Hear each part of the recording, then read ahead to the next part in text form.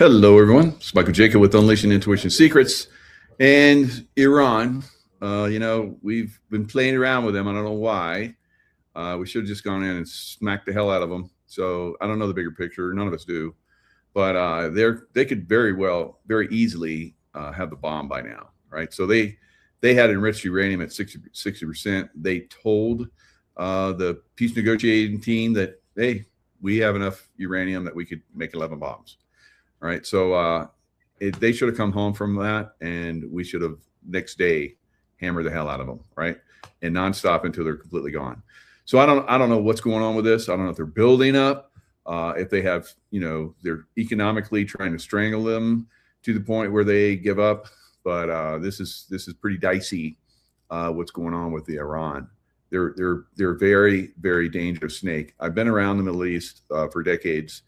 I know that they're basically trying to get us in a position where we're going to okay, we give up. You guys can, tax everybody going through the strait, which is complete BS. That happens nowhere in the world unless there's an actual canal, which somebody had to pay for, somebody has to maintain. So yeah, you got to pay to go through one of those canals, Suez Canal, Panama Canal. But like Straits of Hormuz, no, it's never been done before. And this is just a ploy to get the world, to be subservient to Iran and the deep state, because the deep state put Iran in power. The deep state being City of London. So we have to go in there and we have to take care of this business, guys. Longer we procrastinate and play games and posture and all that stuff, it makes this even more dangerous long term, because they're building up their missiles, they're building up their drones. Everything's a drone war now, and I don't know how close we are to understanding that. I was saying this almost 15-20 years ago, that the jets and all that kind of stuff, yeah, we still need them, as we're seeing.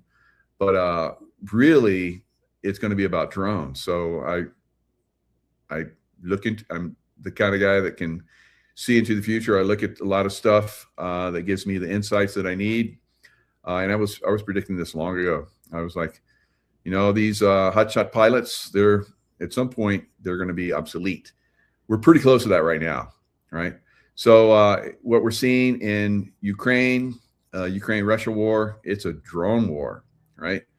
In the past, you could sneak around. If you're nice and quiet, you could sneak up on the enemy and set up ambushes and take them out, or, no more, because these drones, they have technology on them now. They can obviously, see in the night, and also thermal. So yeah, you might sneak by them and they don't see you with the night vision goggles that they have on these drones, but thermal. They have thermal on those drones now, and they'll see your footprints, right? Or they'll see you hiding. You're hiding under a bunch of tree in a forest somewhere, and they can see you. So, and then they just kamikaze individuals now, right? So they come in and blow up groups of people, soldiers, and they can kamikaze, and they can. In Israel, they're having a heck of a time against Hezbollah now, because Hezbollah, thanks to Iran, they have a lot of drones, and they're hammering the tanks. And that's one of the things that Russia had a problem with. And of course, the Ukrainians as well. We sent them a lot of M1 tanks. So I think probably all of them are gone by now. And all of the, Striker vehicles and all that stuff, the armored vehicles, gone. All of them are gone for drums, guys. They were like graveyards, kind of like what happened in the war that we had against Saddam Hussein, where he invaded Kuwait, and we basically came in and drove his army out of the desert in like 48 hours, and they were sent running back to Iraq. And there was a highway of death. Every vehicle that they could get, they were jumping in vehicles in Kuwait, Mercedes, and whatever they could steal, and they were driving up the highway of death. And the A-10s, the Warthogs were coming in and just like getting every one of them to try to escape. So the drones are like that now. They can come in. There's drone wars against other drones now, because drones will hover over the battlefield watching, and now they have drones that can come in and find those drones and attack the drones. So there's drone wars in the air now. There's drone wars against everybody on the ground, vehicles on the ground, all of that. So, and like I was talking about the up in Israel against Hezbollah in Beirut in Lebanon, they've only gained like a couple of kilometers over the last month. All right, they should have taken over all of Lebanon by this point, but they're having a heck of a time because of the drones. And so that's the crazy thing that's going on right now. So Iran has massive numbers, hundreds of thousands of drones. And since we've been, procrastinating, going in and hammering the hell out of them, I'm just going to say procrastinating. Like I said, if I was in charge, I would have gone in right away. We bombed the hell out of them, softened the target up. We should have just gone right in. So maybe they have brought in a lot of forces since that time, Navy SEALs, Green Beret, and I'll talk a little bit about that because I have some background on that. The mining that's gone in, Hormuz Strait. I worked on mines as well. You're Navy SEAL, that's EOD stuff, but Navy SEALs were the ones, EOD was like, we can't do this. And Navy SEALs are like, well, let us try. And we tried and we did it. Right. So we found the mine shapes and basically went back and blew them all up. We missed one. So we had 95% success rate, but the one that we missed was one that actually buried itself under the sand. So it was no way we could find it. And we didn't have the technology at that time to find that kind of stuff. But that's what happens with mine shapes now. They'll burrow into the sand at the bottom, hide themselves, and when something comes over the top, they release a mine shape and it goes up and blows up whatever's going over top of it. So, the technology now is pretty highly advanced. There's drones that can be let loose to basically map out the bottom and find mine shapes. They were talking about drones doing that before I left the SEAL teams. That was back in the early 2000s, 2002s when I left. So I'd heard that they were already using drones to map out, but they were wired drones. Now they have completely autonomous drones that will go in and map out the bottom, find shapes, and potentially kamikaze those shapes. So with a drone. I don't know where their technology is now, but that's definitely something that's a possibility. But you have the military-industrial complex they like to make money, and they make a lot of money, $100 million per jet in some cases, or $1 billion per jet if it's a bomber. So they want to keep, that stranglehold on doing that. But drones are really where it's at now. So if we're not really, ready to manufacture drones on a massive scale, are doing drones over there. Maybe they went high tech on the drones. I hope so. But if not, not going to be so good, right? Now, like I said, I'm going to be talking about all of the different aspects. Like if you remember when we did the war against Saddam Hussein, we bombed the hell out of him for a couple months. And then we went on with a ground war. And the ground war was over in 48 hours. Now, that's obviously not going to happen in Iran. It's a very big country, and we only had to, handle a certain desert area. And those guys that were in those desert foxholes and so forth, those bunkers and whatever they had going on out there, they were subjected to a lot of technology, right? Technology that basically they were beaming all kinds of frequency weapons at them. They were tearing them down mentally and psychologically. So when they finally rolled through, those guys were like giving up as as fast as the army came through. So that was one of the things that happened there. So now in Iran, they have guerrilla teams, guerrilla warfare that's been going on there for quite some time. You got the CIA in there. You have Mossad in there, and I'm probably sure in big numbers. And they have teams they put together, guerrilla, special operators and so forth. They have a small army, and they're attacking. And I'll show you a little clip, but they're attacking already and have been for quite some time. So the people are just waiting for the word to spring out and start to take their enemies that have been controlling them for 47 years. They're waiting for that opportunity. So it could move very quickly, but we need to start that process. And maybe there's some things that are on the ground that are delaying that. I don't know what that might be. They could be setting up avenues of where guys come in. Now Green Beret are expert, and they did a really good job in Afghanistan coming in with special forces, Air Force communicators. They rode on horses, the 12 soldiers. You've probably seen the films and so forth, books, but they have incredible capabilities, the Green Berets, and they demonstrated that, like I said, in Afghanistan. Only 12 guys, and they just were hammering the hell out of the Taliban and driving them all across Afghanistan. I think Samar Sharif or something like that. Sharif, I have a little slide on that, but I'll get to that in a minute. But they were phenomenal. And the same thing happened in the north.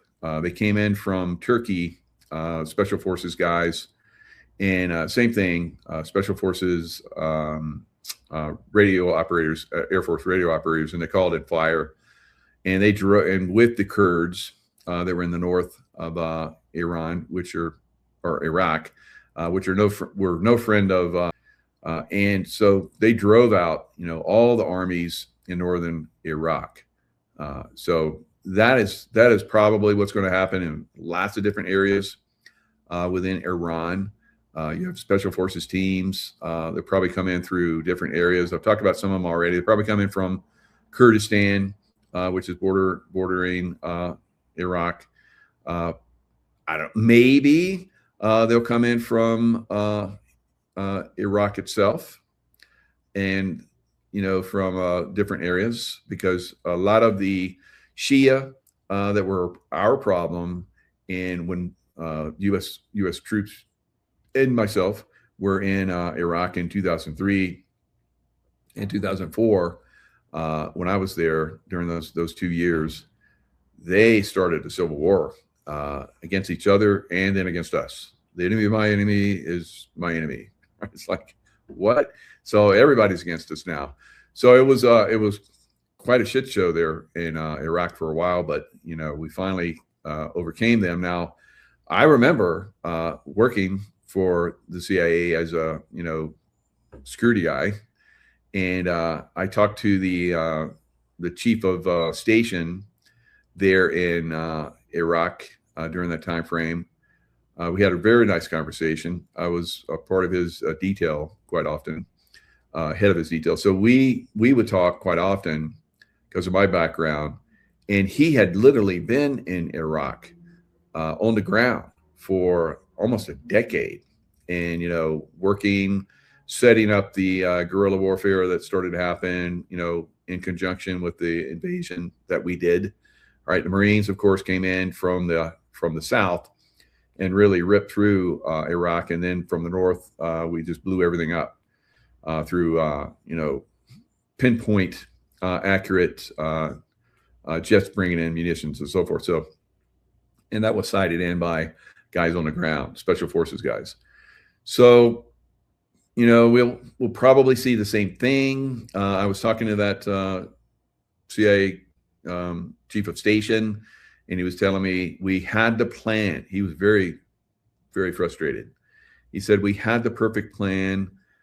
We started utilizing it in the beginning, and then the Bush administration and his generals, he said it like that, which I took to be, as I look back on it, the deep state generals,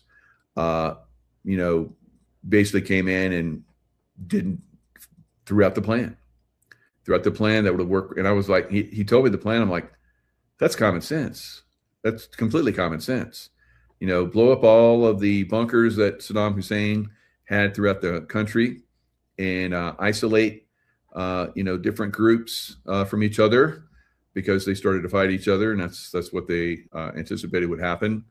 Go after the guerrilla warfare because they knew that was happening.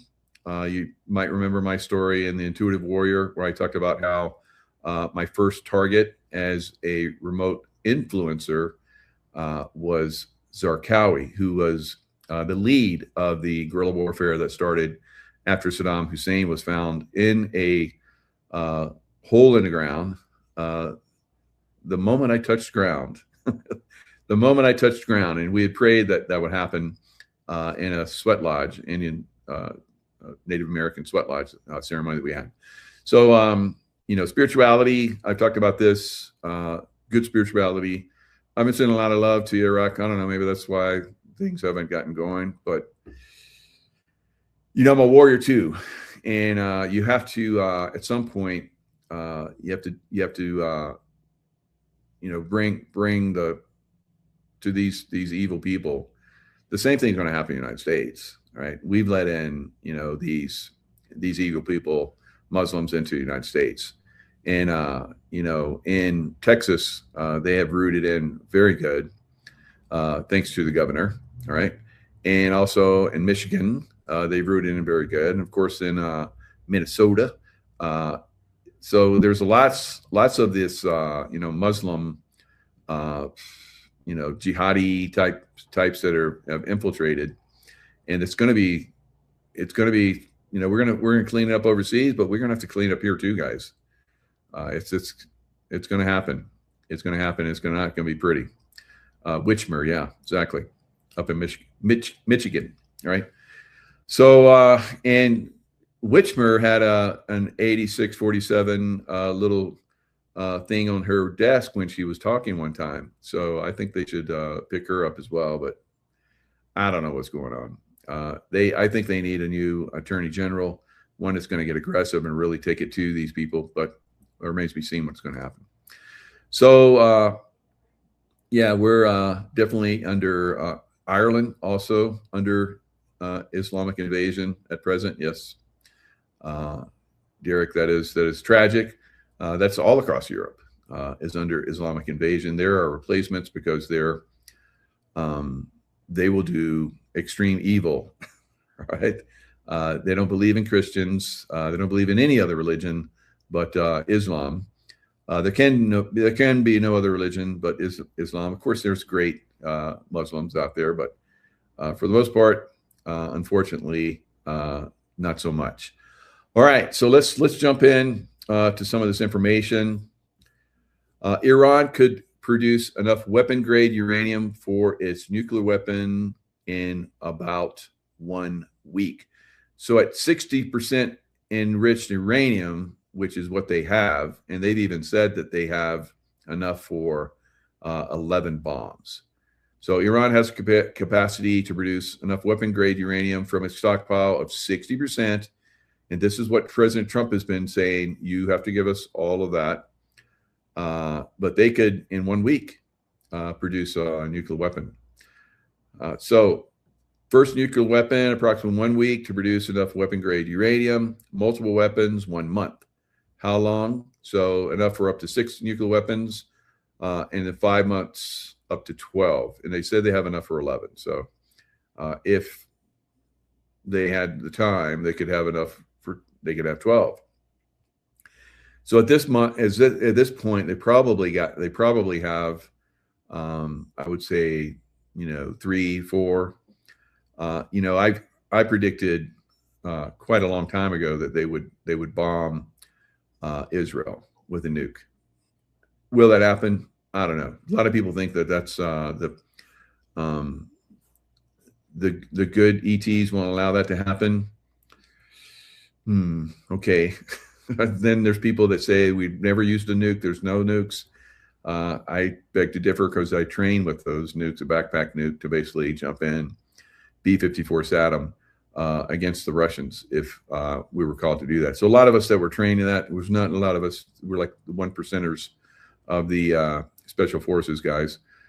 We all thought that, there was a one-way mission. And I talked to other guys. I talked to Army, Green Beret guys. I've talked to other SEALs, and it's like, yeah, that's a one-way mission. Glad we never had to do that. And I was like, yeah, I thought so too. So, yeah. So you're basically going to set that bomb, and supposedly you have up to 4 hours to get away. Maybe. All right. Or you set it and it goes boom. All right. So sometimes that happens. Right. Because they were older. And I hope they don't have any more, because they had to be maintained, and there's a lot of stuff to keep them maintained. They would have to upgrade the technology. They would have had to at this point, if they still have them. Who knows? Probably still got them out there somewhere. I don't know. But yeah, the nukes are real, guys. They've been used before. So Iran claimed to have enough uranium for 11 nuclear bombs, U.S. envoy Witkoff says. All right. So I did the search for this. I never remember this, out on the regular news. Maybe some of you guys picked it up. I'm pretty locked on, but this one kind of slid by. So I was like, I feel they've got something going. I think they're close, because I know they have 60%. 60% can, I know, uranium can be made into a bomb fairly quickly. So I put in a search for it, and sure enough, there was an article out there on that. Maybe it was the only one they released. I don't know. So here it is. And Iranian officials told their U.S. counterparts during crunch talks last month that the Islamic Republic possessed enough enriched uranium fuel to build 11 nuclear bombs. President Trump's special envoy claimed Monday night. So what's the date on this puppy? March 3rd. So it's been a while. So that's a month. So remember how long, if they got a month, they got like, 6 bombs. Yeah. 1 bomb in a week, and then in a month, which is where we're at right now, 6, right? That's a lot. And if they were to put those on a missile and shoot it out into where all the ships are, probably take out a lot of those ships out there. So both the Iranians, because they've been claiming they're going to do that. So we're going to send a missile out, and we're going to take out the ships. And if they nuke them, yeah, they're probably going to get close enough with a nuke to take out some of those ships, carriers and so forth. And I've seen a lot of people that have that are psychics that have said they've seen a nuclear, not a nuclear, but they've seen a missile take out a nuclear, or, well, they are nuclear powered aircraft carrier. So there's been several pretty good psychics that have said that. So I haven't seen it, but that doesn't mean it's not a possibility, because other people have seen it. Maybe it's on a timeline that I didn't believe was going to happen, because we're definitely in a timeline situation throughout the world right now. So which timeline is going to be the one? Lemongrass. Lemongrass, thank you. Lemongrass. Delicious and good for you. Both the Iranian negotiators said to us directly, with no shame, that they controlled 460 kilograms of 60% enriched uranium. Steve Witkoff told Fox News host Sean Hannity, and they're aware that they could make 11 nuclear bombs, and that was the beginning of their negotiating stance. All right. So there they are, Witkoff and Steve Witkoff and Jared Kushner. And that's Oman's foreign minister, Badr al-Basadi. So it is, I think, a little bit past time that we went into. A lot of people said we're never going to put boots on the ground. They're never going to support putting boots on the ground. better think differently. All right. It's time to think differently. All right. It's past time to think differently, actually. I've been saying this for a while, that we're going to have to put boots on the ground, because I've dealt with these monsters for a long time. And the only way that we're not going to see them use a nuclear weapon is if we completely eliminate them. Now, the Iranian people are ready, willing, and able to help us in this process. Right. So I think that that is basically what we're seeing right now.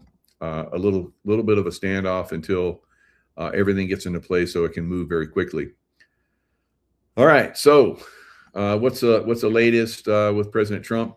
He says the Iran war likely to restart. Or that's not necessarily Trump, but the senior Tehran official warns after Trump says U.S. might be better off without deal. All right. So this was today. This is an article for today. A renewed conflict between Iran and the United States is likely, says Mohammad Jafar al-Assadi, a high-level officer in Iran's Islamic Revolutionary Guard Corps, who's basically running the country now. Iran wants the U.S. to test its strength, said Atani, an IRGC commander. Right? Bring it. All right. So we need to bring it, unfortunately. Senator Lindsey Graham, an Iran hawk and a prominent Trump ally, is calling on the president to finish the job with more strikes, and if Tehran continues to be provocative. We have the capability to increase ship flow through the Strait of Hormuz, Graham told the Financial Times in an interview conducted Thursday and published today. Right? The U.S. should do whatever combination of events is necessary to start the flow through the strait, which handles 20% of the world's oil shipping. Now, the world right now is collapsing, right? But the U.S., unless you're California. California's collapsing too, because they took on the same principles and ideals of Europe. So we're going to see this thing happen, and its when remains to be seen. Now, like I'm saying, the world is on the brink of collapsing. And I'm talking about collapsing with riots in the streets and so forth, very, very possibly within the next few weeks. California copied Europe's insane energy playbook, and now residents are really paying the price. All right, so even as U.S. gasoline prices rise again amid ongoing Strait of Hormuz tensions, American drivers are still paying less than half, unless you're in California, what many Europeans and Asians endure at the pump. The reason is simple. America chose lower taxes and genuine energy security. Europe and California, pie in the sky, liberal stupidity, and California deliberately chose the opposite, and they're now reaping the painful, predictable consequences. Governments routinely pile on $3 to $4 per gallon in excise duties, VAT, and green levies, because they want to make green, the prominent, and they've been doing this for a long time. So where's all your green energy? Clown towns, pie in the sky, liberal, stupid bullshit, right? In Germany, prices recently hit the equivalent of $8.75 a gallon, with taxes comprising over half the total. Most U.S. states charge roughly 20 cents, unless you're in California. This isn't an accident of geography or culture.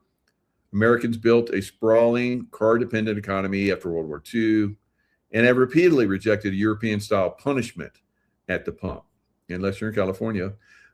So nowhere is this failure, which is basically the energy security that most of Americans embrace and enjoy, except for California. No, and California is going to hurt the rest of the country. Now, remember how California did the COVID lockdown too. California, Sunshine State. At one time, it used to be more healthy people in California than anywhere else. I don't know if that's still the case. Probably not, because they locked everybody down. I left California because they locked everybody down way too long. It was expected, the deep state's going to play their game, but California took it to the exceptionally stupid level, right? And I can only handle stupid for so long, right? So I was out and went to Florida where it was open, right? In-state production has been strangled in California, which has imported Germany's disastrous model wholesale and turned itself into America's premier energy basket case, dumbass case, right? With an 81-cent state gas tax. Now, I know there's Republicans that are in the Congress there in California, across the water from where I'm at, right? I'm in Nevada, no state tax, all right? So over there, where stupid lies, and I'm not saying the people of California are stupid. I think a lot of the really smart people have already left California. But and those of you that stay, you have families there, I understand, and you've been there for your whole life. So good luck, right? You're going to need it. I've been saying that for years. Get out of California. So California, they have the California blend. They have trade penalties, cap and trade penalties, boutique California blend, like I said, fuel mandates, and which costs more. Layers of environmental rules explicitly designed to punish gasoline and driving. So they tried to turn everybody electric, and like I said, GOP was about to say GOP is trying to push.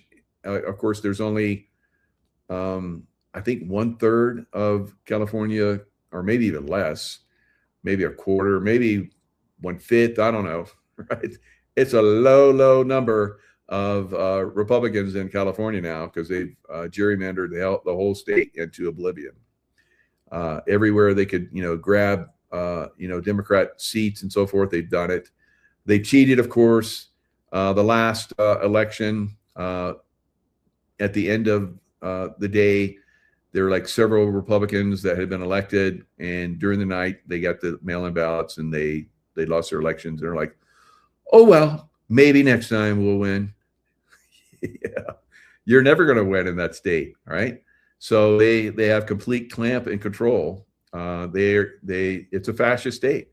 They're destroying businesses and only letting their chosen businesses run the thing, and their chosen businesses are complete stupid, right? Just like California leadership. All right, so we're going to see California collapse, of course. In-state production has been strangled. California was at one time one of the highest producing gas producing, oil producing, refineries producing states in the union. And through the practices like Europe, they have stranglehold of that. So where are those electric cars? Well, those electric cars have to get electricity from somewhere. And those a lot of the electric producing plants have to have fuel, right? To create electricity. How about that? So craziness, extreme in California. They have, tons and tons of windmills and solar power, but I guess it doesn't help, does it? So the Green New Energy deal is a failure in California. Gavin Newsom and his bureaucrats want voters to believe it's all President Trump's fault. Of course, that's the way Democrats do it.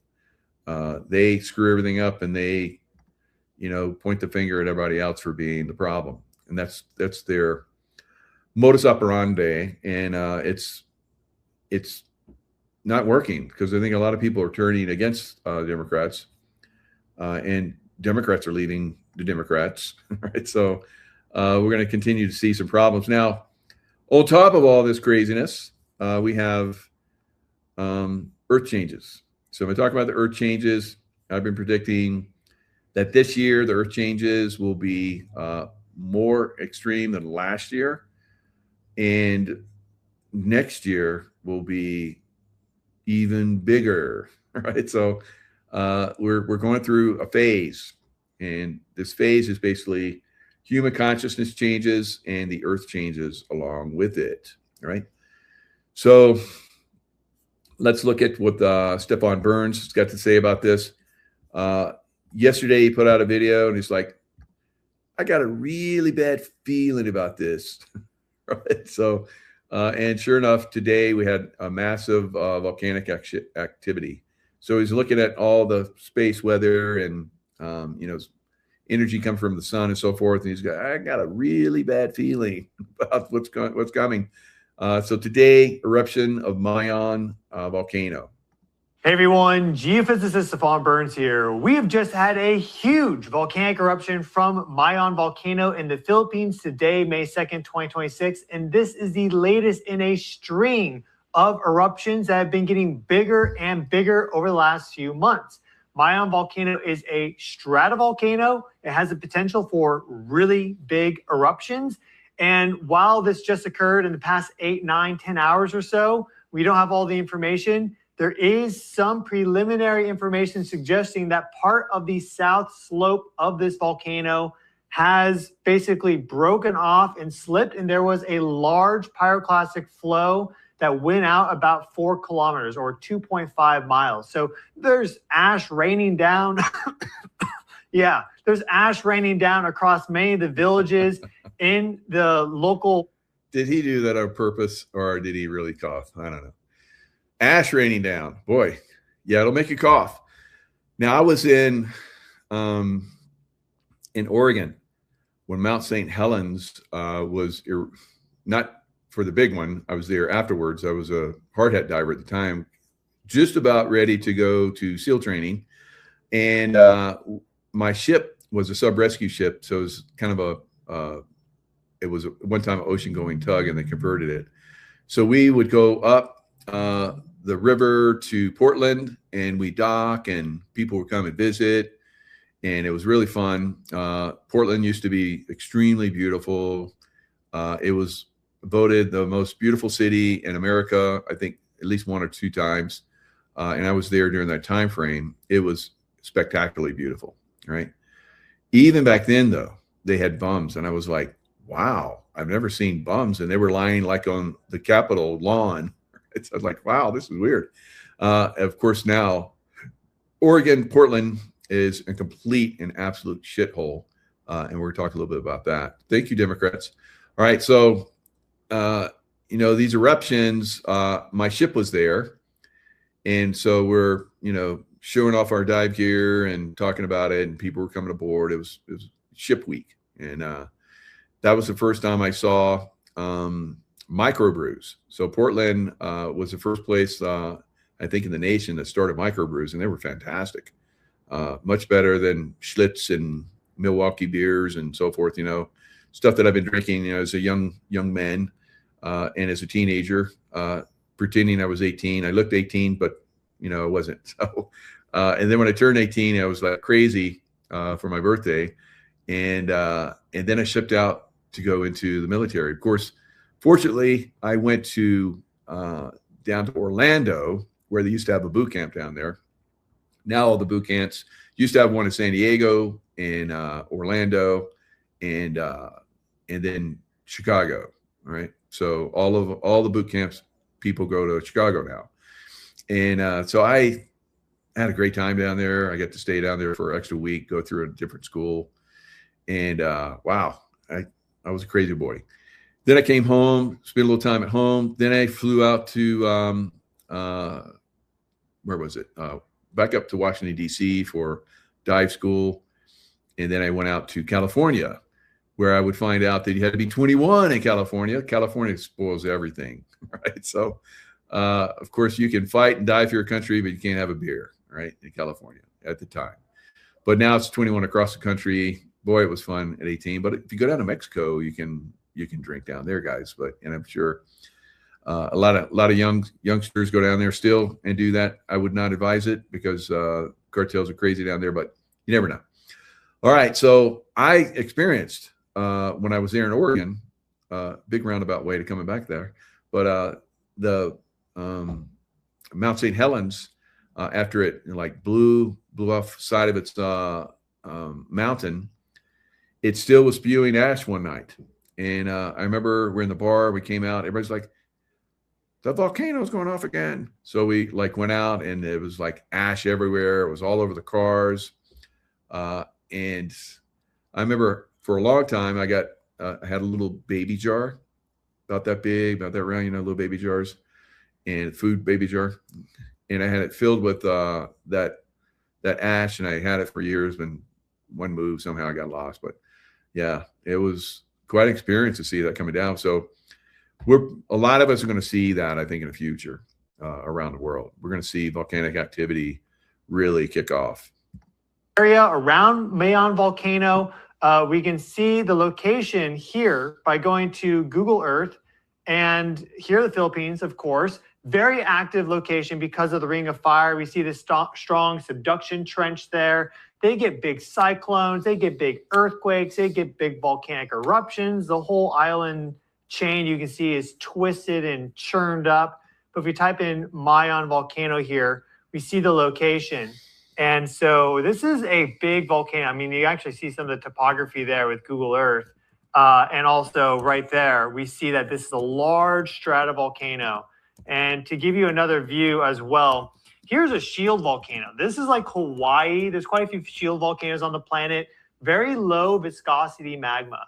So it basically just kind of oozes out very easily. It can flow for vast distances. A stratovolcano is quite different. It's very sticky. And so it forms these big cones effectively. Mm-hmm. And the pressure can build up. So Mount Pinatubo, which is also in the Philippines, another stratovolcano, blew big time.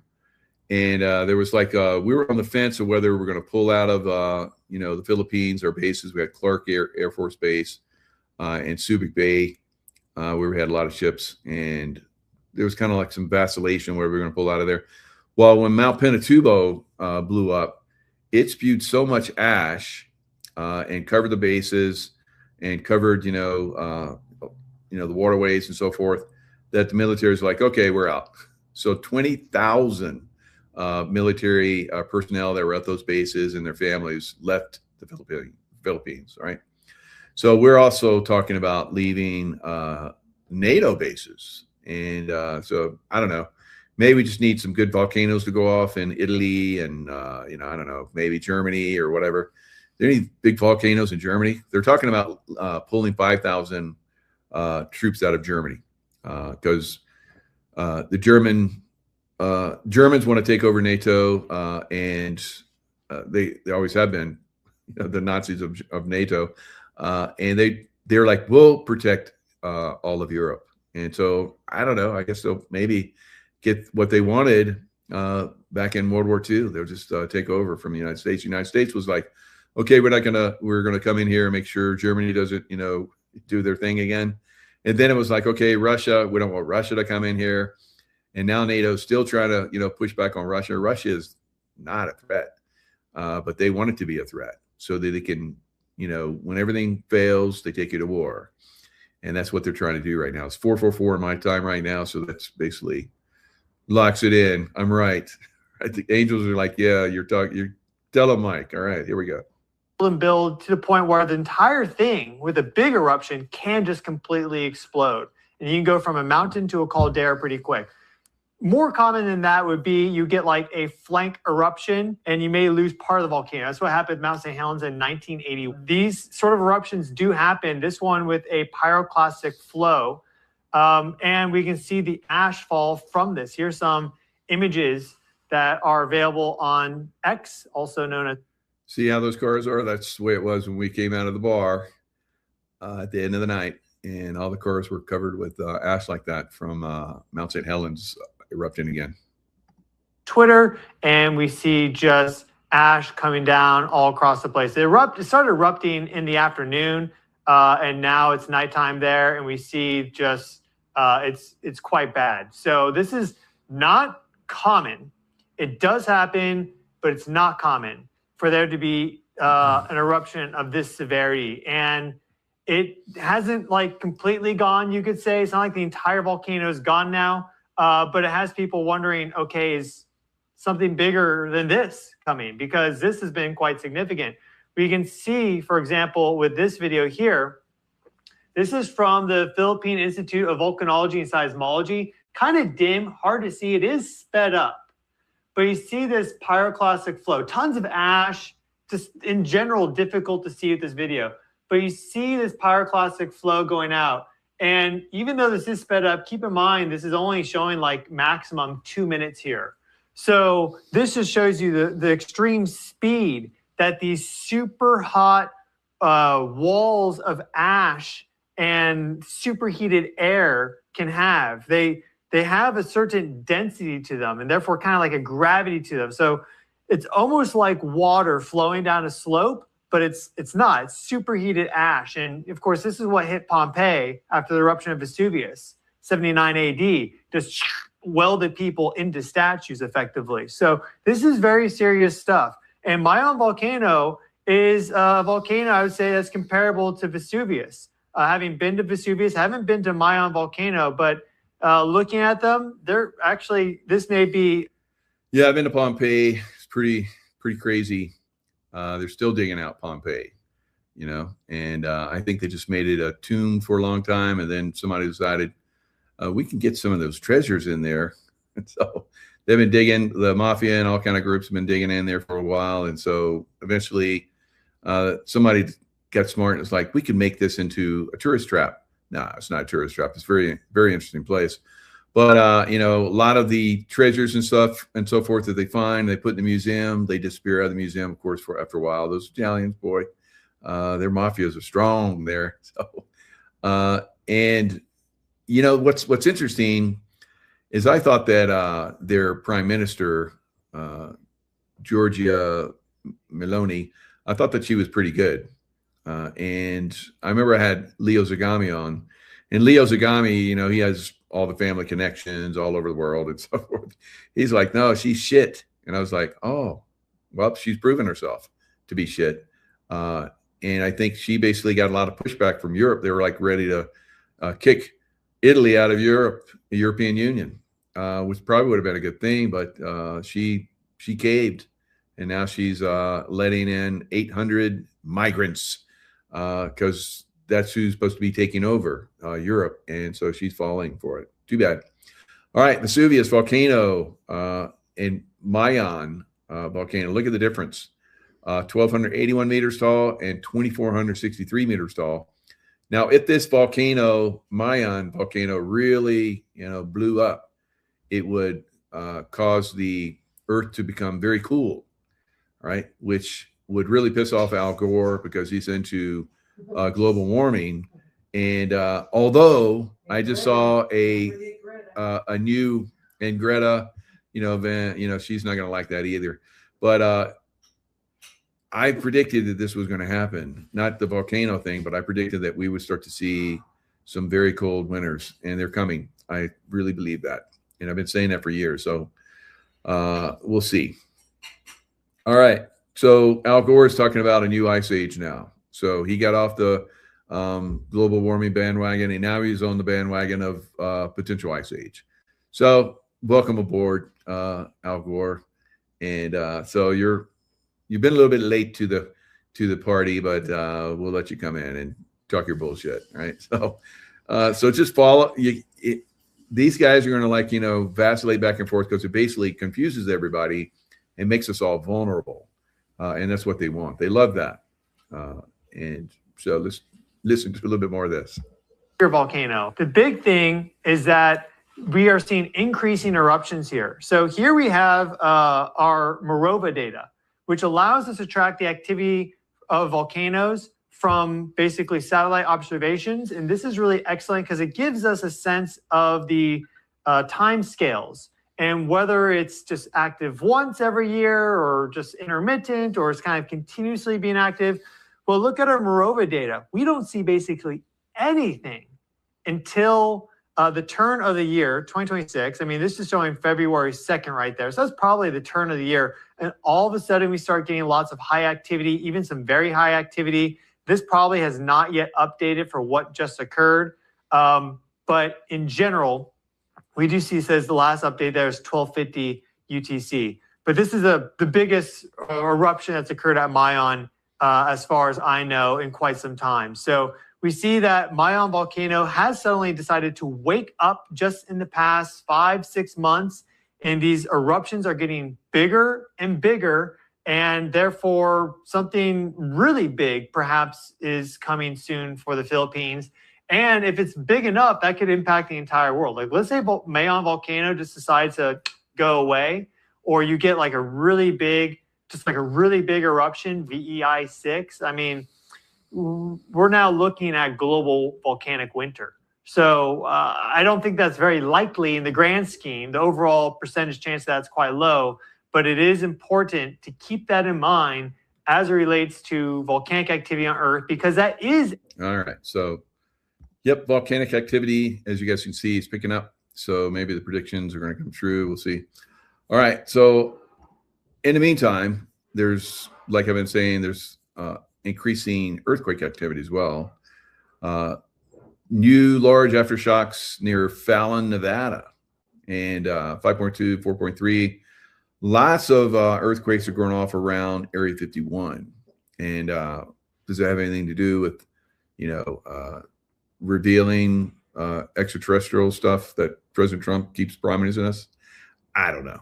But, this room that I'm in right now, it was shaking. Just like a couple weeks ago, we had some pretty good earthquakes in this one spring something in Nevada, which is like Stagecoach is the area. And we had some really, really strong shaking that shook this house. And I'd seen that in the future at some point that this house is going to be shaking. And I was getting ready to run out the door. I yelled for Tracy, and she's very athletic, so she came running from upstairs. Poof, and she's like, I was like, God, you're already. So we were getting ready to run out the door, and it started to stop. So that was good. All right. So things are going to increase, as we move forward. It's going to be, the earth is going to be shaken. And who's that? Who's that one singer? If the house is a shaking, don't come knocking. All right. So, but in this case, maybe you better be running out. And Carole King said, "I feel the earth move from under my feet." Yep. So, a lot of people have been predicting this for a long time. Carole King. So here's a little piece. Let's listen to a little shot of this. How's it going out there, folks? Welcome back here to a Friday. Hope everyone's ready for the weekend. It is May 1st, 2026, 11:17 a.m. California time. Latest activity here on the earthquake 3D globe shows a 1.6 across Alaska. Notice some larger activity out there across the West Coast early this morning. We got Nevada kicking back up here with 5.0 earthquake activity outside of Fallon, Nevada. A 5.0 struck here early this morning when everyone was sleeping, I'm sure. There it is, Silver Springs. So out near Silver Springs. So, and their Stagecoach. So these are like over a period of time, they keep adding up. So further down, there's more earthquake activity, like I talked about, around Area 51. And so what's coming, right? What's coming? So I think there's going to be some good shaking coming. All right, so let's move over to the Middle East again, and let's look at what's going on. We got Monkey Works looking at the skies and giving us some insight what he sees. Let's look into Monkey Works' crystal ball and see what he's talking about here. That's what I wanted to show you. All right, now. This is what I believe is a Middle East reset. And so we're going to get into the deets around that, because when you start to look, I think there's 4 elements that are happening with those flights that are scurrying across the EU. And One of them, first and foremost, there is a NATO and EU alignment. We're trying to hold it together. Europe is under a direct economic pressure because of the Iranian war, right? They've got jet fuel costs, airspace disruption, Middle East flight cancellations, fuel supply concerns, and are now starting to hit European aviation super hard. Like I said, 3 weeks until the wheels come off. Reuters reported that airlines are urging the EU for emergency measures because the Iran war impacts. That includes airspace closures and jet fuel worries. The AP also reported that Lufthansa is cutting 20,000 flights starting from October 2026 because, or sorry, not starting, but through October 2026, because of fuel cost pressure linked to the Iranian war. All right, so they only have 3 weeks of fuel left for their airlines. And so that's not looking so good for Europe, right? So I've been saying, you better get out of Europe. You better get out of Europe, right? So, I make these warnings, and unfortunately, I always am right. So if you get some money, you better get out while you can, because it's going to shut down, and no one's going to hear you scream, right? So once this thing, there's no more flights out of Europe, it's going to be like the Nazi times, right? Because we're seeing the same fascist type stuff, that I mentioned that's happening in California, it's happening in New Zealand, it's happening all across Europe. It's almost like they had a game plan for another lockdown, and Trump intervened again. Remember how Trump came in with Operation Warp Speed? Kind of disrupted them. I believe that's what's happening in the Middle East right now. He stepped in and disrupted their plans. All right.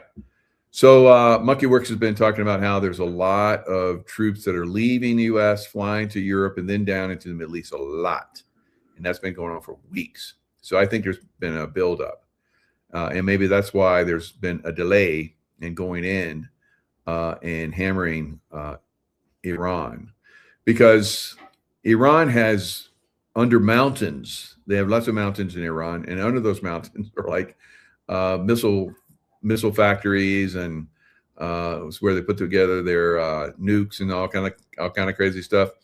We hit one of them, and I guess they had like a little air vent or something, and bombs went down the air vent and blew everything up. But they probably salvaged a lot of the stuff, and like they told us, we got a nuke material for 11 nukes. So let's negotiate. You open the Strait of Hormuz, get out of our way. We're going to start to make everybody pay to go through the Strait of Hormuz, right? So they're still using that threat, and we're going to have to go for it, guys, and go in there and take care of business. I don't know. Maybe they're waiting for Europe to reach a breaking point so they get involved. Maybe they're trying to use economic warfare as well, because they're losing a lot of money. They can't pay their soldiers. They can't pay their police, corrupt police, and all that kind of stuff. So meanwhile, they had 3 carriers there. One of them was leaving.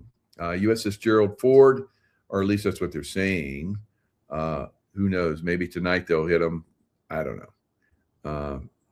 I'm surprised they haven't hit them yet, but so I'm not going to make any predictions. And I have some strong feelings, when it was going to happen, or when I thought it was going to happen, but it's better not to say. All right, USS Gerald R. Ford aircraft carrier strike group is set to depart the Middle East after an extended deployment, leaving 2 other carrier strike groups, the USS George H.W. Bush and the USS Abraham Lincoln. And so this move is part of a strategic adjustment as the U.S. Navy faces challenges in maintaining multiple carrier deployments simultaneously. So I think the USS Gerald Ford is the one that got, caught on fire in the berthing area, and they had to go fix it up in, I forget where they went, up in the Mediterranean, but they went up there and got it fixed. They're already way over their normal deployment. Normally they're 6 months, and then they go back home. And I think they're at 8 months now. So finally going to send those boys home to get a little R&R. And then who knows maybe with all these bases that are shutting down in NATO, they can take those guys, train them to work on those ships, and send them out quick. So, yeah. So I think boot camp for the Navy, it's like 8 weeks or whatever, 12 weeks, whatever it was. And, half that's really where you learn stuff. So 6 weeks, they could train some people up and stick them on those ships and send them out. If the U.S. and Iran aren't able to soon come to a deal to end the war or extend the ceasefire that expires next week. All right. So this was April 15th. So this has been going on and on and on and on. Now we're into May. So next week becomes another week. And then here we are at a few more days and another week. Now he said, I think on the 1st, or maybe it was the day before, or the 30th, that if he was joking around, of course, he said if Iran did not agree to, what he wants them to do, give up the nukes and open the Strait of Hormuz, then he was going to drop human beings. Who was that human being, that fat human being that's a New Jersey guy that used to be governor? Yeah. So that big fat governor, just drop him and it'll blow up and just take out all of Iran. Yeah. So that's probably what we're going to get. All right. Chris Christie. That's right. Thank you. Spiritual journey. So Chris Christie, he's a big boy, and drop from high altitude, he could really blow up. And I think that's what Trump was kind of kidding around about. So he and Chris Christie have been at odds for a while. So anyways, Treasury Secretary Scott Bessent told reporters at the White House briefing Wednesday that the U.S. plans to ramp up economic pain. I predict pain on Iran, and said the new moves will be the financial equivalent of a bombing campaign, right? So we don't need to bomb them. We just restrict their economics. That's not going to work. It's not going to work with these. They'll just steal from everybody and keep themselves going. They'll keep the last of the food. It's the way these people work. So, I mean, it sounds good, but, maybe, the people that aren't getting paid are going to turn against them. I don't know. We'll see. Now, in the meantime, like I said, there's Iran's immortal guard. Sounds like something from the past. All right. Maybe during the Persian Empire days. The immortals, I believe, are the ones that predicted the king. So they were the best of the best. And so we're seeing the immortal guard is basically conducting guerrilla warfare in Iran now. A breaking news short for you guys. We had a bit of a situation, massive explosion right here in Zanjan. 14 IRGC forces members, operatives, were eliminated in this mysterious explosion. Now, the state media in Iran tried to downplay this by saying that we had a group of essentially specialists and construction workers and cleaners who went to Zanjan, and they discovered some unexploded bombs from the Americans and the Israeli rockets. And they were trying to remove these unexploded bombs for some reason, even though that's highly unlikely. And there was an accident. Now, the problem with this whole scenario is that obviously it's a bit of a lie, because that's not how it works. We had 14 IRGC operatives who were killed. There were 2 others who were also IRGC who have been injured. Nobody was identified as a construction worker or a cleaner or a specialist in that sense to remove any unexploded bombs. Why did you have so many IRGC operatives, actual militants, at the scene? Now, we still don't know exactly how this so-called incident occurred, but it smells like sabotage. We've had a lot of mysterious sabotage, gas leaks, explosions, and this was one of the biggest ones. 14 of them gone, 2 more injured, and all right. So the way you handle blowing up bombs is you place a bomb next to it, and only one guy goes and does that. And now they have robots that do that these days as well. So that's the way that's normally, taken care of. So 14 of these guys be taken out and 2 wounded. Sounds to me like a little sabotage against some of their forces. Now, Israel is still striking them.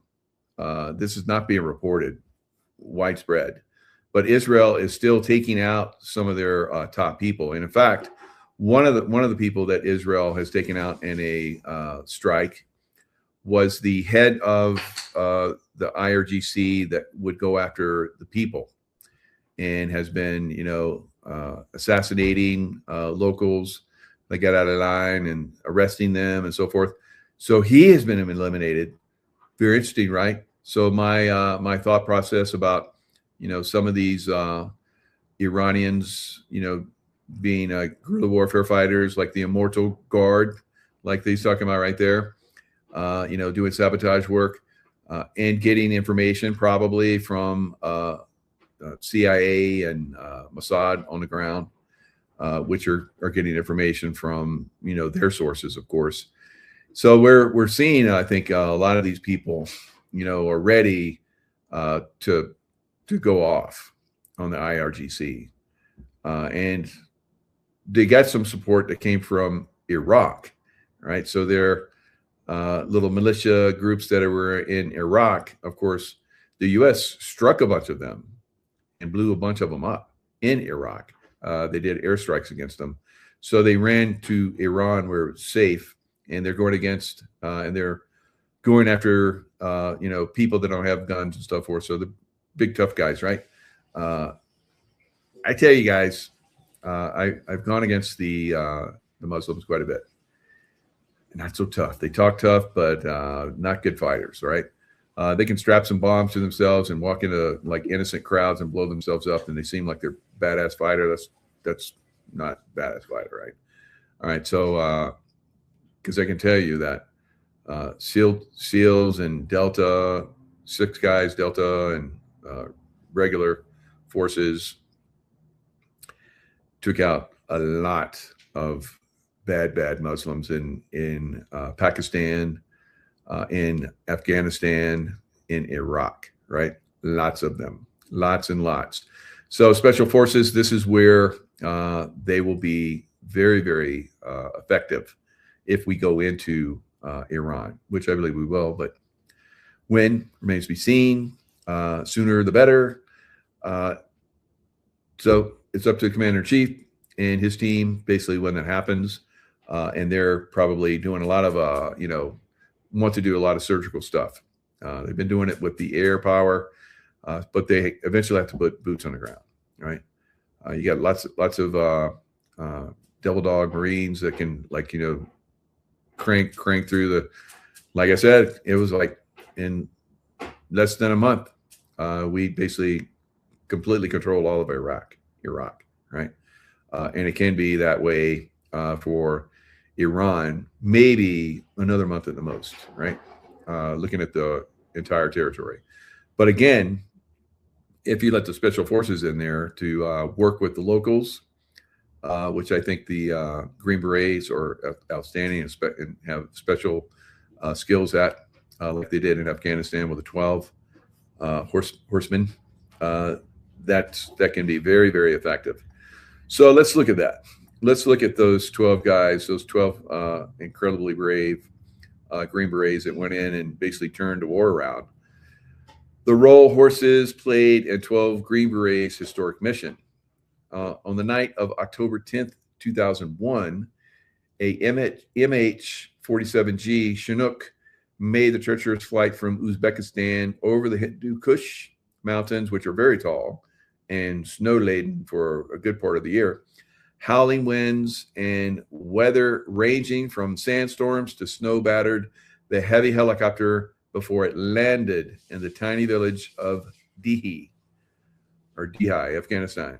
On board were 12 Green Berets with 5th Special Forces Group Operational Detachment Alpha 595, right? So just weeks earlier, America had been attacked, 9/11. So these guys like responded so friggin' quick. That was amazing. The country was reeling from the shock and devastations of 9/11. The mission for ODA 595, team up with local Afghan warlords and resistance fighters to defeat the Taliban. Same thing will happen in Iran, guys. It was a dangerous insertion. The unknowns far outweighed the known. But of course, that's what special forces guys are trained to do, adapt and overcome. And these guys did it. And pretty amazing. At sunrise the next morning, about 60 Afghan men arrived mounted on horses, accompanied by outriders and scouts. They were led by General Abdul Rashid Dostum, an Uzbek warlord. So basically, these guys, and here's a picture taken in the morning of October 21st, 2001. This is the group, and they got their horses, and they basically, great story about them saddling up. Wow. So let me tell you what their saddles were. The saddle I rode in was the pelvis bone of a cow flipped upside down, covered with carpet, and held onto the horse with a braided rope. Now I've got pillows, and I'll show you those pillows. I put my computer on these pillows, and they're basically horse sacks, right? So this is from Afghanistan, right? So I got a bunch of those pillows. So they're pretty cool, very rugged. And Tracy had them made into pillows. So they were basically saddlebags. And Tracy very ingeniously had this one woman make them into saddlebags, our pillows. We've had them for, God, almost 20 years. And they're like brand new. Pretty amazing. Very rugged. So they make good carpets over there. Very, very good carpets. And in Afghanistan, I was in a city, Herat, where Alexander the Great conquered that city and still had a fort there. Genghis Khan had built a bridge there, which was still there, and lots of other things from other cultures. They called it the city of 100 fathers, because they had Greeks, they had Brits, they had Americans, they had, you name it, Romans. They had a Roman bathhouse they were refurbishing. So pretty amazing. But it was a Silk Road. And, they would smuggle carpets across from Iran.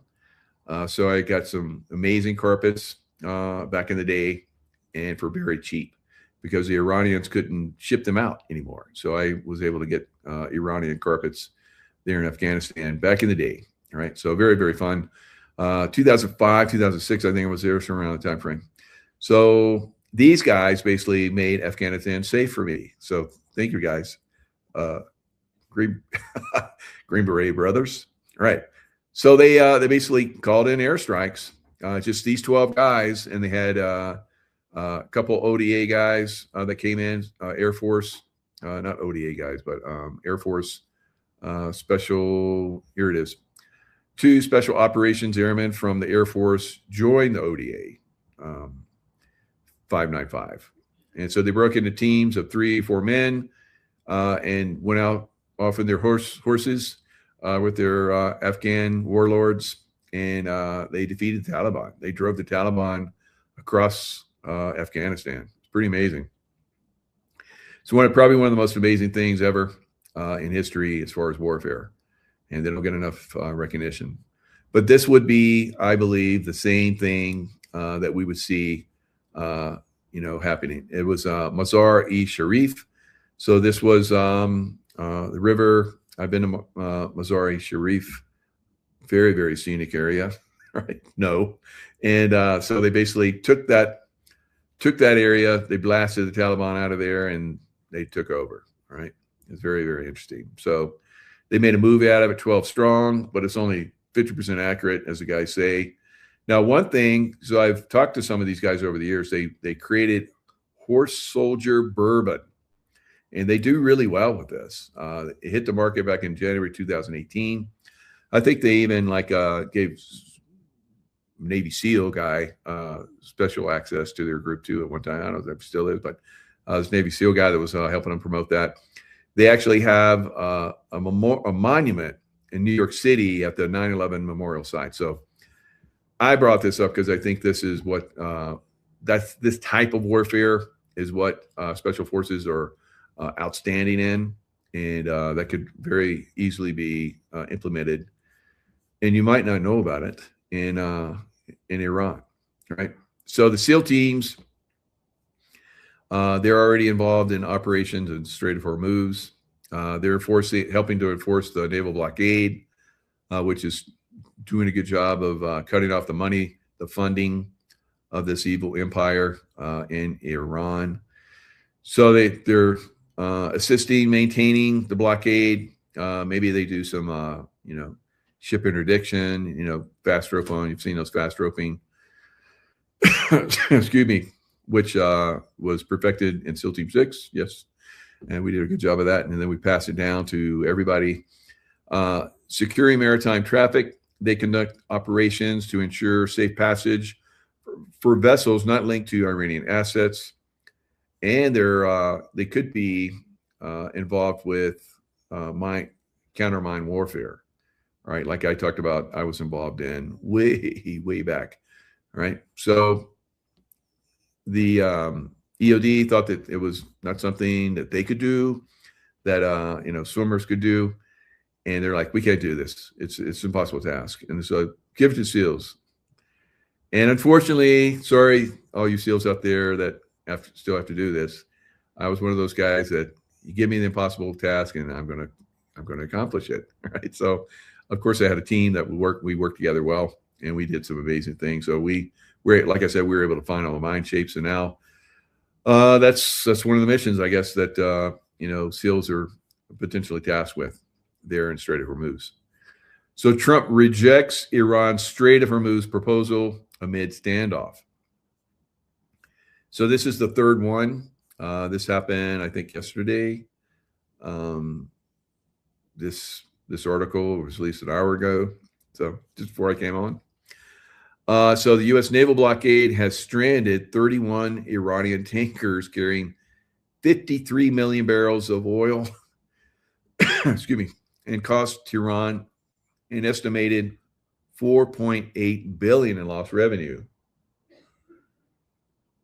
So oil and good prices have surged globally, and it's becoming quite a problem in a lot of areas to the people. All right, so this really needs to happen. All right, so we're seeing the largest energy crisis in the history of the modern world. Let's talk about it. Asia are facing the, quote, largest energy crisis in history, with over 50 countries now implementing emergency measures as the oil runs out. But not in America, where we drilled in the face of a red tape wood chipper by environmentalists who failed to force us to eat the pixie farts. 2 months into the Iran war, the Wall Street Journal reports 50 countries have now implemented emergency measures. Some are rationing fuel, some are giving cash handouts so their citizens don't riot. Some are closing universities, closing factories. Europe is down 75% of its jet fuel, canceling flights in the all-important tourism season. Australia is down to 30 days of jet fuel before it is cut off like a giant Robinson Crusoe with kangaroos.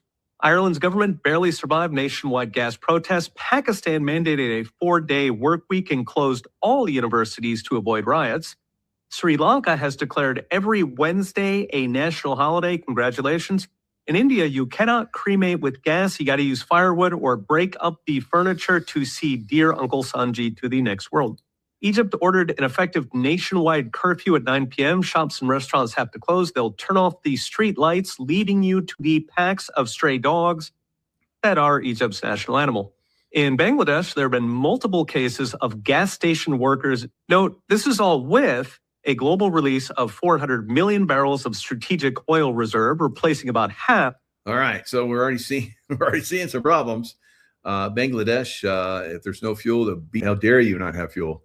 You will die. People are starting to crack And we're going to start to see that around the world the longer this goes on. Now, the United States is the only country that's basically going against this evil. Well, some of the Gulf oil countries are against Iran as well, but for the most part, Europe is NATO has abandoned, and that's Australia as well, has abandoned helping the United States. Now, 9/11, all those countries came and helped the United States, but this time, not so much. All right, so they don't believe in the war, but do they believe in high gas prices and their populations rioting? We're going to find out. Of the lost supply from Iran. In other words, whatever we're seeing now, it goes Mad Max when the reserves run out. Now, the key for oil isn't the war, it's the Strait of Hormuz. Bill Clinton recreationally bombed Iraq through the 90s and oil did not care. The Hormuz headlines flip by the hour, but oil futures markets are projecting disrupted supply into 2027 or even 2028, meaning it'll keep getting worse in Europe and Asia as they run out. Meanwhile, in America, we've actually got more oil than we need between what we drill and what we import from neighbors like Canada, Mexico, Colombia, and now Venezuela. In fact, we've got so much oil, armadas of European and Asian tankers are coming to America to sip at our plenty, turning America into what one analyst called, quote, the emergency gas station of the world. So as next brought to you by the Bitcoin Way, even without shortages, gas prices are still high in America because of that armada of foreign buyers. But the silver lining is America's got thousands of oil wells sitting idle, waiting for higher prices. In California. So, and other states, of course. But I think at some point, Trump, I think President Trump has already mandated that the offshore drilling will begin again. I don't know if that has actually happened. Of course, from the point where, they drill, baby, drill, to the point where that oil comes up and is actually goes to a refinery, which California is closing all the refineries. Maybe President Trump needs to step in on that one too. I've said that. Hello, right? So, do people have to suffer before we actually move? Californians, what say you? All right. So maybe if you ask for help, maybe you'll get help. I don't know. This is in New Zealand. So this recent headline from New Zealand should itself send chills down your spine. Government reveals details of fuel crisis rationing and who will be prioritized. The citizen, of course, is at the bottom. So escalating powers are dressed as prudent planning. It began with 2 weeks to flatten the curve. The fuel plan begins with monitor and inform. Phases 3 and 4, rationing, purchasing limits, directed distribution, are legally and politically pre-legitimized by their inclusion into a published plan. So they have a plan to screw the people again. All right, where it's actually worse. The priority bands are socially explosive. Band A through E create a formal hierarchy of citizens. Very undemocratic, of course, but hey, who's asking questions? It's a crisis, damn it. Emergency services and defense get uncapped supply. General retail consumers are last. This is defensible in an emergency, but it also means that in a sustained disruption, ordinary people rationing, school runs, and commutes are subsidizing the uninterrupted operation of government and defense. All right. So fuel companies retain ownership. Now, at one point, I think like Australia and New Zealand had almost, independence. Energy independence. And of course, they became very green like California and Europe. They sucked it and they sucked it down. And of course, now they're not looking so good. So this is the priority bands that I mentioned before. All right. So fascism is on the rise. Band B, large logistics operators, supermarket supply chains, mom and pop, bye-bye, international aviation, These are not small businesses. These are large corporations with existing government relationships. Very fascist. Keep in mind, and has lost money every year since. No surprise. It is basically a fascist-controlled company now. Band C, public transport, essential infrastructure, again, largely state-owned or state-contracted entities. Band D, all other commercial. Now, what they get away with in New Zealand and Australia, they're going to bring to the rest of the world, because that is basically where they test it. Right? Watch Australia and watch New Zealand. Whatever they get away with down there, down under, they're going to get away with here, because they use those guinea pigs down there, and the guinea pigs up here will react the same. Right? So Band D, all other commercial and business fuel uses. This is where the small business owner, because the state wants their controlled big corporations to exist, right? Fascism. Look at fascism. All right. The tradesman, the independent courier, the rural contractor sits. They are fourth in line behind the state and its preferred corporate fascist partners. Band E, general retail, the ordinary citizen, last and least, right? The guinea pigs will like the slop that they get, and if they don't like it, they'll put them in a concentration camp, right? And that's what they did. They did that in Australia. I remember that. I don't know about New Zealand, but so democratic hostility to oil industry causes California state to lose 3 more refineries. All right. So this was back in September 28th, 2025. And we're going to look at this because they predicted the gas prices that California is seeing now. All right. So expect $7 a gas in 2026. And by God, wow, it's happened. How did they know? Los Angeles, California, September 23rd, 2025. California's oil refining industry is in sharp decline, with 2 major refineries slated to close by mid-2026. And that it is happening.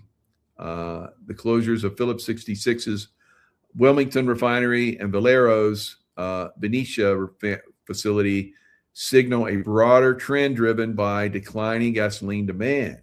Really? All right. Phillips 66 refinery in Wilmington, which processes, because other states like that gas too, 139,000 barrels per day, began idling operations in early September, is set to fully shut down by the end of 2025, ending the company's crude oil refining in California. Meanwhile, Valero's 145,000 barrels per day Benicia refinery in the San Francisco Bay Area is scheduled to cease operations by April 2026, and I guess they did. So, Californians, hope everyone has an electric car, right? Because you're going to need it. And if you don't, then you're paying ridiculously high prices. Wonder how much it costs to fill up for electricity. I wonder if that's going to go up.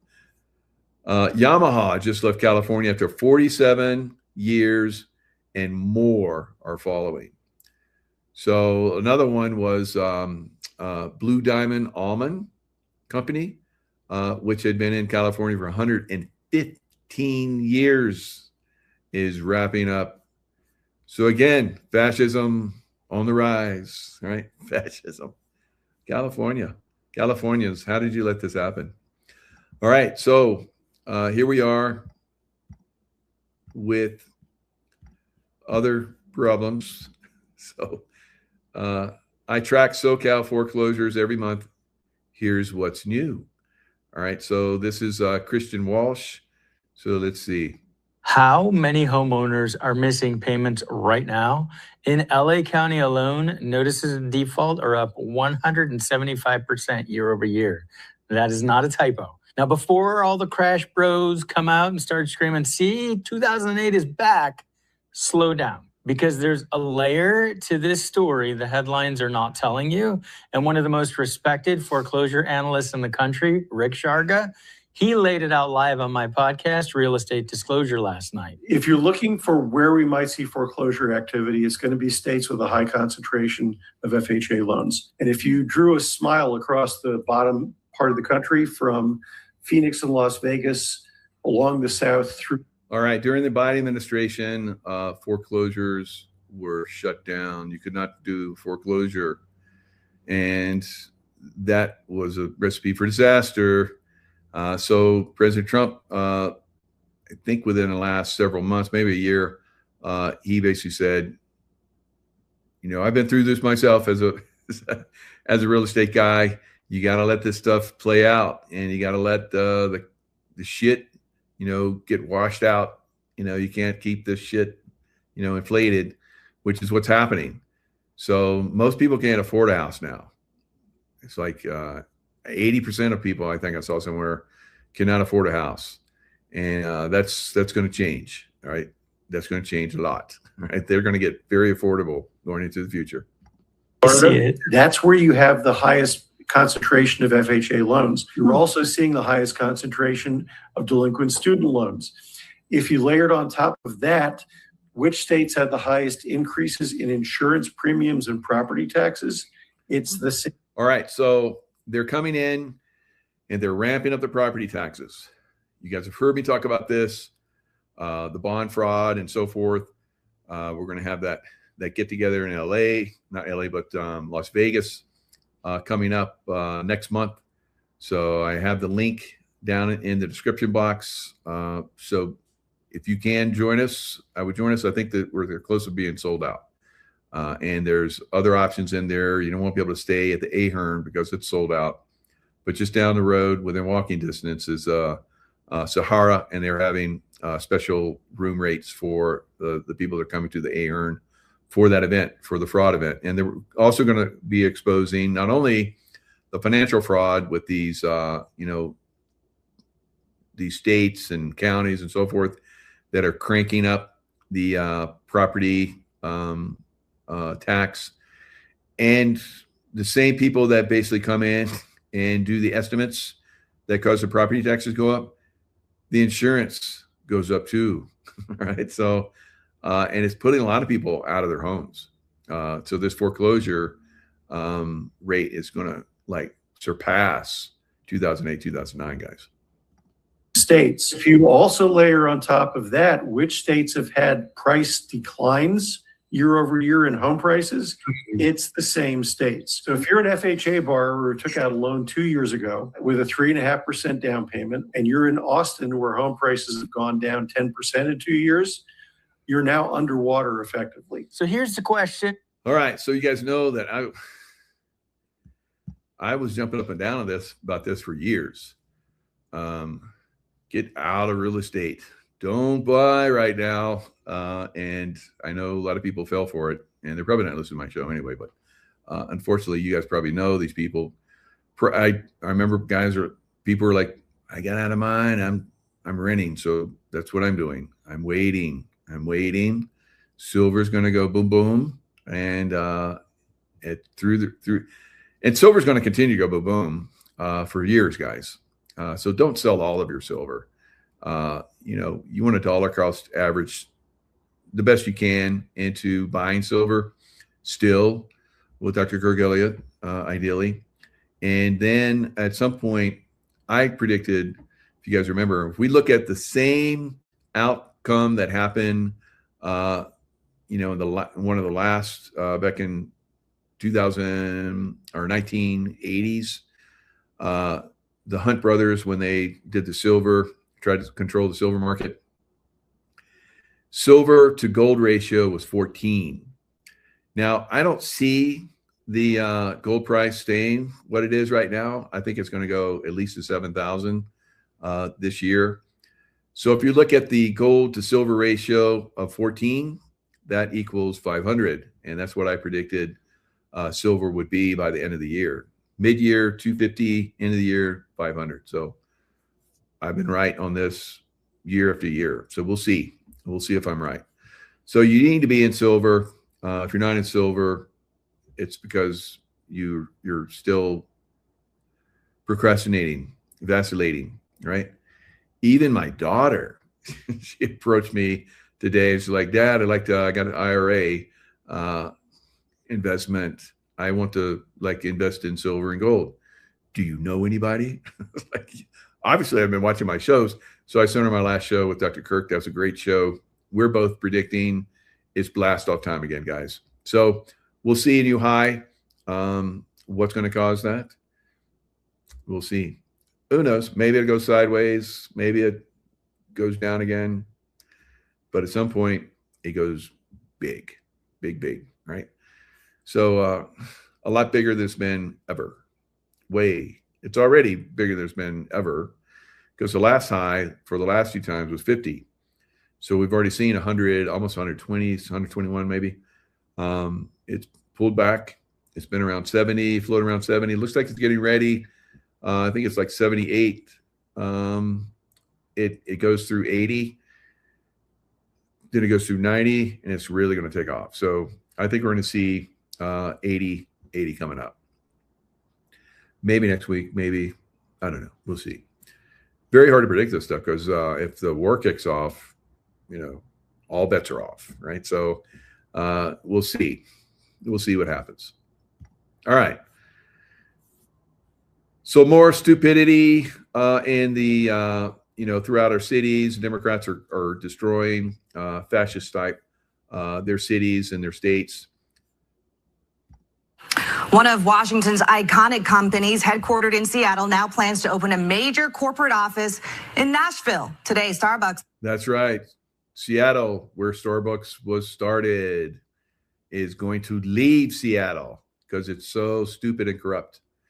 Now, look over here. Millionaire exodus. Socialist mayors dismiss wealthy. We've seen that with Kathy Hochul.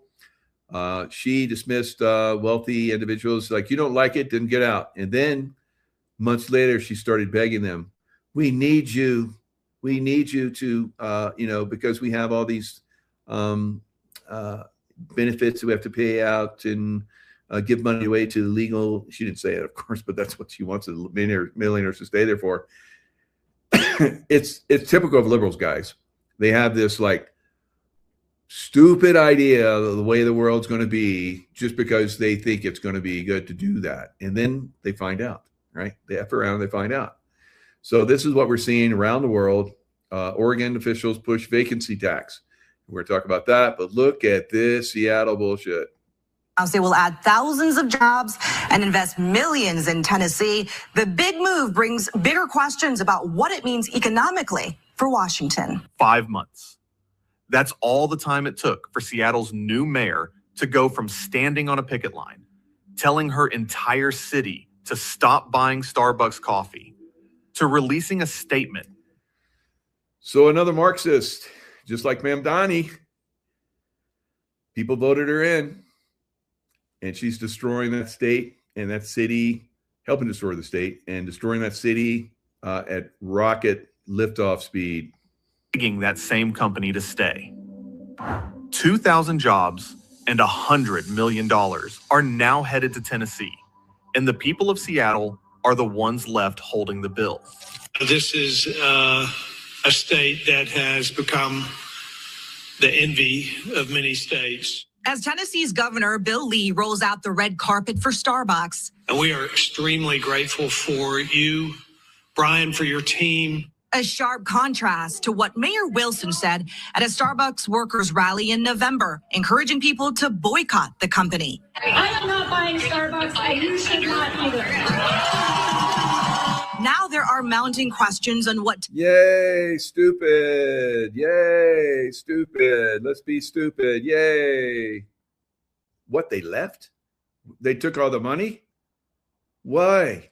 What did we do? What happened? Oh, you liberal idiots. You're destroying your... And we'll come back and rebuild it. Don't worry. Right? We'll come back and rebuild it. But you can't stay. When we come in, you go bye-bye, right? We're going to put you on some place somewhere else, right? But Thousands are living in cars in Portland. So remember how I talked about Portland? It is like all of the left coast. It is collapsing. There are more homeless people in the Portland area than ever before. That's according to Multnomah County. The county's latest numbers show that though Portland may be seeing visibly less homelessness, the people who are experiencing it still remain in higher numbers. Fox 12's Michaela Armstrong has the details. In his State of the City address last week, Portland Mayor Keith Wilson said unsheltered homelessness is on the decline. But Multnomah County numbers paint a different picture. There was once so much suffering. Now there is a new hope. See, if they can't create the bullshit lies that they talk about, they just create it out of just thin air. Oh, there's so many less people. Then you go out on the streets, and there's so many more people that are living in the streets. These people are idiots. I can see it. As Mayor Keith Wilson sees Portland's homeless crisis trending down, Portlanders say they're seeing a different reality. These are real people. Dental hygienists, factory workers, veterans, elderly women, sleeping in their cars, vans, and RVs on the streets of Portland, Oregon. And the number keeps rising despite the city spending $250 million trying to stop it. Portland poured over $250 million into sweeps and shelter programs since 2021. And today, more people live outside than when that spending began. Let's start with the scale, because most people have no idea how large this problem has grown. Portland's own city fact sheet puts the number of lived-in vehicles inside city limits at between 800 and 900 on any given day. And the city acknowledges that other estimates run even higher. Motorhomes, old vans, beat-up sedans, trailers, whatever a person owns becomes their only shelter. And these are not people who drifted into Portland from somewhere else looking for an easy ride. The 2025 point-in-time count, conducted January 22nd by Portland State University's Homelessness Research and Action Collaborative, found that 73% of homeless respondents had lived in the Tri-County area before losing their housing, and 83% came from Oregon or Clark County, Washington. Those property taxes and insurance rates keep going up, forcing people out of their homes into the streets. Crisis was born here. The overall numbers from that same January 2025 count are hard to absorb. 10,526 homeless individuals in Multnomah County alone, which represents a 67% increase from 2023, when the count stood at 6,297. 2 years, nearly doubled. By October 2025, the county's rolling by name tracking list had reached approximately 17,000 individuals, with around 7,800 of them unsheltered on any given night. And the county's own spokesperson put it this way: for every... All right, so they need riders, which they seem to need them in Portland. Where do you think they find them? All right. Yes, they go to the homeless camps, and they pull these people out of the homeless camps and they send them into riot. And so that's one of the things that we have going on now. What's happening is a Southern Poverty Law Center, which funded a lot of that rioting, is under pressure, right? So they're not going to be able to fund a lot of these rioters anymore. So the homeless population is going to go hungry, and they're going to start rioting for real, right? Because there's nothing to eat for them, right? And all of the restaurants and all of the look at the stores and so forth are closing. For well over a year, I've been posting. There's a guy that goes up and down the coast, and he shows all the stores that are closing. And now they're going to start to charge people for not having anyone in their stores or their malls or their office buildings, a vacancy tax. So how dare you, not have somebody in that store. And they're the reason why, because of all the taxation, because all the things they're implementing, and they're running people out of their states, and there's no one left to go shopping. And those that are don't have the money to shop anymore because they're being taxed, and it's a vicious cycle, right? And now they're struggling to find anyone with any money to pay for this. So the government, they don't pay the fines or whatever. They're going to seize the property, just like they do with people that can't afford to pay the taxes and the insurance and so forth, and the higher electricity rates, all of these things that are happening all across the country. Higher electricity rates because they're doing the AI, plants and that use a lot of water and electricity and so forth. So electricity rates are going up. Portland just voted to fine landlords for having empty buildings. Not the criminals who emptied them, the landlords. After years of watching Walmart.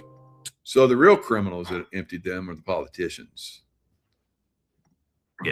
Nike, REI, Nordstrom Rack, and CVS walk out the door one by one.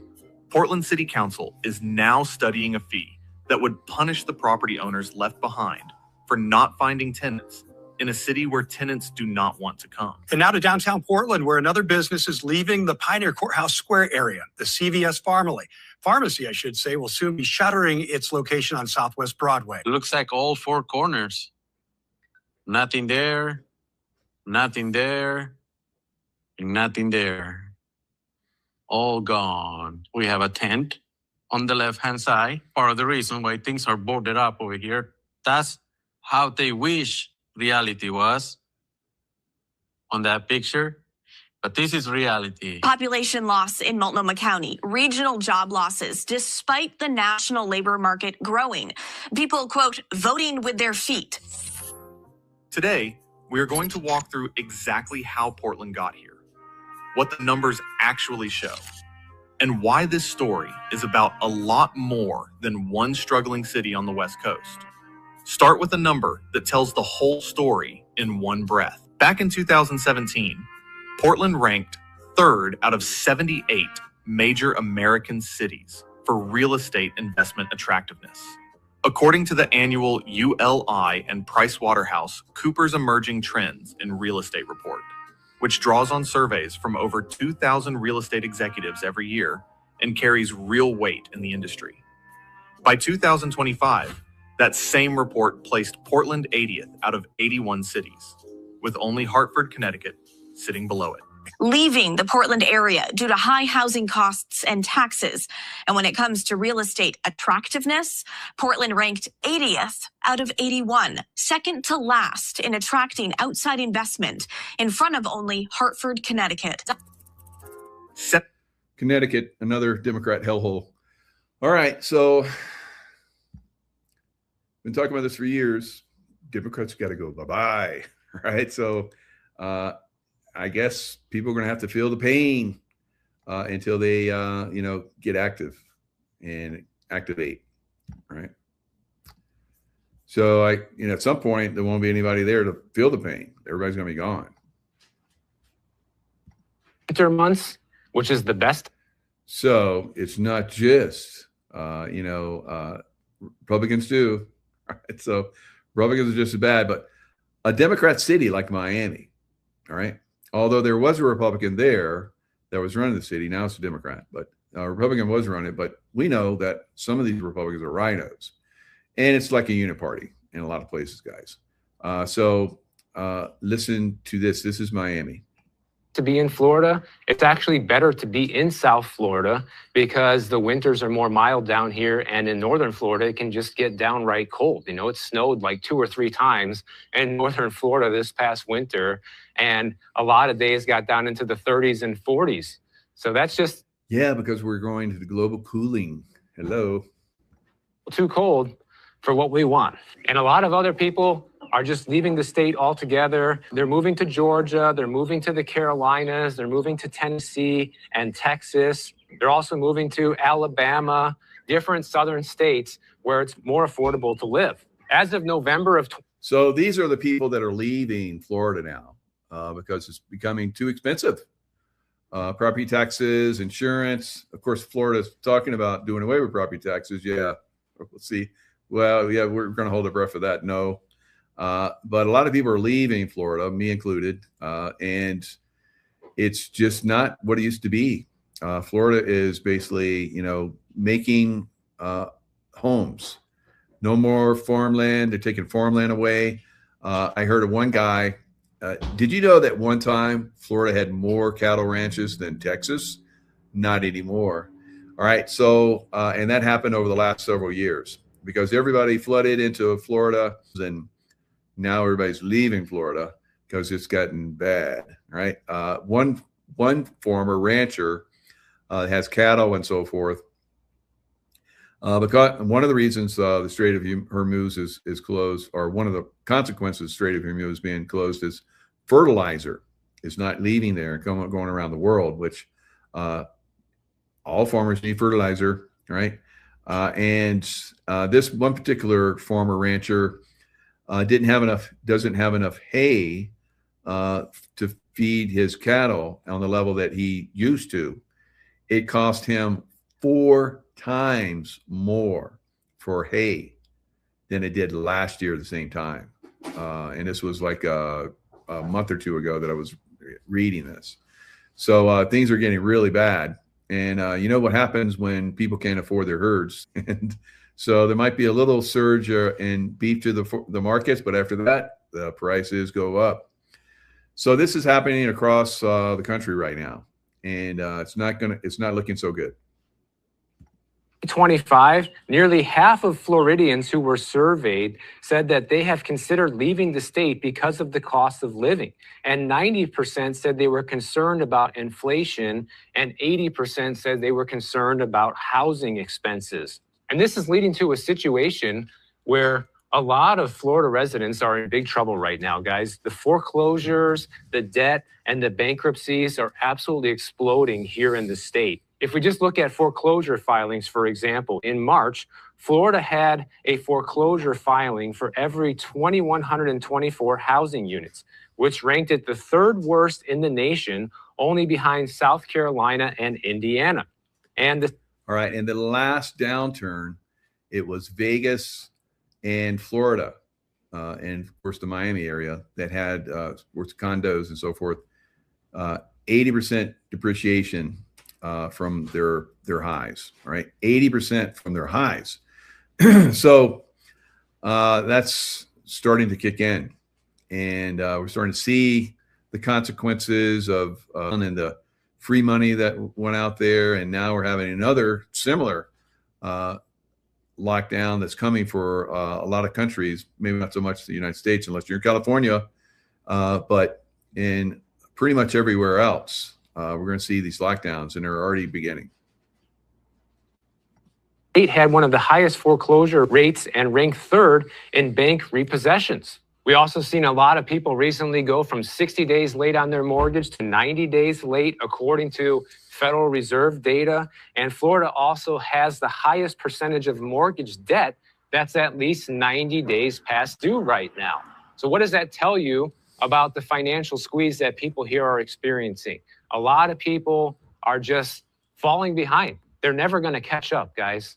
That's part of the reason there's so many listings for sale here right now. If we take a look at Reventure app, home prices in Florida are down 4.1% year over year right now, and projected to go down another 3.4% in the next year. And if some places a lot more. So it's hitting not just in certain states, but around the country, and we're going to see that continue. Unfortunately, it's going to start to gather speed and decrease. Home prices will decrease very quickly. And then eventually stock prices, because that's the way that works. All right, Al Gore shifts on global warming. Time to watch out for a new ice age. All right. So he's finally flipped. He was like a couple years ago, he was the angry man at the World Economic Forum, screaming that, we're headed for another, for all the ice to melt. Of course, the ice is, ever since he came out with with global warming, the ice has been increasing at the poles. So, you know, he said there wouldn't be any snow, there wouldn't be any ice at this point, and now he's flipping.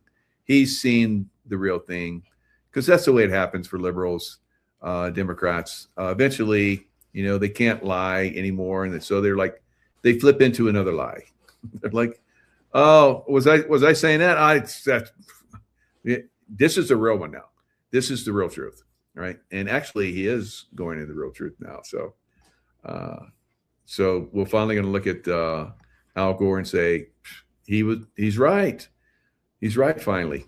Right. So the mass immigration is happening around the world. The Muslims' mass immigration take over the West. Restored Republic via GCR. Judy note, Joseph Robinette Biden Jr., born November 20, 1942, in Scranton, Pennsylvania, ceased to exist on January 17, 2020 following his trial and execution at Guantanamo Bay, in accordance with military tribunal procedures. The execution was carried out under executive orders activated by President Trump during the silent phase of the war against the treasonous infrastructure embedded across the U.S. government. Biden crimes included high treason, subversion of the Constitution, collusion with foreign powers and crimes against humanity. Friday, May 1, 2026, boom. The greatest lie ever sold, Biden was executed at Gitmo in 2020, Trump's truth bomb shatters the global cabal. Another item that hasn't made the mainstream media news, yet it was the largest transfer of wealth in the history of the world. Jerome Powell's final term as chairman of the Cabal's privately owned Federal Reserve concluded on Friday, May 15, 2026. A while back, President Trump moved the Federal Reserve under the U.S. Treasury. On Friday, May 15, 2026, when Powell's successor Kevin Warsh took over, he was expected to announce the global currency reset of the fiat federal dollar to the gold/asset-backed U.S. Treasury note.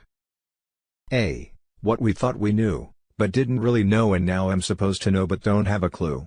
With clones, doubles, made-up movies Hollywood style and Trump's military alliance throwing more popcorn at us, it gets so confusing. Friday, May 1, 2026, Joseph Robinette Biden Jr. died on January 17, 2020 following his trial and execution at Guantanamo Bay, in accordance with military tribunal procedures. For political reasons he has been played by clones, doubles and actors ever since. We saw the ear shapes changing, the chin morphing, the eye color inconsistencies, the jittering AI glitches during live broadcasts, the CGI hands phasing through microphones. Why would they go to such extremes? Because they had no real plan after he passed away. The deep state stole the election, but they couldn't sell a fully senile man to the world. They needed a puppet to sign orders, a clone to pose for optics, a hologram to deliver pre-written lines, a body double to appear alive for photos, a digital mask to keep up the illusion of governance. The Biden illusion. Trump drops classified proof deep state used actors, clones, and holograms to fake a presidency.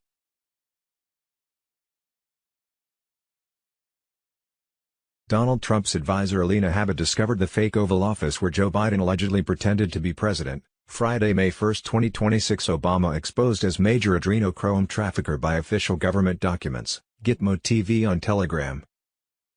Friday, May 1, 2026, newly released FBI files have reignited explosive allegations of bribery, money laundering, and pay-to-play schemes tied to the Clinton Foundation.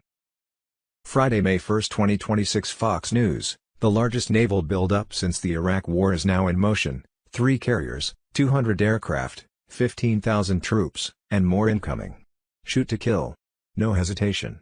The warning just got real. Deal, or get destroyed. The clock is ticking. As of Sunday 1st of February, 2026, the quantum financial system, QFS, was locked in and irreversible. There were 209 nations that possessed gold-backed currency. The fiat slavery system was dead. The U.S. Incorporated Corporation was officially bankrupt and dissolved. The constitutional republic was fully restored with Trump-era justice in motion. The raids on Thursday, April 30, 2026 evening were biblical. Deep state assets were seized with trillions in stolen wealth redirected to humanity via global trust funds. Debt jubilee was executed, mortgages, credit cards, student loans were erased under NISA protocols. Prosperity packages were preloaded for Tier 4B humanitarians. On Friday, May 1, 2026, the Quantum Financial System, QFS, was sending out Tier 4B notification to set exchange/redemption appointments. The EBS primary signal was live. The Starlink satellite system had total dominance over communications with the Cabal backdoors eliminated. On Saturday, May 2, 2026, major deep state strongholds were set to be raided worldwide as Trump's loyal military units executed final warrants. Pharma executives in panic as their crimes against humanity exposed. Stock up and prepare for blackouts. On Sunday, May 3, 2026, Jazara/Niger are fully activated in first wave nations. Gold-backed QFS goes live, slamming the fiat scam. No more IRS, no more debt slavery. Trump announces sovereignty restored. On Tuesday, May 5, 2026, global financial reset completes. Zim, dinar, dong skyrocket. Humanitarian projects funded as trillions flood into alliance accounts. Cabal banks collapse under their own corruption. On Wednesday, May 6, 2026, 72-hour lockdown initiates in major cities for mass arrests. Hollywood elites and big pharma heads rounded up. Martial law protects patriots as justice unfolds. On Tuesday, May 12, 2026, Trump addresses the nation from a secure location, unveiling the full medbed network timeline. Freedom rings as humanity steps into 5D consciousness and perfect health. On Friday, May 15, 2026, when Kevin Warsh took over the Federal Reserve, he was expected to announce the global currency reset of the fiat federal dollar to the gold/asset-backed U.S. Treasury note. On Tuesday, May 19, 2026, CBS activation may bring a brief communication blackout, the MAGA King on Telegram. On Sunday, May 24, 2026, the emergency broadcast system will begin. Donald Trump will post on X, "My fellow Americans, the storm is upon us. God bless. On our phones the 7 trumpet sounds will be heard and we will receive the 7 presidential messages. Martial law and mass arrests will be declared. John F. Kennedy Jr. is confirmed at the White House, standing by for the nationwide blackout before making his full public appearance and address to the nation. Prepare accordingly, secure your location and essentials. See Friday, May 1, 2026, the U.S. Incorporated, or Cabal, was in big trouble on many fronts. 10 days of darkness on Telegram, Black Swan events pending, massive cyber attack, global financial collapse happening now. Banks were closing, markets were down and Bitcoin has stopped trading. BRICS nations were meeting right now in Russia to end the fiat US dollar, though it had already been rejected for international trade. The US Incorporated government was the largest, and the problem was only growing. Now almost 4 years into Biden-Harris's Cabal planned open border policies, the National Guard had to be deployed across the nation after gangs and drug cartels seized control of major cities. Israel was a nation taken over by fake Jew Zionists of the Khazarian Mafia for their Rothschild dynasty headquarters, that would cut off money from their lucrative child trafficking. According to Nathaniel Rothschild, heir to the Rothschild family fortune, without Ukraine, the global order may not survive. This was a red alert panic call to fellow globalists saying that if the Ukraine were to fall, then so would the New World Order. To make matters worse, Biden, Harris and NATO were pushing for a World War III so they could cancel the November 5 election, beings as Harris had no chance and their efforts to steal the election were being reported all over social media and weren't working out so well. Rothschild/Zionist/Khazarian Mafia had long controlled Biden/Harris's U.S. Incorporated to create conflicts such as in the Middle East that were designed to cause global instability, as well as manipulate political outcomes and engineer economic crises through control of the Federal Reserve, IRS, Washington, D.C., and mainstream media, all to bring about a new world order where they hold all the power in a plan that could enslave the world. On the other hand, a devolution plan martial law was already in effect for a continuity of government and had been since the 2020 fraudulent election. White hat military arrest wars with JAG, Gitmo and World Court tribunals were also in place. Funding of the Cabal was taken away when the new quantum financial system was put into place last week. Expect a blackout soon. EBS, blackout, martial law, lockdowns. On Sunday, May 24, 2026, the emergency broadcast system will begin. Donald Trump will post on X, "My fellow Americans, the storm is upon us. God bless. On our phones the 7 trumpet sounds will be heard and we will receive the 7 presidential messages. Martial law and mass arrests will be declared.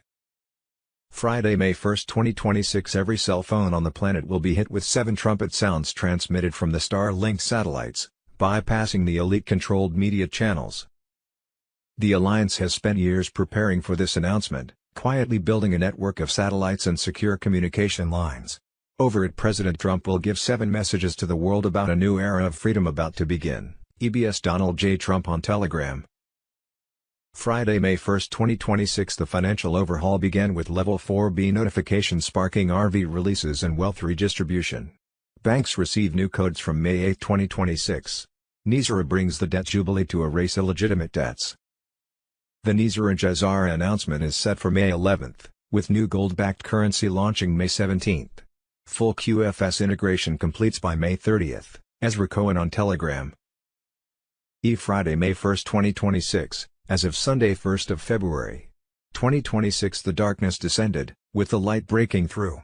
The quantum financial system, QFS, was locked in and irreversible. Tier 4B ISO 20022 on Telegram. There were 209 nations that possessed gold-backed currency. The fiat slavery system was dead. The U.S. Incorporated Corporation was officially bankrupt and dissolved. The constitutional republic was fully restored with Trump-era justice in motion. The raids on Thursday, April 30, 2026 evening were biblical. Deep state assets were seized with trillions in stolen wealth redirected the humanity via global trust funds. Debt jubilee was executed, mortgages, credit cards, student loans were erased under NISRA protocols. Prosperity packages were preloaded for Tier 4B humanitarians. On Friday, May 1, 2026, the EBS primary signal was live. The Starlink satellite system had total dominance over communications with the Cabal backdoors eliminated. The 10 days of darkness window was opening with a communications blackout to install secure systems. God has spoken. The storm is here to cleanse. Faith is your armor. The people have won. Prepare your spirit and supplies. Trust the divine plan. The greatest awakening in history is unfolding. Global currency reset Thursday, April 30, 2026. Bruce, the Big Call universe. On Friday, May 1, 2026, the QFS system is to be fully integrated with our quantum accounts. A high source said that sometime between Monday 4th of May and Wednesday 6th of May Tier 4B should receive the 800 numbers to set exchange/redemption appointments. The new currency rates were set to be on the Forex by Sunday, May 3, 2026. On Friday, May 15, 2026, when Kevin Warsh took over the Federal Reserve, he was expected to announce the global currency reset of the fiat federal dollar to the gold/asset-backed U.S. Treasury note. Sunday, May 17, 2026, new gold-backed currency launch, JD Vance on Telegram. Restored Republic, Friday, May 1, 2026. Breaking. Emergency Broadcast System, EBS, activation imminent, U.S. braces for military takeover, Jazara unleashed, NISRA's revolutionary impact reshaping the nation, the MAGA King on Telegram. The United States is on the brink of a historic global transformation. This profound shift goes beyond politics and finance to reshape society and governance at its core. The Supreme Court ruling on 2020 election fraud could dissolve the Biden administration and Congress, leading to martial law and new elections to restore constitutional integrity and deliver justice against the deep state. Political changes coincide with a financial revolution.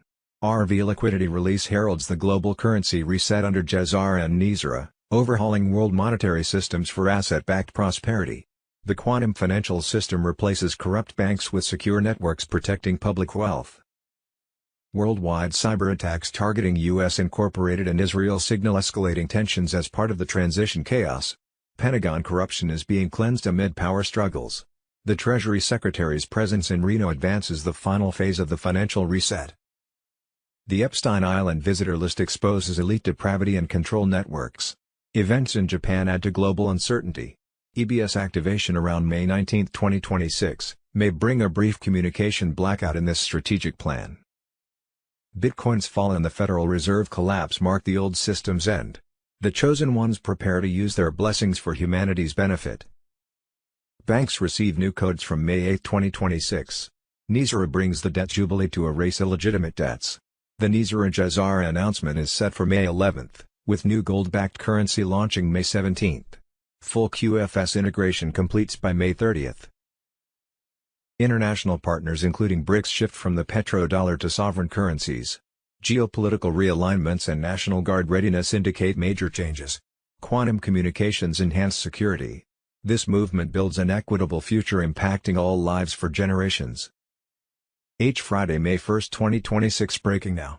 U.S. military units in high gear on EBS training, full control of TV, phones, and internet being prepared now, Mr. Poole on Telegram. Military units at key installations have pushed emergency broadcasting system drills into high gear right now in April 2026. Loyal Pentagon commanders coordinate with Northern Command, Space Force, and National Guard to prepare the override for military control of all phones, TVs, radios, and internet in America. President Trump is central to this effort. Since his January 2025 inauguration, executive orders have reformed communications, secured Starlink, and eliminated propaganda funding. He signed the Readiness Directive in early 2026. Training now finalizes protocols for perfect activation. Long ago, global elites created a shadow power structure using banks, organizations, and captured agencies to funnel tax dollars into black budgets for bioweapons, election interference, and anti-patriot surveillance. The 2020 steal tied directly to these networks behind open borders and mandates. After Trump's 2024 landslide, deep state sabotage failed against military placements in key nodes and Space Force satellite oversight, exposing the full fraud. 10 days of control are ready. Networks go dark for military broadcasts and text alerts revealing Russia collusion, lawfare on supporters, and child exploitation protections. Starlink hardened signals prevent sabotage as the EBS severs the control grid threatened by Trump. Citizens will see the truth about debt slavery, divisions, and replacement agendas. Trump directs from the White House focusing on sovereignty in April 2026 as drills complete. This arms patriots to defund agencies and rebuild America.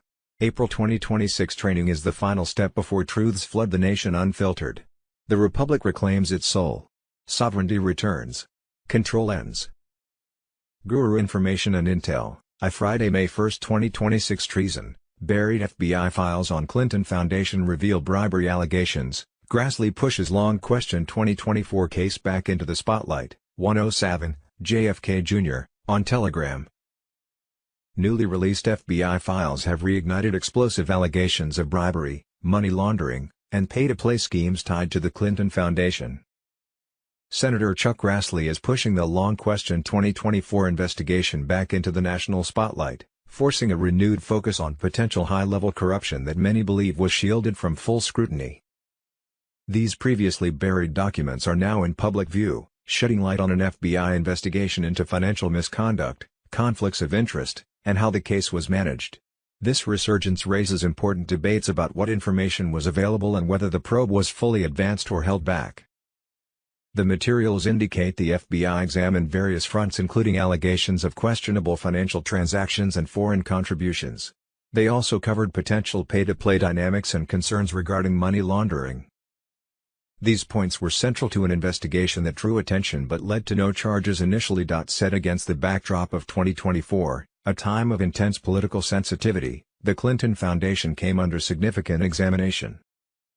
Federal agencies navigated challenging cases, and the approaches taken then are still questioned today for possible institutional caution. By releasing the files now in 2026, Senator Grassley seeks to reignite public discussion, assess the conduct of federal investigations, and promote transparency in significant matters.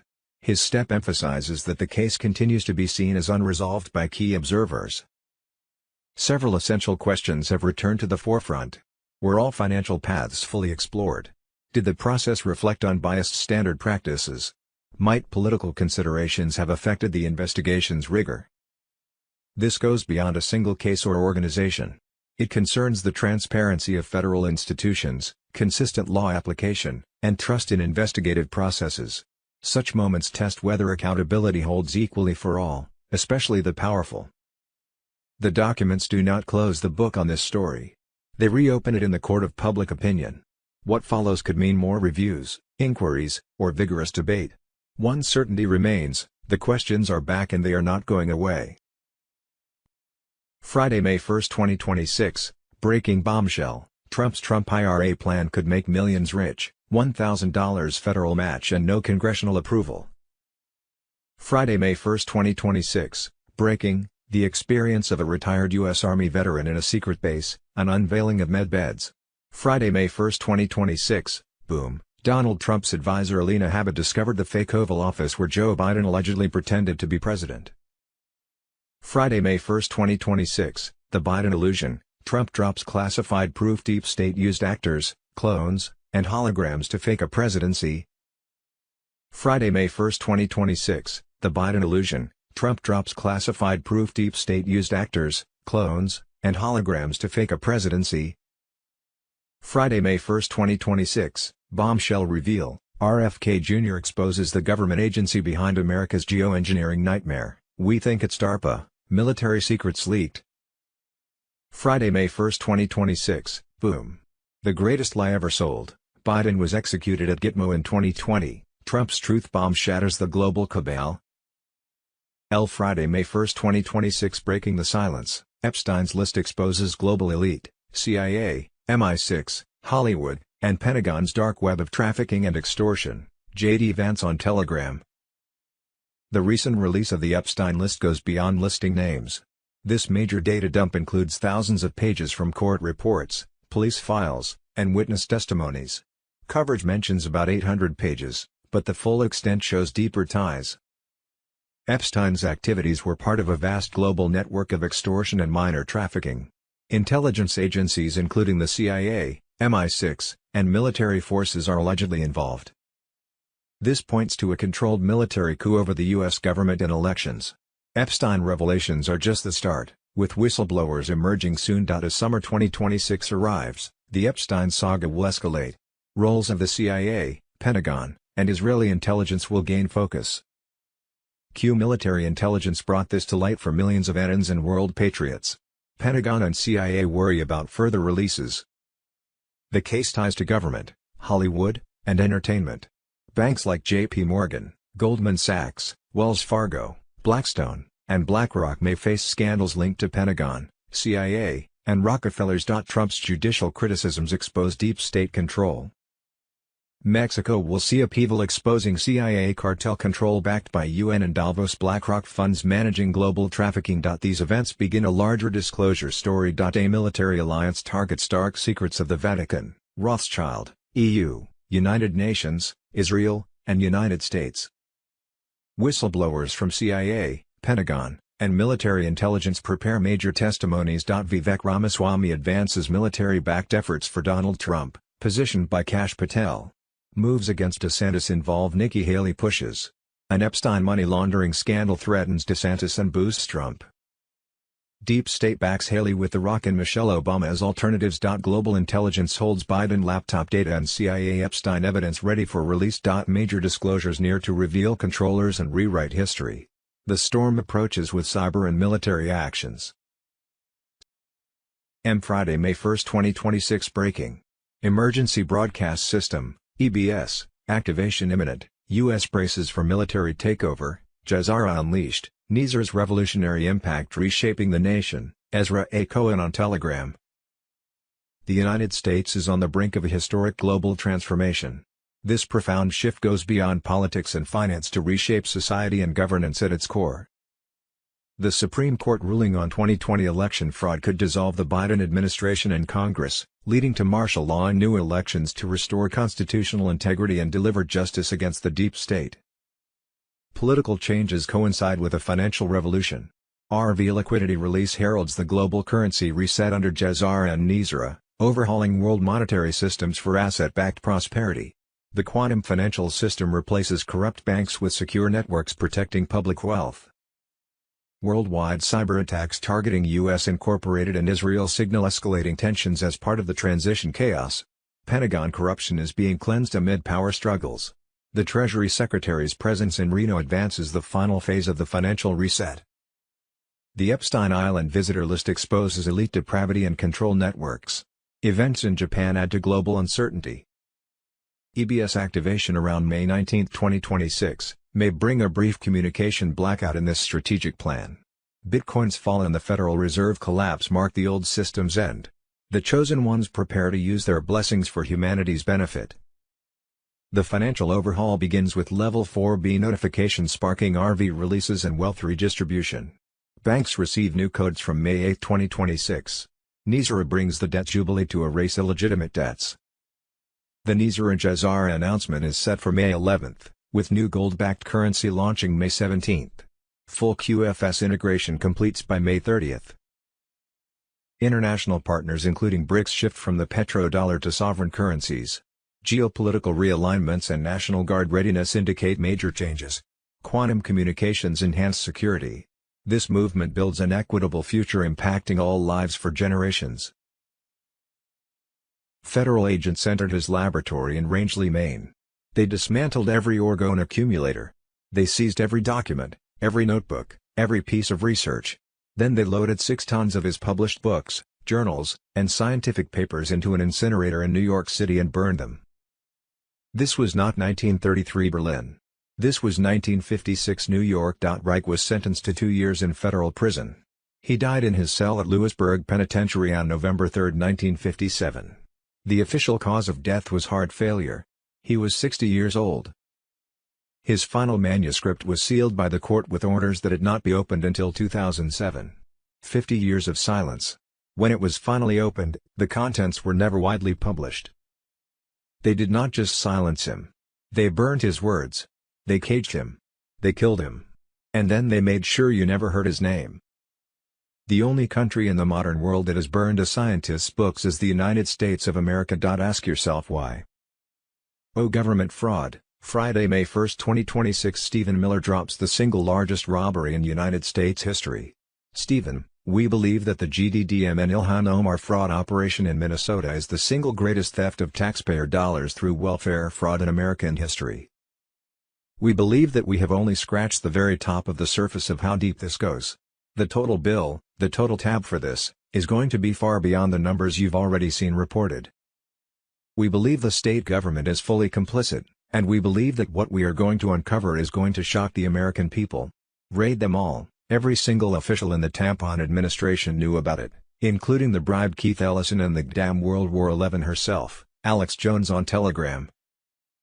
P. Friday, May 1, 2026. BQQQM. List of famous people arrested and executed. The movie, Dismantling the Deep State Operatives and Doubles, Kimmel, Oprah, Biden, and more. Trump Tier 4B activated on Telegram. The deep state continues to be dismantled through a meticulously planned operation known as the movie.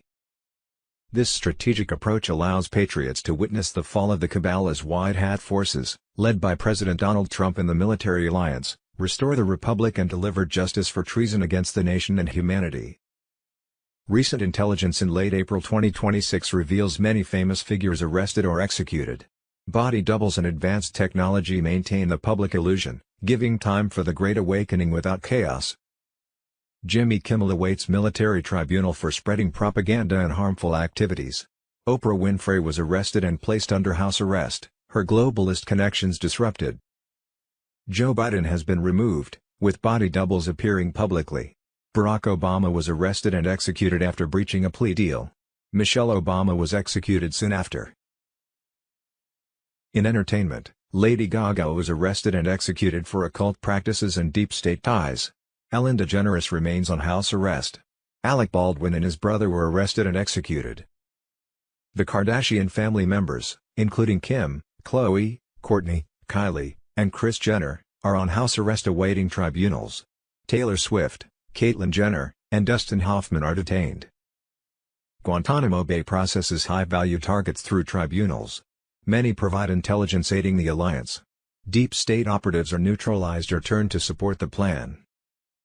As the movie advances in 2026, victory signs abound for attentive patriots. Trump supporters and Q followers confirm the storm is winning. The forces of light prevail, accelerating the Great Awakening.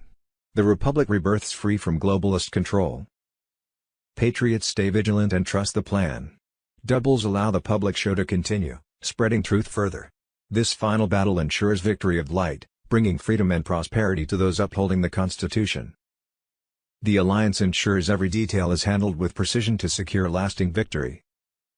Q Friday, May 1, 2026. Podesta/Clinton emails expose how Soros, a group of over 100 private donors, and shadow foundations bankroll far-left agendas in their election takeover playbook. Edward Snowden on Telegram.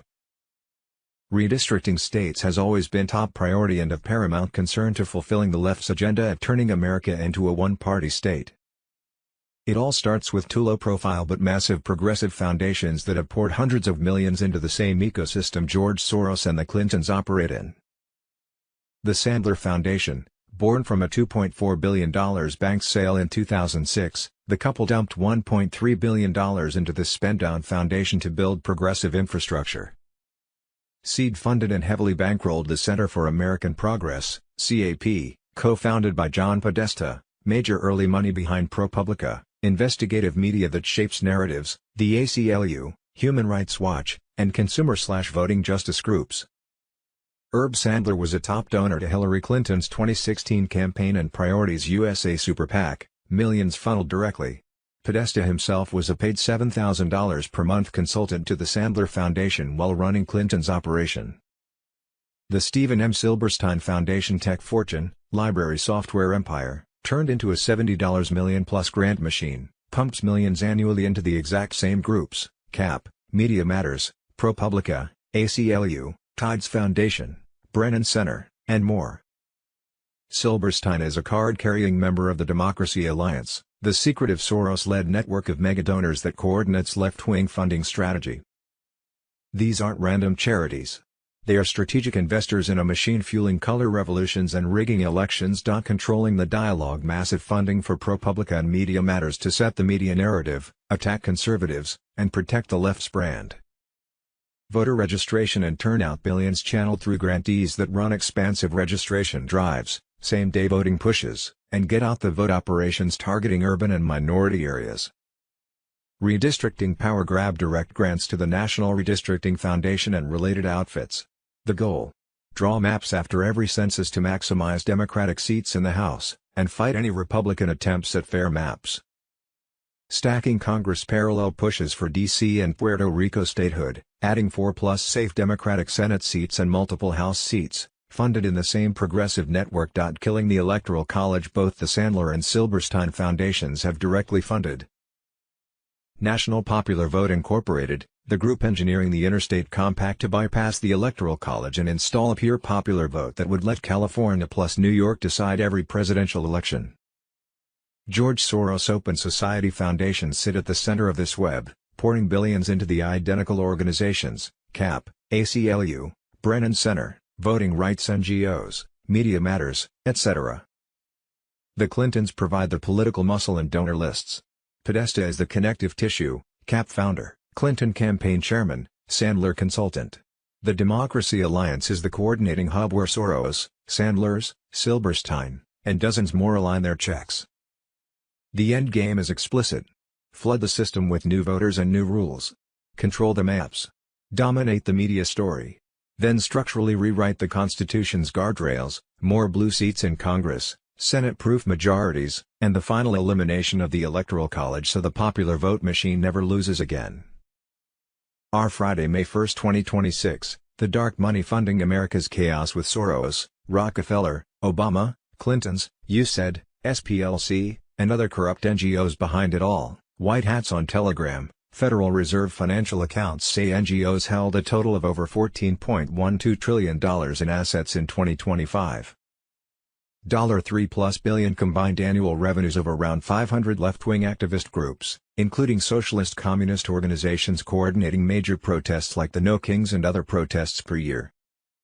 Around $1.5+ billion annual revenue in spending by Arabella Advisors' dark money network, progressive advocacy, protests, activism per year.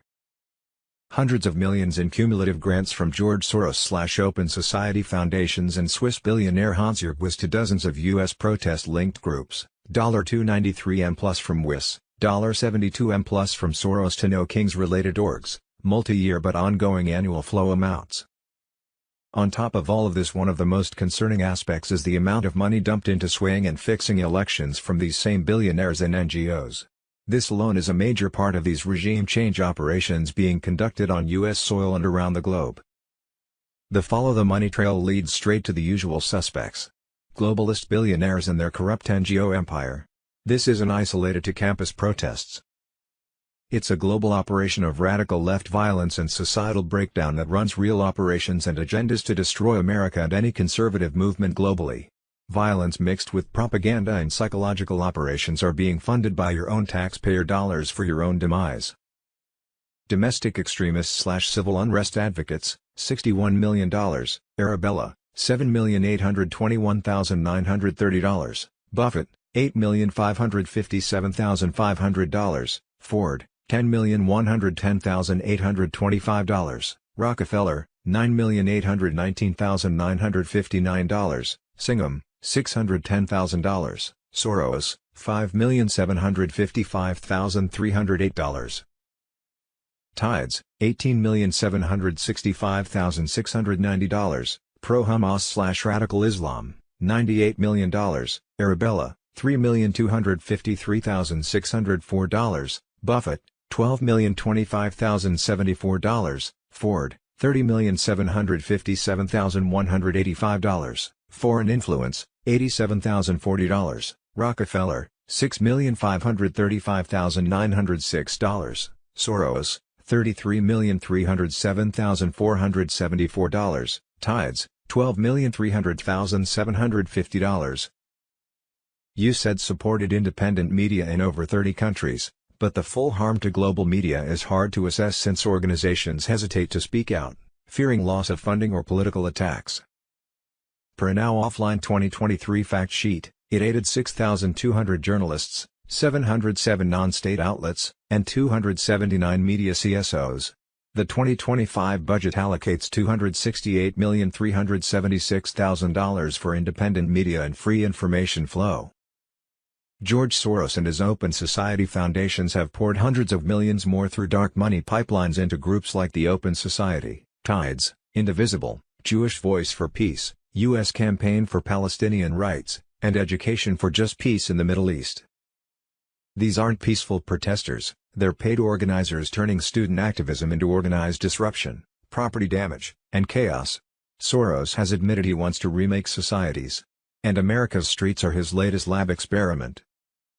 The Rockefeller Brothers Fund is right there with him, dumping over $500,000 into the same networks fueling these anti-Israel radicals. Old money meets new radicalism, funding the very groups turning college quads into battlegrounds. Obama and the Clintons built the machine and structured the government side of the operations to funnel taxpayer dollars through corrupt NGOs that then get distributed to hundreds of smaller NGOs. Their foundations, allies, and post-White House networks overlap with these funders. Obama-era policies and Clinton-linked orgs funneled influence through the same progressive infrastructure that's now weaponized for division. Hello, everyone. It's Michael Jacob with Unleashing Intuition Secrets. I have a wonderful guest today, Sean Taylor. Sean and I go way back. He contacted me. My son talked to him, and then we got him on doing shows, and he revealed so much. And then, Sean, you have gone to the top with your information. You were recognized, thank God. But you have been massively attacked, and they tried to take you down, but you're still here. Congratulations. Brother, it's 16 years now. We've been working on all of this. And you were the first. You and Michelangelo were the first to take notice. And I give thanks to God every day for that. And we've been attacked. And, that's just the evil side. That's Satan who's trying to attack. And you have to pray and God will give you what you need to do, what you need to get through. And that's what's happening. And, we've been going to Maine Justice. We've been meeting with U.S. attorneys. We've been meeting with state attorney generals, and got that start right here with you. So thank you. Yeah. Oh, thank you. Because you were the first to start to talk about the fraud. And, it built from there. And now everybody, you got the social media guys are out there talking about the fraud now and exposing. So you laid the foundation for that. So our whole country and the world eventually, I think, will be very happy that you did that. I don't know if you get the recognition you deserve, but we're giving it to you here.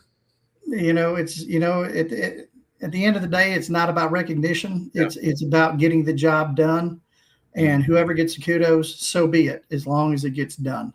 And that's the biggest thing is, people have to understand that our country is under attack. And quite frankly, society as a whole throughout the world is under attack. And there's no way around it. Europe, look at Europe and what's happening over there.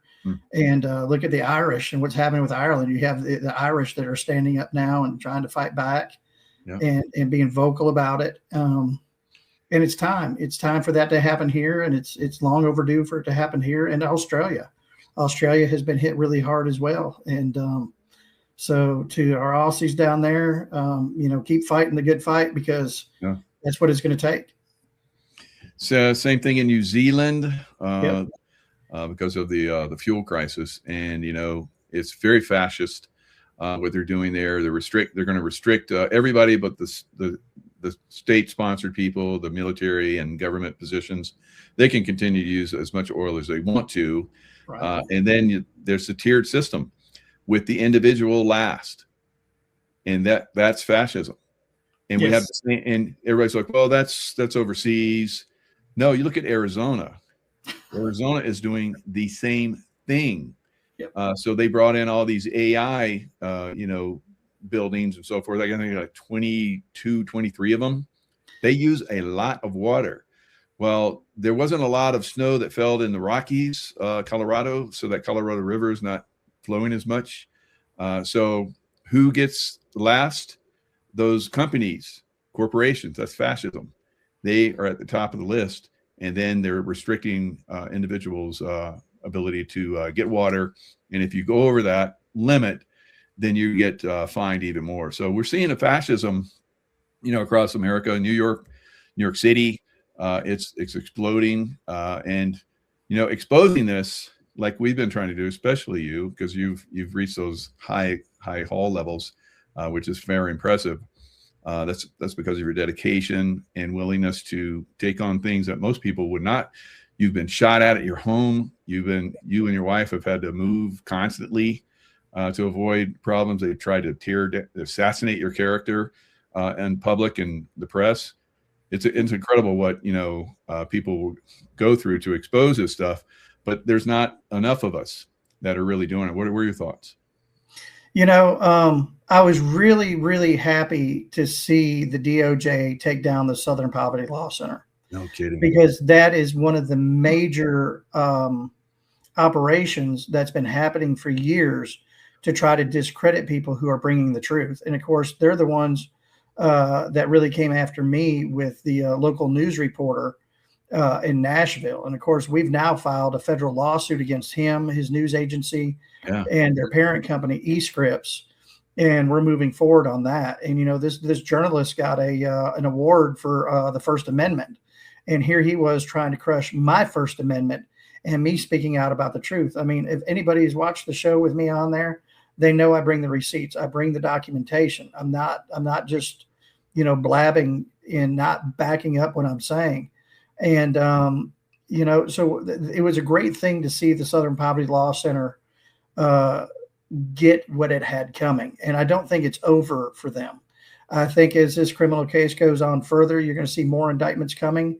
And I think you're going to see more indictments coming on some local reporters that have been reporting stuff that has been paid for by the Southern Poverty Law Center. And it's going to become a RICO case that has been pushing this cabal agenda across the world. And, you have governments like Canada that are bowing down to a lot of it. And, that's not okay. People are free. And that's just a fact. And, especially here in the United States, we are free to say what we want, provided it does not violate the fighting words doctrine. And of course, who violated that? Comey. And what's happening with Comey now? Now he's been indicted for the stuff that he had stated or put the seashells out on President Trump. And then you tie that into 8647. Yeah, 8647. I saw Whitmer. I call her Whitmer. Whitmer. basically, she did the same thing. She was doing a public announcement, and on her desk is 8647 letter. So she should stand the same. And you got to look at her. You got to look at her and that whole thing with that whole kidnapping plot, that turned out to be what ended up being false, because they were trying to drive basically a psyop. And people need to understand when they're in a psyop and when they're not. Yeah. And you need to question everything that's happening. And people need to understand that. And when you start bringing the truth, what do? They start a psyop. They start an operation to try to discredit you, because the biggest thing it can do is discredit your character, so that the information you're bringing is automatically discredited. Well, when you've been documenting this stuff for over 15, 16 years, and you can bring the receipts, you can try to discredit me all you want. But at the end of the day, the evidence stands on its own 2 feet. And guess what? It's being heard. It is being heard. There are cases going forward throughout the United States. And let me tell you, there's more to come. Yeah, you've been a great proponent lately of the, taking these groups down and outlining them. Your posts on X have been hitting hundreds of thousands of views. Yeah. So you're getting through. You're getting through to people. People are taking notice. People are interested in this right now. They want to see results, and they want to see people, be held accountable. And I think that Comey, being one of the first, they tried to get him before, and who knows what was happening with Bondi, but now it seems like we got some people that are motivated. And that's one of the things. I've been watching politics since I was a little boy. I've never seen a team like President Trump has. They're so focused and motivated. We've been involved in teams that are highly skilled and motivated, and we're seeing the same thing with the Trump administration. He gives people a chance. He gave Bondi a chance to do the right thing. She didn't, so she's gone, and somebody else is now going to get the chance. But the whole team as a whole is unbelievably focused. Oh yeah, absolutely. And people need to understand that these investigations, they take a while, because you have to impanel an investigative grand jury. Once that's done, then they have to be able to explain that case to the investigative grand jury. Once that's done, then you have to put together the grand jury subpoenas that you want to send out. So those get sent out. Then it takes time for that information to get back, for the investigators to look at that information, present it to that investigative grand jury. And so this is an entire process. And, you of all people know, before you go to battle, you have to prepare the battlefield. Yes. And that's what I believe this past year has been, was a preparation of the battlefield. Mm-hmm. And now you're going to start seeing what's happening. And you have to look at President Trump and the type of person he is, and his personality. And what I'm looking at is he's been pushing the 250th anniversary of the United States. Mm-hmm. Very, very hard. When I was at Main Justice, when you're walking into the main foyer out of the library, there's this huge glass display case.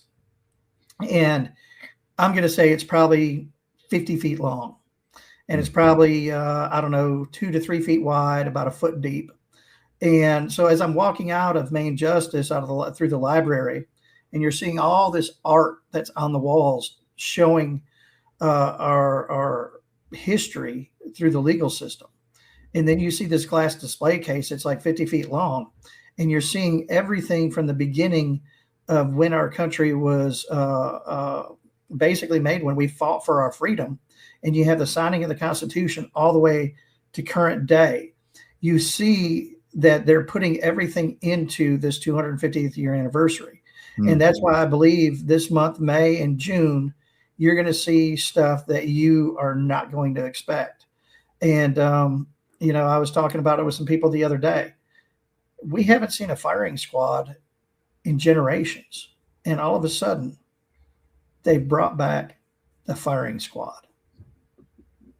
That makes you wonder. Everything is always telegraphed. So what are they telegraphing at this point?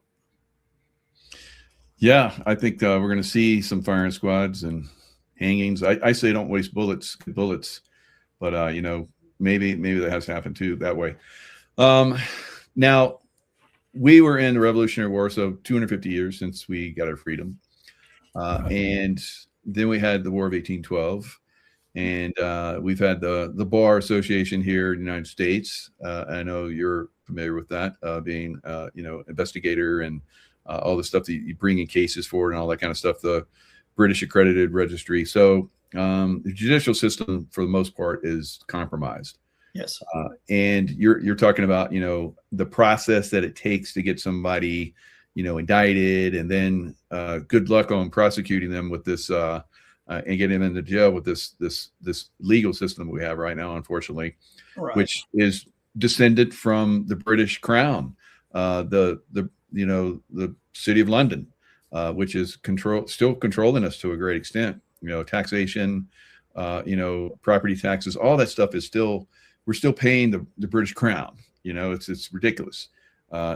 What are your thoughts on breaking free from that system and getting to the point where we get the military tribunals, perhaps?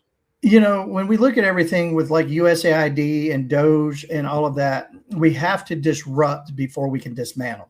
Yeah. And so what I see Doge as a disruption. Then we see where the federal government is not going to be funding a lot of these nonprofits and NGOs now, and they're pulling that money back.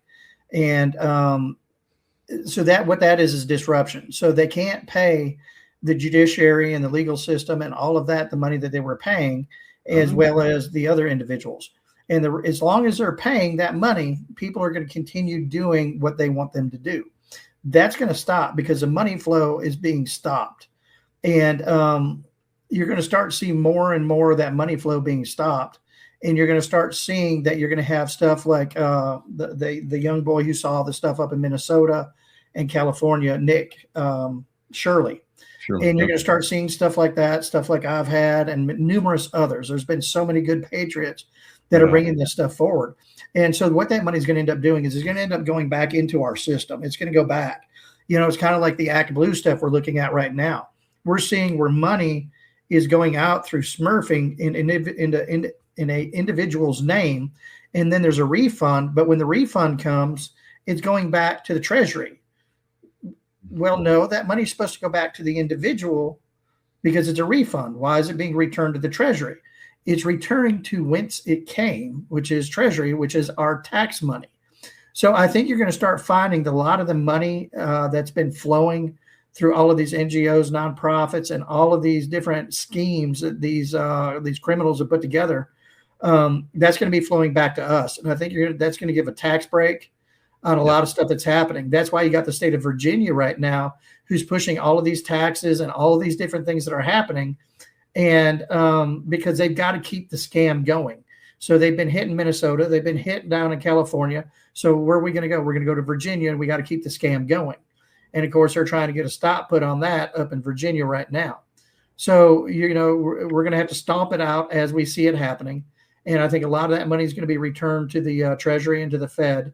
And I think in the long run, I'm not talking short term, I'm looking at long term, you're going to start seeing some of your taxes going down because it's not being spent on, transsexual salamanders in Brazil.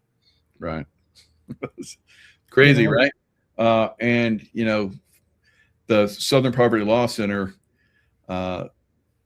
they funded a lot. They have a 500 million war chest.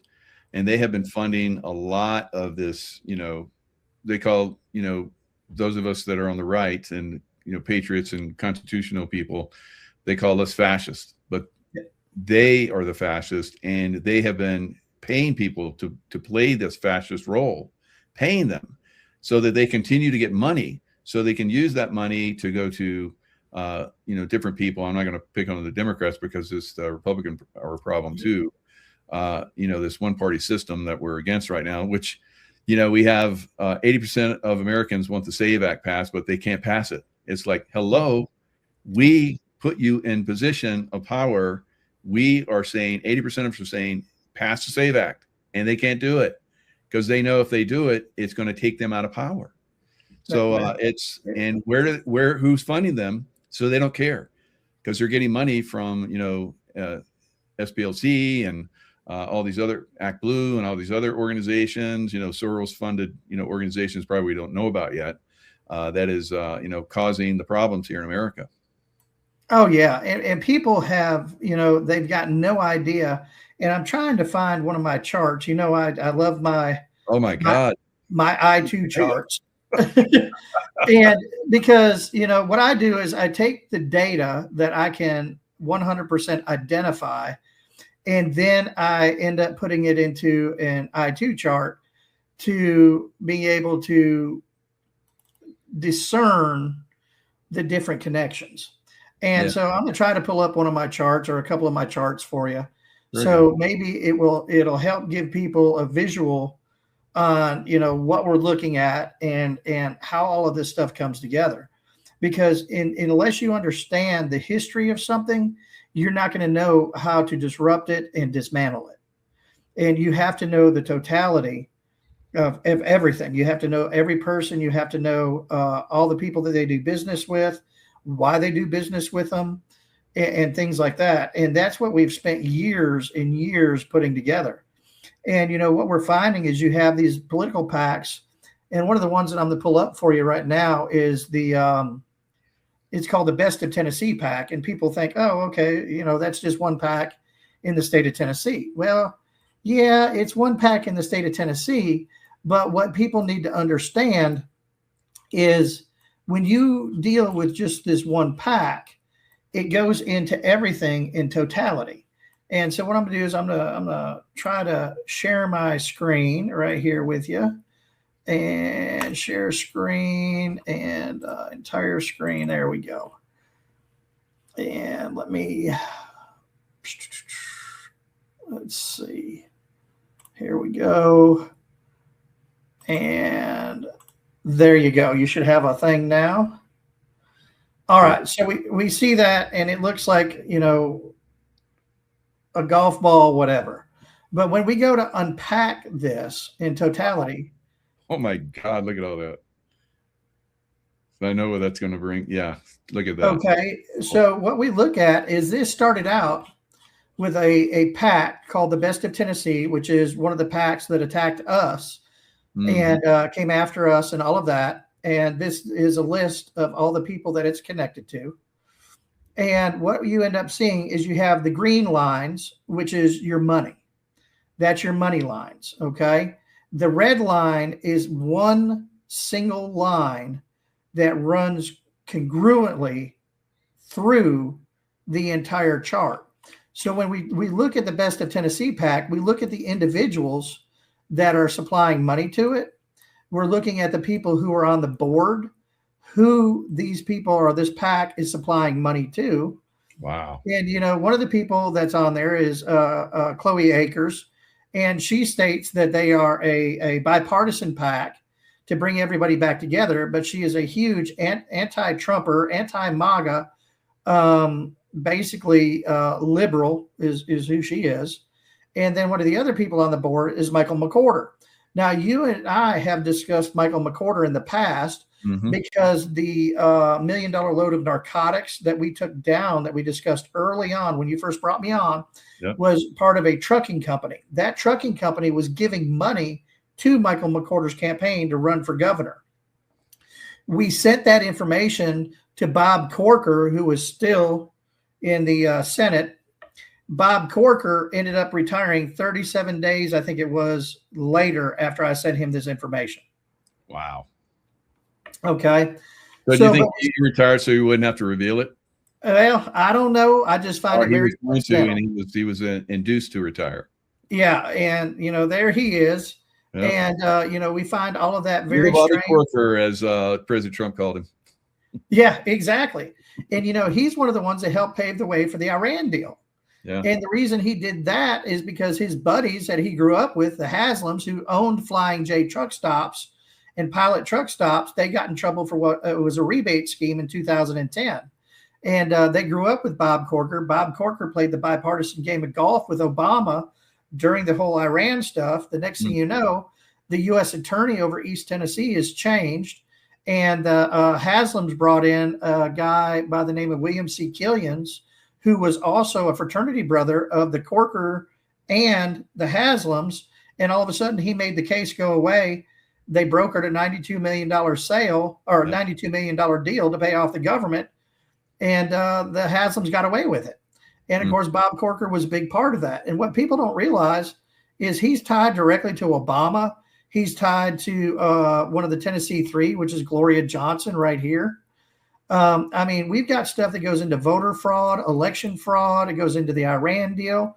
And then it goes into Act Blue. We found all of the connections to Act Blue with all of that. We found the connections to Democracy Forward. We found all the connections with the Soros groups. And of course, where does that lead? That leads you right to this guy, Reed Garrett Hoffman, who helped finance the Russian dossier that they used to try to impeach President Trump. Yeah. And he's one of the main people that did it. And the other thing is Reed Garrett Hoffman and Bill Gates right here are in business, are joined with this Bradford L. Smith. And Bradford L. Smith has a nonprofit, if I can find it on the chart here.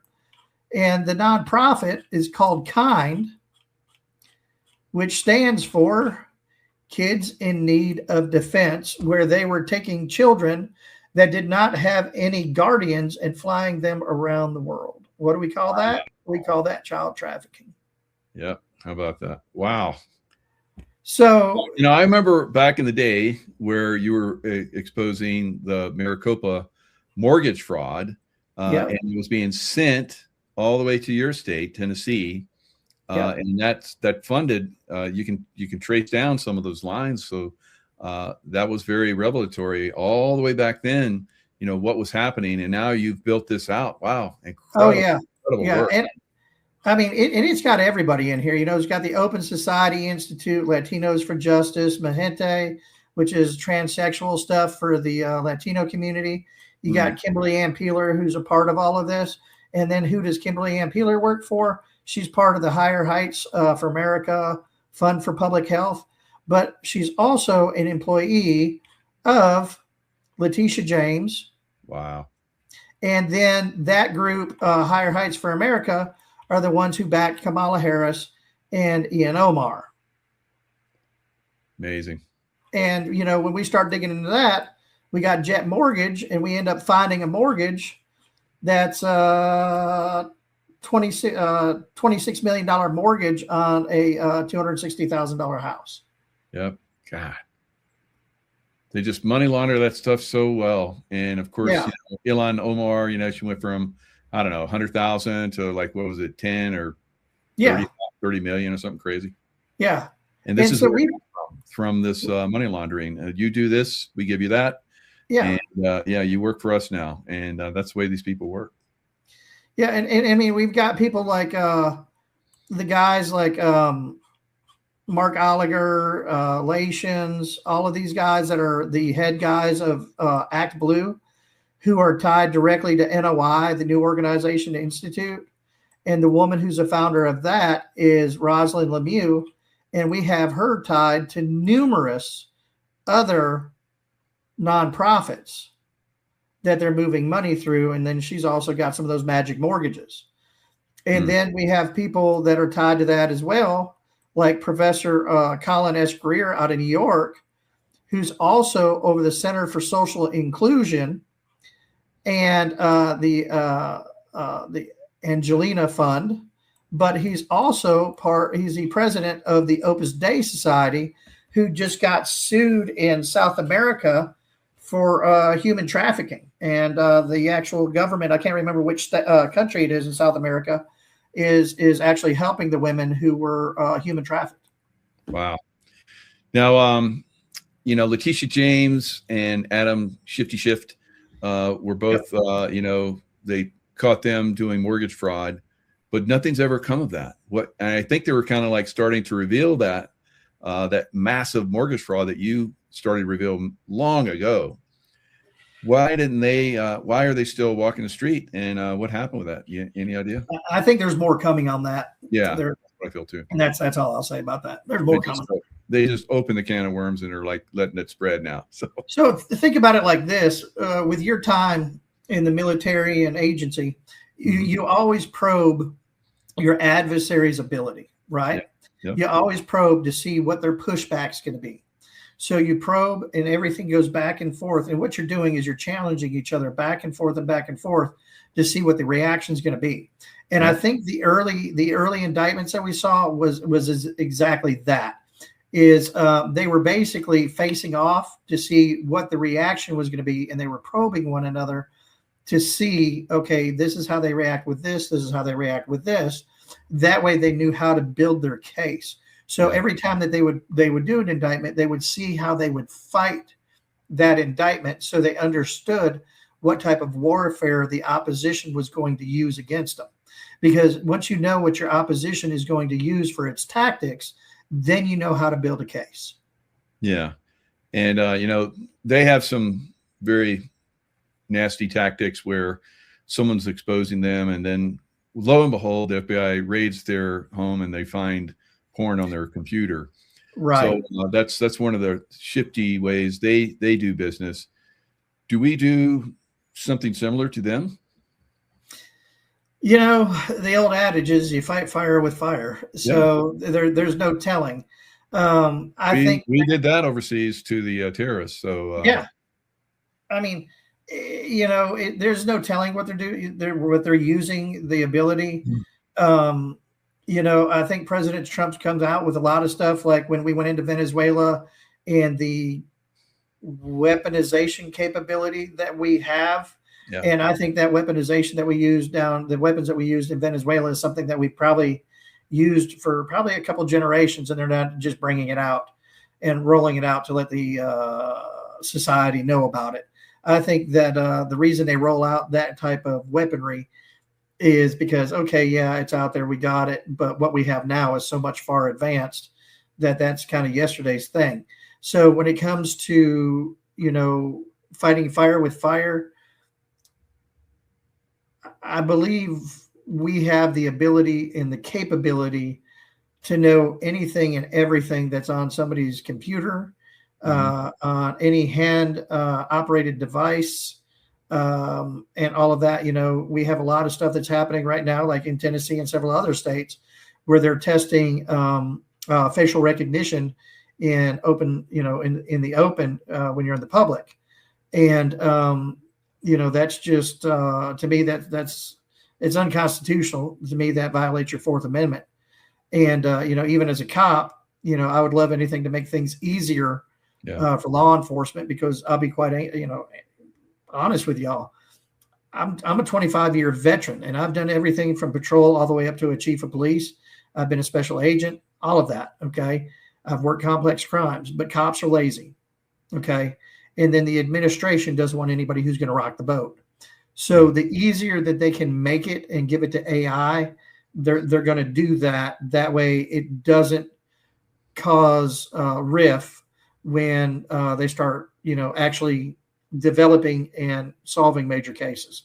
So I think our government has the ability to fight fire with fire, because believe me, when I'm looking at people like Reed Garrett Hoffman, who's into the AI technology, make no mistake, the bad is developing it just as well as the good is developing it, and they're using it against each other. And when we have AI go against AI, that's going to be one God versus another God. And I don't think people are prepared for that. Yeah. And, to give you an example of how we use the technology that they had against them. So we would drive around. This was long ago, before we had the ability to go, like you're talking about, the surveillance and the phones and computers and all that kind of stuff. We would go into coffee shops where they had, the computer, stations where you could go online. And the early days. So we're talking 80, 89, 90s and early 90s and later. But the ability to go in and find people, we used to drive around in a car, and we would have a system that would look for their cell phone signal through the signals, and eventually we would track them down, and then a drone strike would take care of that business. But that's some of the stuff we used back then, but we didn't use it in a negative way like they do, like you're talking about.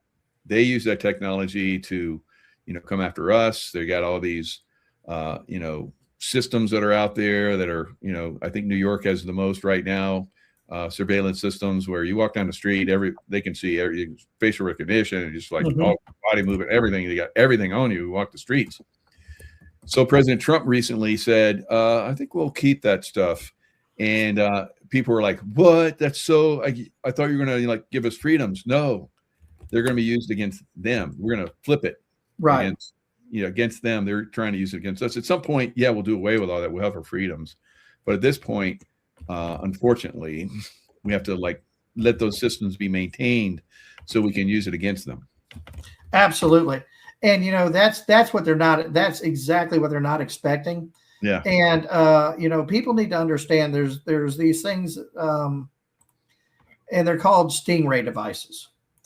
And the Stingray device, I'm trying to look them up so I can maybe help people understand a little bit more, is basically a Stingray device is a little box that people can put near towers and things like that. And it makes itself seem like it's a cell phone tower. And what it does is it captures your information, and they can actually dial it in directly for your cell phone if they want. And some of these Stingray devices, you can put hundreds, if not thousands, of cell phone numbers in. Yeah. And they're able to listen to your conversations, catch all of your text messages, incoming, outgoing. And here's the thing is people in the public can buy these, public people. And they have found that police departments have had some of these in vehicles and have been picking up this information without a search warrant. So, think about that for a minute. So, make no mistake, our adversary has these devices. We know that. Yep. And they are utilizing them to try to gain an edge. And I think that's why you're seeing a lot of our people on our side and their side using different platforms that are through the internet to be able to discuss things back and forth. And I think that's one of the reasons Elon Musk's stuff is going to become so widely used, is because it's not pinging off a platform or a tower. It's going to be pinging off of his satellite, which makes it so the Stingray is useless. So, are we using these? Absolutely, we're going to use them. And it's kind of like, it's no different than the Epstein stuff. If you look at the Epstein stuff and you start digging into that, which we did because it ties into some people here that we identified in Nashville early on, and stuff like that. And we start looking at that, and you got to look at Epstein. What was that? That was nothing but an operation. That was an information gathering operation that was probably being utilized by every single agency that gathers intel in the world. And, he was to sale for the highest bidder. Yeah. And so he was gathering that information to utilize it to keep people in check. So everybody's asking, why isn't this stuff on Epstein coming out? Why isn't it coming out? Because he who holds that information now becomes the blackmailer, and then they can manipulate everything they need to flip the people they need to flip on our adversary. Yeah. So I've had this guy on, he wrote this book, Silicon Satan, and Craig Lund, and he talks about how he was in that system and they're Luciferians. All the people at the top of, these organizations, I don't know if I can't name names, but think of all the top people in, Facebook and Oracle and those types of people. So they're Luciferian. I bet Mike Pence is one of them. Probably. Wow. That's a good call right there. I like that. So, I mean, these groups are, now they're the world leaders.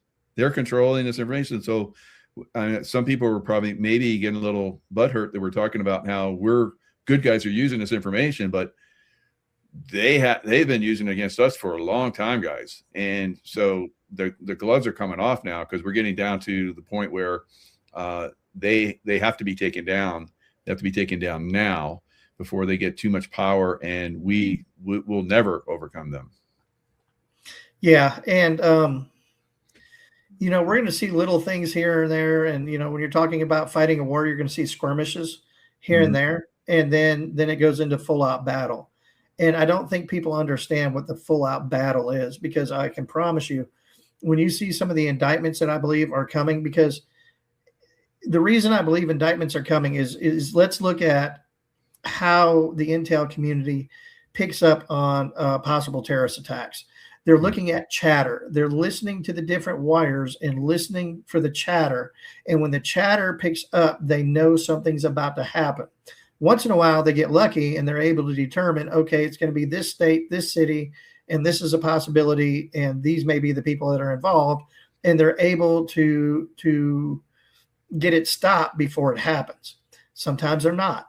But what we look at is chatter. And right now you have the ODNI releasing too much information right now and releasing it to the public and stuff like that. And there's too much chatter and documents being released for indictments not to be coming. Okay, what they're doing is that, again, that's battlefield prep. Yeah. And they're prepping the battlefield so the people, when it hits, they're not so, just caught in the dark and like, oh my gosh, what's happening? What that is that's chatter for our side to let people know, hey, this is coming. And there's just too much chatter right now everywhere that I'm looking at and some of the meetings I've been in. And I don't get involved in some of the stuff that I'm hearing. I'm a fly on the wall. Yeah. And I just listen and, I just kind of put two and two together and, and I've been pretty accurate with what I've been seeing. And it's coming because there's too much chatter. Very good. And that's good because in the past, there'd be a little chatter out there and it was just for some specific people that would recognize that, kind of like code, if you see this is what's going down. But now everyone's being exposed to this. It used to be like you're talking about deep level intelligence, but now they're prepping society because of the magnitude of the the people that are eventually not just indicted but arrested and tried and executed, a lot of these people. So we've been begging for this for a long time, but it's and I know a lot of people don't want to hear this, but there has to be a foundation that's laid. So you laid the foundation so you're not blowing everybody up when you do one of these moves. And everybody's like, what are you doing? And then there's confusion and there's pushback. And you want this to be as seamless as possible so you can move fast. Because as you know, once you hit, you got to move fast because then everybody's going to be running. Yeah. Because, anytime you're doing anything like this, you come up with, your plan, your matrix, you come up with your operation plan. And you've got several different operation plans in their contingency plans in case X, Y, or Z happens. And you have to have that in place. And I think that's what's being done right now is they're getting their contingency plans in place. And people have to understand when we won our independence, it wasn't something that was nicely done and it was handed over and we just signed some documents. Okay. And the reason is because when you put somebody's back against the wall and you put them in a corner, they're going to fight. And I think that's why we saw the attack on President Trump and, last week and a half ago. So you have to understand that as we put their back against the wall and we corner them more, I think we're going to have more attacks coming. And the further we put them into the corner, the worse the attacks are going to be. So people are going to have to understand that, there's bad things that could happen because they're going to try to stop their people from going to prison and being held accountable. And they're going to pull every string they can. They're going to do everything they can to stop it. And so people really need to keep their head on the swivel and pay attention to what's happening around them. Especially when they're in malls and schools and universities, because the more that these people are put in the corner, the more they become like a rabid dog. And, that's not just the liberal Democrats. You have to remember the Democratic Party was hijacked. It's only a few Democrats that hold control over the rest of the party. And then you have a lot of the Rhino Republicans that are also part of this operation that are right there with the liberal Democrats. It's they're just playing a different side of the field and keeping stuff on their side of the field moving so nobody can really, do anything with it. And people don't understand that this is being played by both sides. That's why you have Act Blue and when red, is they're both doing the same thing. It's just finding out who is who and what each individual is doing and who are they doing it for. Yeah, and some events are being hijacked before they actually happen, and they're playing them out the way the good guys wanted to play out. So what do you think? What do you think goes through the bad guys' minds when they see that they were going to like do this really horrific event, and then it doesn't go down, and then the people that they had that were going to be part of that event are killed, and nothing really happens the way they planned it, and it looks like it did, but it didn't. What do you think about those events? You know, they got to be miffed.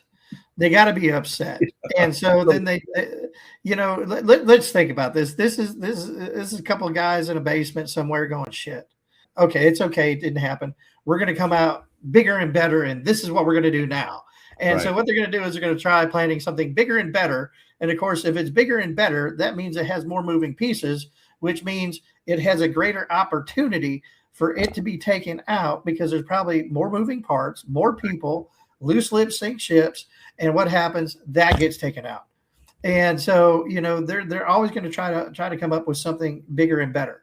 And, you just got to remember, it's kind of like what we're trying to do right now. Keep it simple, stupid. KISS. It's that old military thing. KISS. Keep it simple, stupid.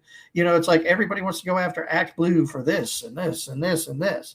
Not us. No, I'm a cop. Let's keep this simple so everybody can understand it. What is Act Blue and what are they doing with smurfing? Oh, that's identity theft. Okay, well, we've got one person that we have identified in one state that we're in right now looking at, and they use that person's identity 35,000 times to give fake donations, right? It's one of the seniors, right? Yeah. They go after the seniors quite a bit. That's exactly right. And so they used this elderly person's identity 35,000 times to give a fake donation. Well, what is that? That's 35,000 counts, felony counts of identity theft. But what is it on top of that? That's 35,000 counts of elder abuse. Those two things are very, very simple to discuss with a jury because they all have parents about having their identity stolen, right? And then if you prey upon an elderly victim, somebody wants somebody to be accountable. So when you have that happening, that's 35,000 elderly abuse, 35,000 identity theft. That's 70,000 counts of 70,000 felony counts for one individual. Okay. And that doesn't even include the wire fraud. We can throw that in there too. So, let's keep it simple. There's no reason to try to make things trickier and let's go into RICO and let's go into this and go into that, because the only thing you're doing is you're messing with the jury's mind back and forth, the defense and the prosecution. Whoever's putting on the best theater is going to win that. So let's keep it simple. We've got this identity theft. We've got this, and that is elder abuse. And that's what we want our convictions on. Now, if we have 10,000 people across the United States through 50 states that have done that, and you have all of these counts against Act Blue, that's something very easy for any jury to be able to understand. So coming up with a plan that's bigger and better and this and that, it's not always the way to go. Keep it simple, stupid. Yeah. And that's kind of where it's going. Kind of like, Comey 8647, they're going to get him on that. But they're not talking about, how he colluded with Hillary Clinton and, James Brennan and John Brennan with the CIA to sabotage our country and the Russia hoax and all that kind of stuff, trying to take down President Trump. So, yeah, there's a lot more moving parts of that. But, yeah, get them on something simple and basic at this point. And then maybe at some point they get a military tribunal and, if you've done treason, which a lot of these guys have, then that's like we're talking about the firing squad. See, and that's where that needs to be done. Is that needs the stuff that is complicated, like RICO, that goes into the treason and the sedition. That's where it needs to be done, is in a military tribunal. It does not need to be done in a grand jury that was put together of people who weren't smart enough to get out of jury duty. Okay, right? Because a jury is going to indict a ham sandwich. That's just a fact. Court, civil court or criminal court is nothing more than a theatrical production. And the person that puts on the best show that the jury likes the most is who wins. Yeah. So when you take it to a military tribunal for treason and sedition, that's where those charges need to be made, is a military tribunal. And then the accountability needs to come. No different than they did with Saddam Hussein. Like this, and this, they presented their evidence, they presented their defense, and the next thing you know, he's in a room being hung. And there we go. Quick and simple. Yeah, that makes a lot of sense. I never even thought of it like that. Because I'm like, just get him in a military tribunal. No, we can get him for something simple, and get him in prison, and then we can go big. So that's brilliant. Because as they're still out, they still have power and they still have protection. But if you can get them in and they're like, oh, they just got me on something simple, I'll be in here for a year or two. And then next thing you know, they're in front of firing squad. I love it. That's right. Yeah, because you've got little things called superseding indictments and all of these different things, and it can be moved over to a tribunal very easily. Wow. Wow. So amazing. So here's from the chat. This is from Julie. Sean's show with you, MJ, was the one that opened up my instincts to what was happening. The connections were profound. So that's the beauty of these shows that we have done over time. And I know you're not just on my channel. You know, a lot of you go over to Alpha Warrior, his channel. We're all like the same mind. You know, we've done some shows together, so it's been really fun. But we're helping people wake up to this.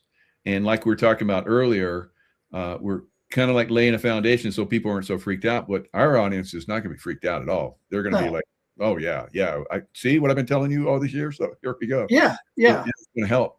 Yeah, this audience is like, let's go. Like, we're ready. You know, it's it's the Fox viewers that are kind of teetering, that are like, I don't know. And then you have, Grant Stinchfield. He's a great guy. He and I talk quite often. I've been on his show. And Grant is out there. He's telling it too.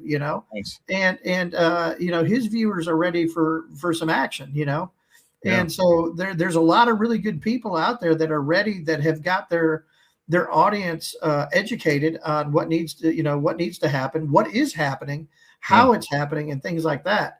And again, I think the whole thing with the Southern Poverty Law Center being indicted, that is a huge thing when it comes to media, because the media loves to quote the Southern Poverty Law Center and this and that, and they bow down to them left and right. Well, now that they're under indictment, well, guess what? That's going to start changing.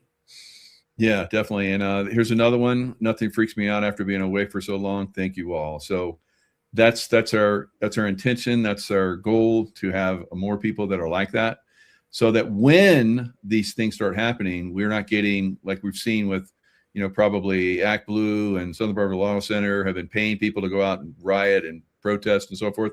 They don't have that money anymore to do that. And so they're not going to get in the way like they have been, and causing disruptions and causing people to wonder if this is the right thing.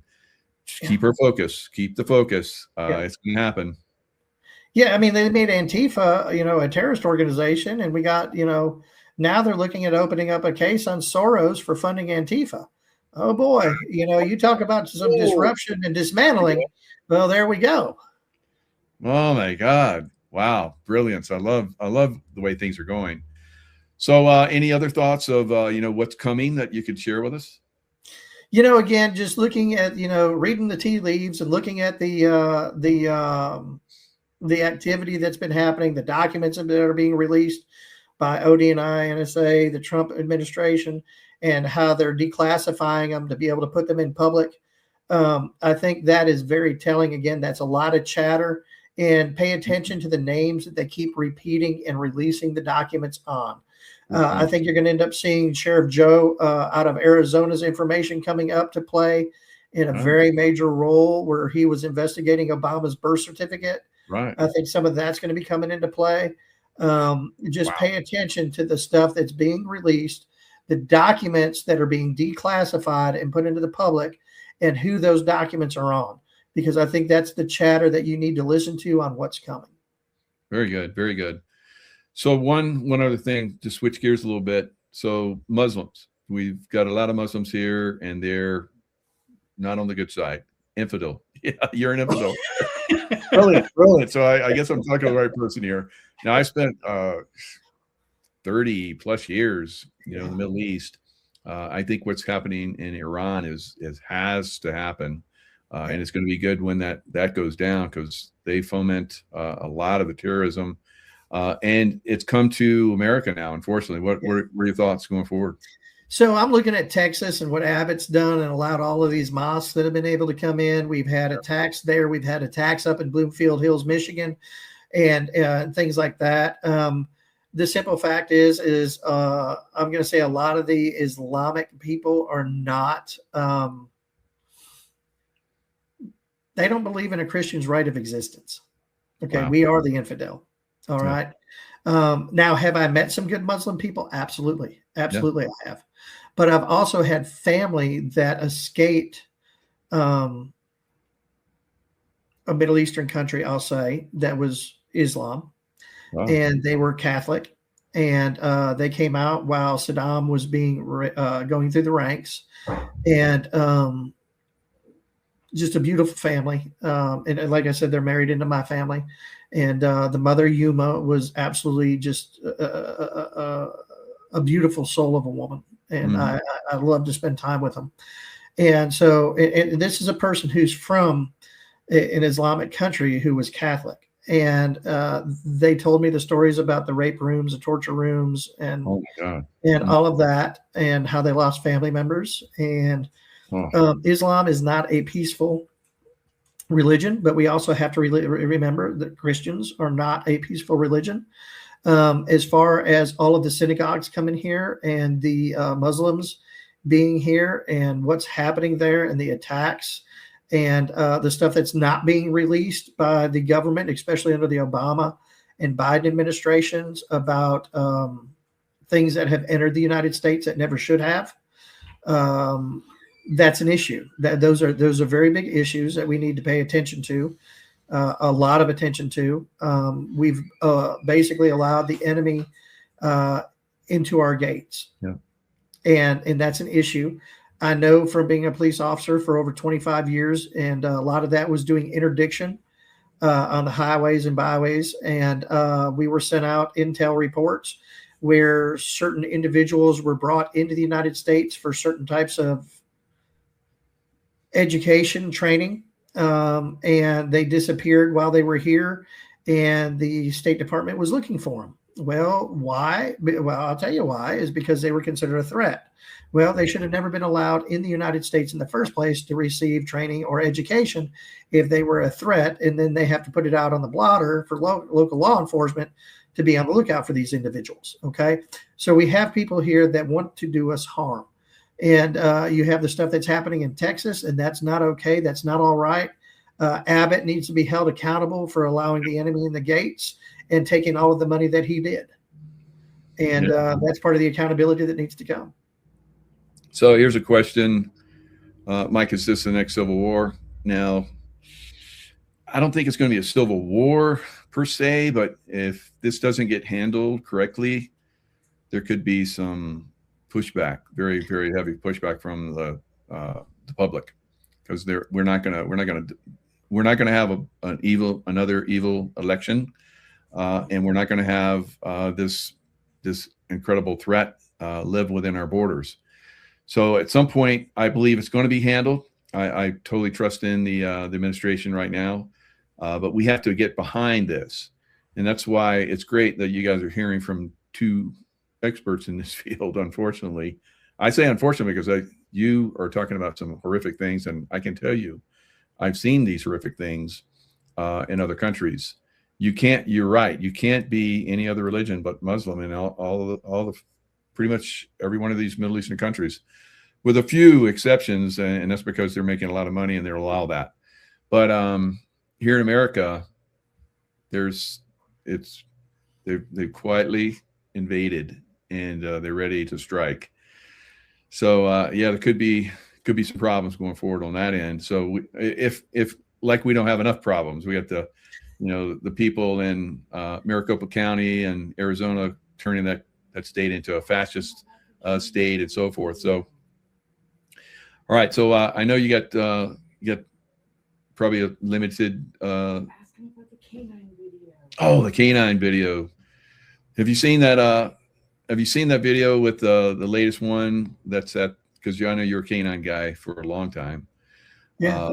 There was, I don't know if you've seen it yet, but there was at the assassination guy. I guess he was like running through, and there was a dog that alerted on him a couple times, and the guy pulled the dog back and turned, and the guy ran out. Okay. I mean, I've been around dogs, you know. Yeah. We had very high level VIPs, presidents, and, you know, dignitaries, prime ministers, all kind of stuff. I would, you know, set up groups. I was there for protection details and so forth. And we had some badass dogs. Yeah. They sniffed for bombs, and if there was a problem, they would tear somebody to pieces. Yeah. So I was kind of wondering. I don't know if you've seen it yet, but what you're just what you're telling me. If the dog alerted the dog, I know exactly what you're talking about. I haven't seen the video, but I already know. Is, you know, the dog was probably doing an open air search like they usually do. The dog picked up and probably started kind of going like this until he came up and actually hit on that guy. And what that is when the dog's kind of going back and forth like this, that's called bracketing. The dog smells it here, and the dog smells it here, and then he brackets back and forth in that area until he pinpoints that odor is what it's doing. And what happens is a lot of times in open air searches like that, especially in a building, airports and things like that, is a dog will bracket back and forth until it pinpoints that odor. So what that dog was probably hitting on was the gunpowder, which is one of the number one things that they train, especially when it comes to the bomb dogs. And so what it is you have a handler who didn't trust his dog. And you got to, you know, I've always been told, and I've been a canine handler for years. Yep. I've literally got 4 canines here at the house right now. Thanks for doing that. Awesome. It's, yeah, I mean, they're my babies. You're super safe. Oh my God. God. Oh yeah. I got a Belgian Malinois right now that's ready to take somebody's head off. And they're the nicest dogs, aren't they? Oh, she's the biggest baby you'll ever see in your life. They'll like rip you to pieces if you're a threat. Oh my God. Oh yeah, absolutely. And so what the dog was doing is it was probably bracketing back and forth until it pinpointed that odor, which was on that individual. And the handler didn't trust his dog. Right. I've always been taught that we're the monkey on the other end of the leash. It's not the dog. Right. We're the idiot on the other end of that leash. And if we're not paying attention to what that dog's doing, again, we're the idiot. You got to pay attention to what your dog's doing. It's had the training. It's going to follow through on its training, and it's going to do what it's supposed to do. It's up to you to identify the cues that canine is exhibiting. And he ignored those cues, which was a huge mistake. Yeah. Yeah, it's sad, but you know, these events are going to continue to happen. Now the ballroom that, you know, President Trump is getting there, it's interesting because it's got a underground part. That's why it's taking so long. That's going to be a huge bunker system. You know, drones won't be able to, like, you know, have an impact on it. So that means they're planning for more of this stuff in the future. Because think about it. You take down, you know, Comey and Brennan, and, you know, you get to Hillary Clinton, which she's going to be way down the list before we get her, I think, because she has so much power. I don't know. Oh, what do you got? I don't know. I've been talking to some people that are tied into that, and I think there's more to come. I think there's a civil suit that's been in the works for several years. Nice. On taxes and stuff like that may be some of the undoing. And I think we had some emails that have been released or emails that were found. I think that may be sooner than what people think. Right. Good. So, you know, they've taken down big mobsters for tax evasion. So, you know, it could happen.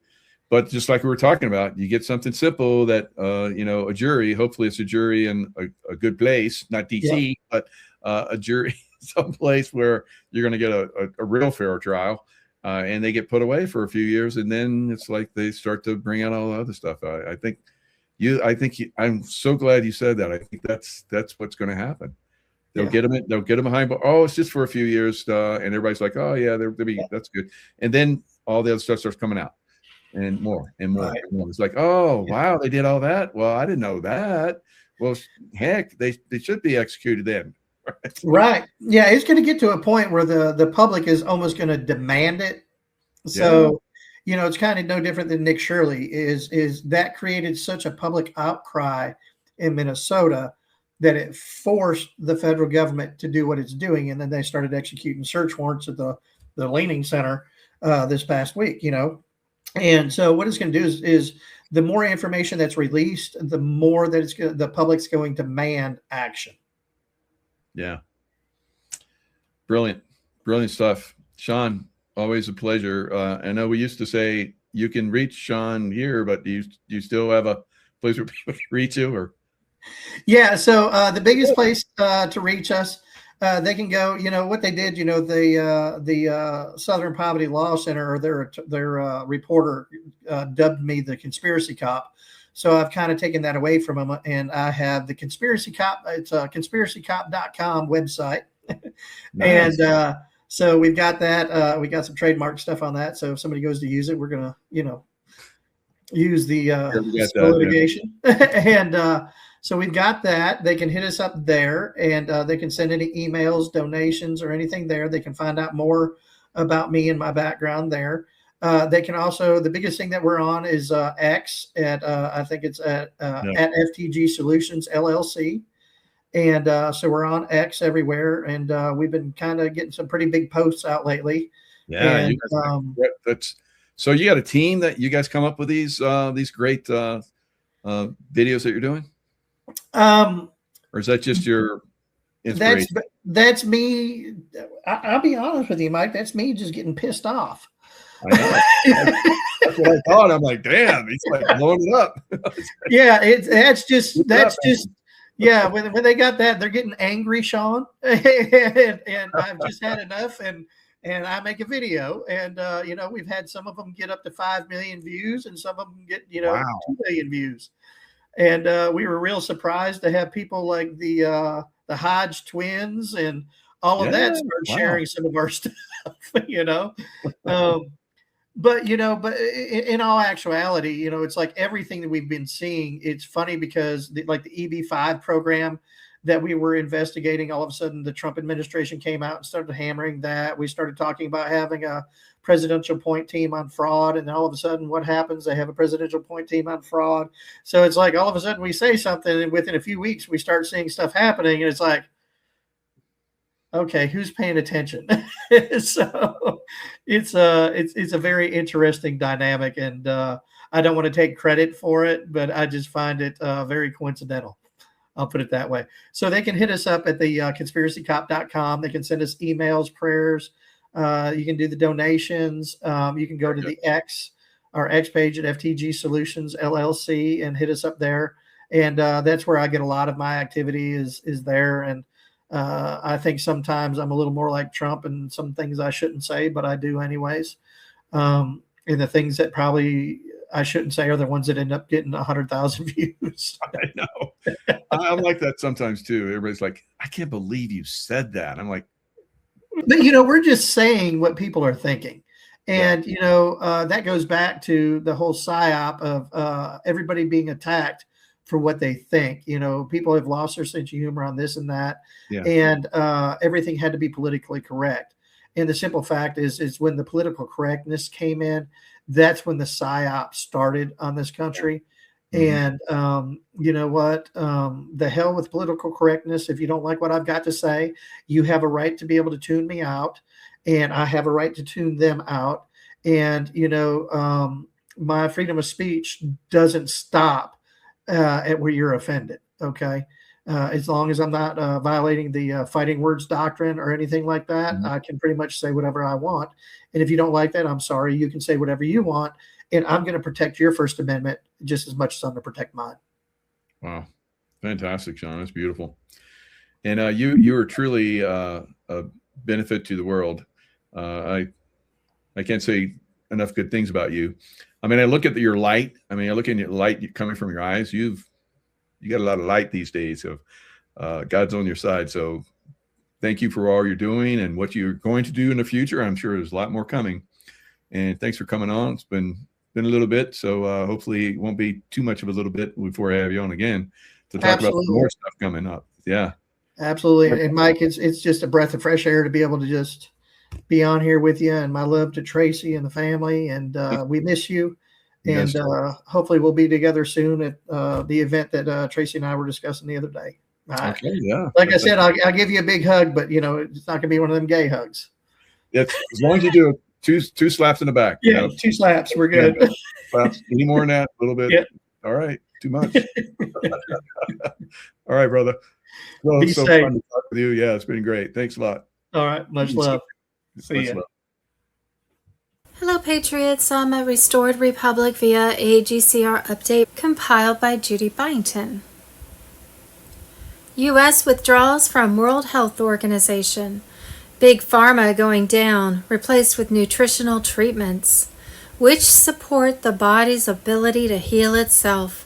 Worldwide emergency broadcast system activation imminent, followed by worldwide blackouts and 10 days of darkness to arrest the bad guys. Trust the plan. Q. The emergency broadcast system will soon activate worldwide. It is advised to stock up on food, cash, essentials in preparation for an estimated 3 to 10 days of rolling temporary worldwide blackouts. Rolling blackouts across the world were necessary for military operations, including phones, TV, radio, and the internet. During a limited time, planes and trains could be grounded. Banks and ATMs will be closed. Credit and debit cards won't work. Phones will only work for 911 calls through military. We'll hand out phone apps so your phone will work on the new Starlink satellite system. The military will also hand out food for those who need it. Trump and JFK Jr. have returned to lead the transition that liberates humanity from decades of satanic financial and technological enslavement. The new Starlink satellite system will take over mass media to deliver undeniable truth broadcasts exposing treason and crimes against humanity. The new gold asset-backed quantum financial system will combine with Nassar-Jassar laws to replace the corrupt central banking system. A long-planned global currency reset of 209 nations from fiat currency to gold asset-backed will return power, wealth, and sovereignty back to the people. Temporary electrical grid glitches will introduce Tesla-free energy activation for all. This is not the end. This is a new beginning. After the 10 days of darkness, the world will never be the same. New republic, new economy, new legal system, new health system, new political system, new education system. Stay calm, stay safe, stock up on essentials, trust the plan. The storm is here, but dawn is breaking. The golden age of freedom, prosperity, and advanced technology is the start of the greatest comeback in human history. The Great Awakening is live. The golden age is dawning. Where we go one, we go all. Thursday, April 30th, breaking emergency broadcast system activation imminent. U.S. braces for military takeover. Jassara unleashed. Nassara's revolutionary impact reshaping the nation. J.D. Vance, U.S. Vice President. The United States is on the brink of a historic global transformation. This profound shift goes beyond politics and finance to reshape society and governance at its core. The Supreme Court ruling on 2020 election fraud could dissolve the Biden administration and Congress, leading to martial law and new elections to restore constitutional integrity and deliver justice against the deep state. Political changes coincide with a financial revolution. RV Liquidity release heralds the global currency reset under Jassara and Nassara, overhauling world monetary systems for asset-backed prosperity. The quantum financial system replaces corrupt banks with secure networks protecting public wealth. Worldwide cyber attacks targeting U.S. Inc. and Israel signal escalating tensions as part of the transition chaos. Pentagon corruption is being cleansed amid power struggles. The Treasury Secretary's presence in Reno advances the final phase of the financial reset. The Epstein Island visitor list exposes elite depravity and control networks. Events in Japan add to global uncertainty. Friday, May 8th, banks receive new codes. Nasara brings the debt jubilee to erase illegitimate debts. Monday, May 11th, 2026, the Nasara-Jisara announcement is set for May 11th. Sunday, May 17th, new gold-backed currency launch. Tuesday, May 19th, 2026. EBS activation may bring a brief communication blackout in this strategic plan. Bitcoin's fall and the Federal Reserve's collapse mark the old system's end. The chosen one prepare to use their blessings for humanity's benefits. The financial overhaul begins with level 4B notification, sparking RV releases and wealth redistribution. Saturday, May 30th, 2026, full QFS integration completes. International partners, including BRICS, shift from the petrodollar to sovereign currencies. Geopolitical realignments and National Guard readiness indicate major changes. Quantum communications enhance security.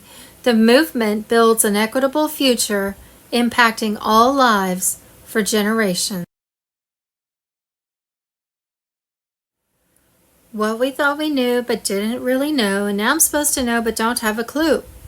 Evidently, Trump welcomed a fake King Charles at the White House. The real king died on March 28, 2026. Full state ceremony, 21-gun salute, troop inspection.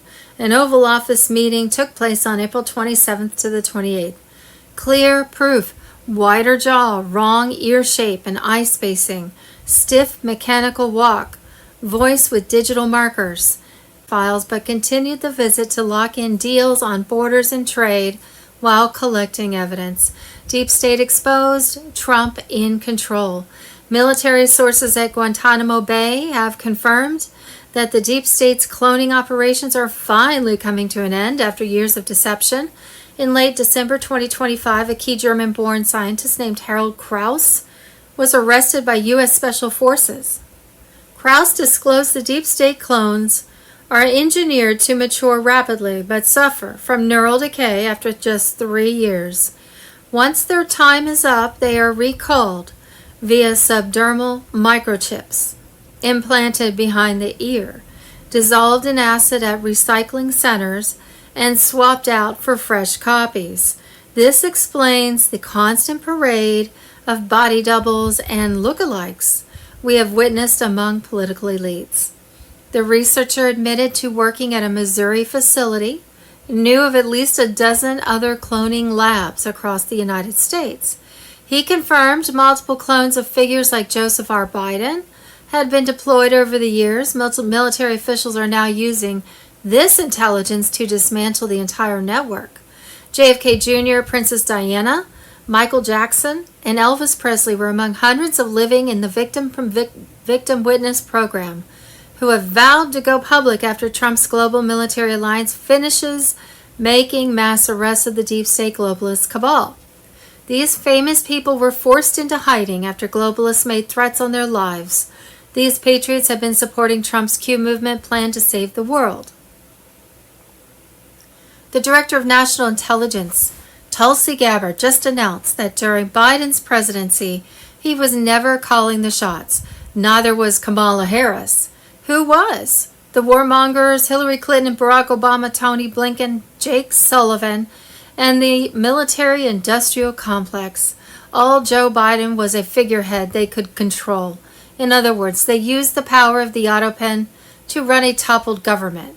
Don't believe the U.S. went to the moon, and do believe they filmed the moon landing in the Nevada desert, plus an especially built plane hangar in Area 51.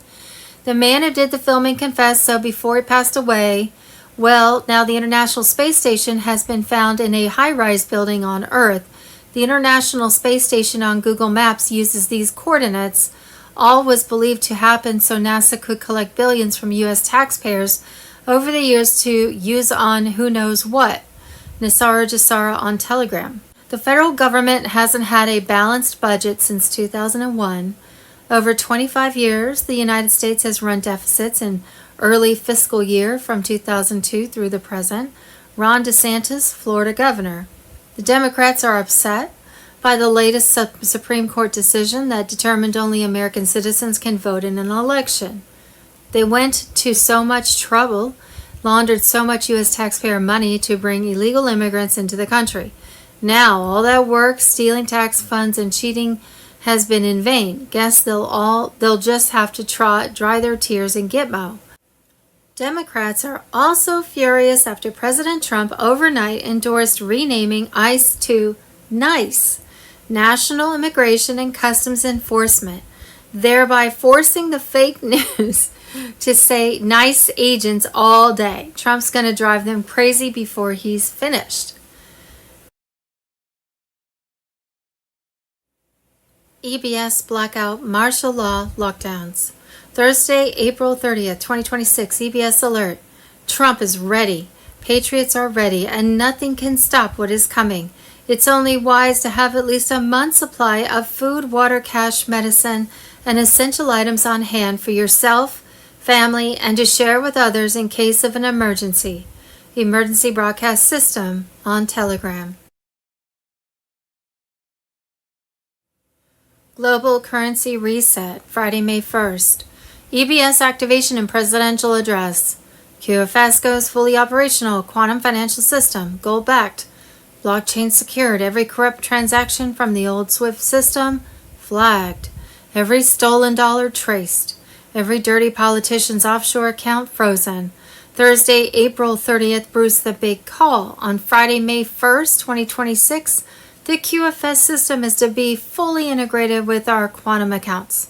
A high source said that sometime between Monday, May 4th and Wednesday, May 6th, Tier 4B should receive the 800 numbers to set exchange redemption appointments.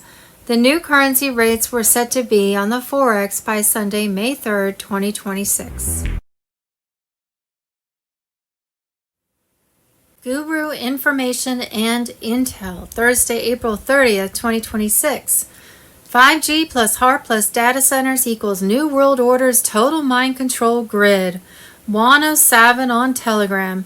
The frantic rush to blanket the planet in 5G towers, activate HARP arrays, and construct massive data centers everywhere is the final piece of the global control system. Everything is connected. The timeline is speeding up on purpose. 5G is a weaponized frequency blanket. Millimeter waves that pierce your skin, interact with your biology, and turn every human into a walking antenna. Perfect for non-stop data harvesting and behavioral control. They demand a total coverage, cities, countryside, even remote forests. HARP and its worldwide copies are ionospheric heaters that bounce 5G signals across the globe, manipulate weather, trigger disasters, and most critically, modulate human brainwaves on a mass scale. ELF and VLF frequencies to make populations anxious, passive, aggressive, or obedient at will. Decades of testing now paired with the perfect delivery network. The data centers? These are not innocent cloud storage. They are the AI hive mind brains sucking up every scrap from the 5G surveillance web. Your location, biometrics, thoughts via social patterns, purchases, and soon direct neural links, billions poured in at emergency speed with special energy deals, while they lecture you about carbon footprints. Why the insane rush right now? They know the old internet is collapsing. They need the full panopticon live before the next engineered crisis, whether solar flare, economic meltdown, or pandemic 2.0. Once the grid fully syncs, 5G towers feeding HARP modified signals processed instantly by godlike AI in fortified data centers. They achieve total predictive control. Every person scored, influenced, or removed from the system. This is the smart grid on steroids. The digital prison, the neural control layer, the nervous system of the Great Reset. Check the maps. The biggest data centers, 5G rollout zones, and HARP successors overlap perfectly. No coincidences. They are not hiding it anymore because they believe you are too distracted to see it. The towers, the arrays, the vaults, all linking up. Question every infrastructure upgrade. They are building your cage and calling it progress. Gitmo News. Deep state clones end after 3 years. Cloning researchers tell military doppelgangers. Clones revealed. Liz Cheney hanged. U.S. Department of Labor on Telegram. It is a stunning revelation that is sending shockwaves through the patriot community.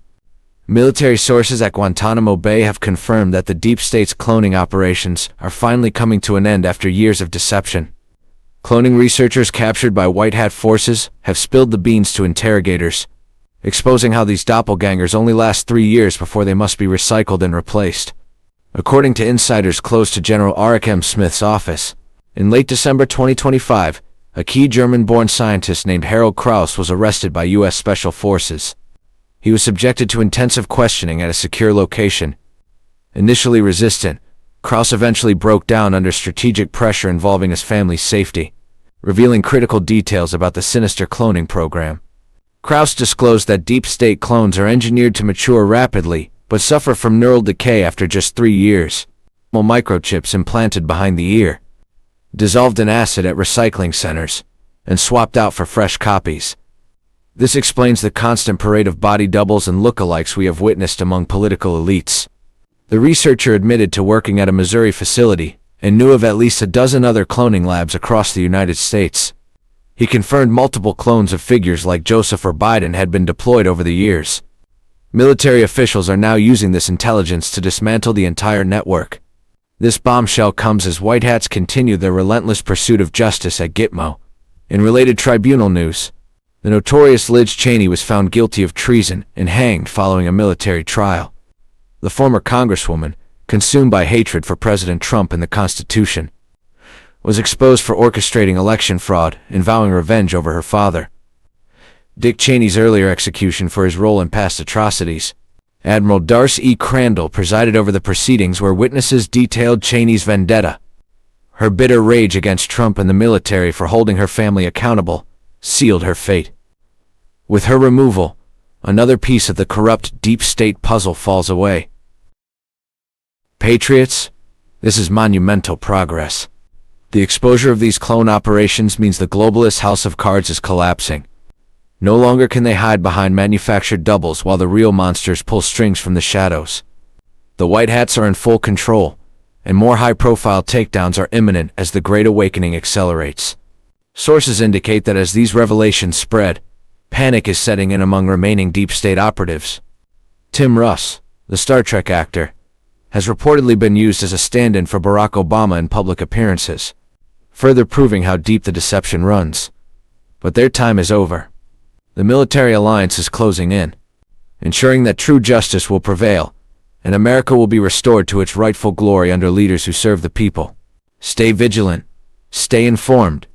The storm is here, and victory is near for all who stand with the light. Cannons know the plan is unfolding exactly as intended. More Gitmo news to follow as tribunals ramp up in the coming weeks.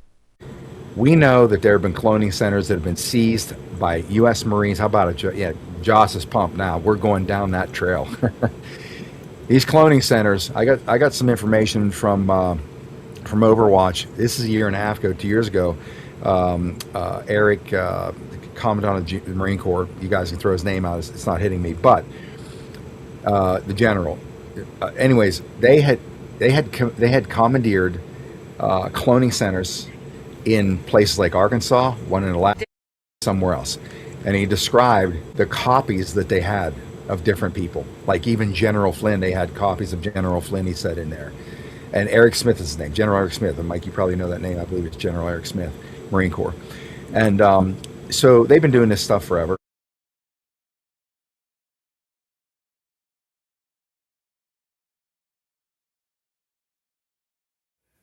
Thursday, April 30th, Pizzagate detonated. Secret underground tunnel network exposes ritual horrors linked to Podesta, Clinton's, and Elefantis. Ezra A. Cohen on Telegram. A covert tunnel system beneath Washington, D.C. ties directly to properties linked to Podesta, the Clintons, and Elefantis. Equipped with lasers and sensors, this shadow network reopens the darkest questions of Pizzagate with shocking new detail. Beneath the ceremonial facades of Washington, D.C., in 2026, independent investigators have unearthed a sprawling underground tunnel system. This network links directly to the properties associated with the infamous Pizzagate figures. These are sophisticated corridors protected by lasers and sensors, not mere maintenance tunnels.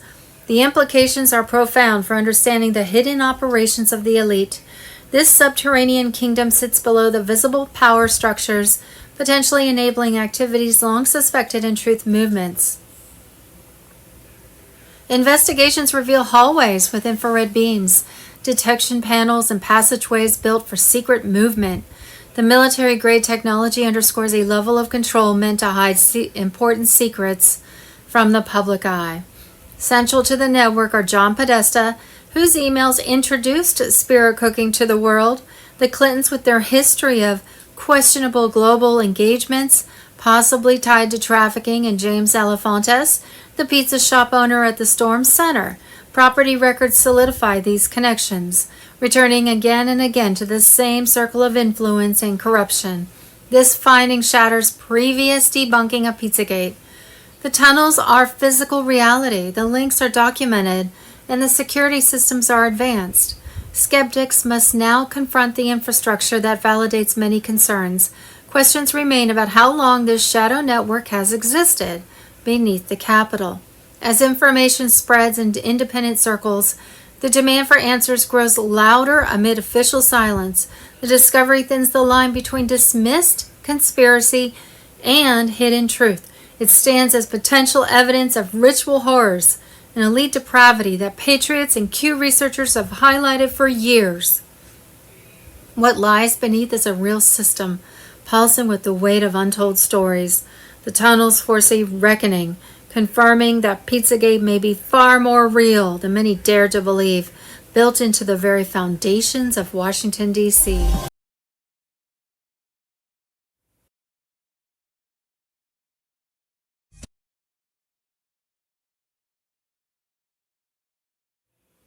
Thursday, April 30th, CIA confirmed they weaponized weather to control the planet. 10 Days of Darkness on Telegram. The CIA is openly admitting they weaponized the weather to dominate the entire world, and the smoking gun proof sits on their official government website right now for anyone brave enough to look. Official files, declassified, no tinfoil required. Operation Popeye. U.S. military cloud-seeded Vietnam, Cambodia, and Laos to extend the monsoon season by 30 to 45 days straight as a weapon of war. The 54th Weather Reconnaissance Squadron carried it out. LBJ personally ordered it just 18 months after he gave a major speech bragging about controlling the weather. Project Storm Fury, running since 1956. Designed to control hurricanes and weaken severe weather at will. And now, 30 U.S. states have already passed or proposed laws to ban weather modification. Why the sudden rush to outlaw it if it all is just conspiracy theory? They've been doing this for decades. They perfected it. They use it daily. He who controls the weather controls the world. LBJ, U.S. President, 1965. This is not sci-fi. This is happening. Your floods, your droughts, your unprecedented storms are all tools in their arsenal.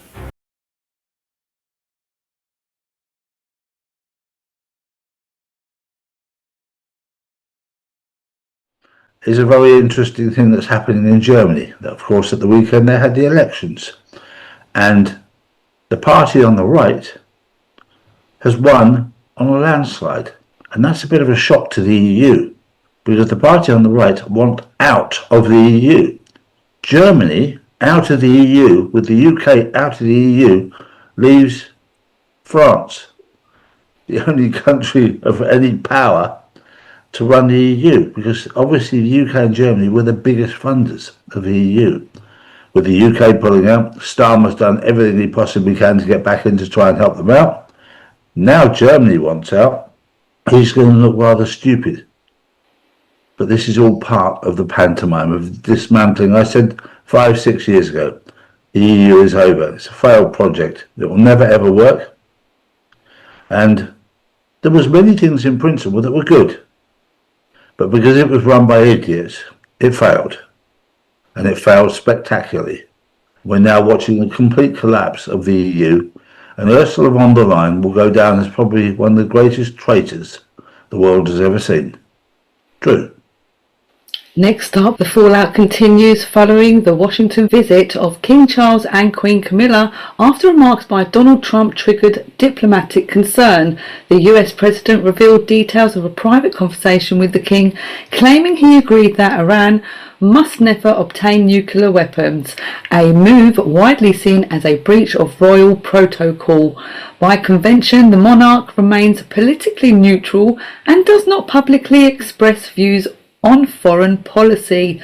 Buckingham Palace moved quickly to clarify the King's position reflects UK government policy, not personal opinion. The visit has been amid at reinforcing the so-called indispensable alliance between the UK and the United States amid rising tensions with Iran. The question remains how sensitive diplomatic discussions are being handled.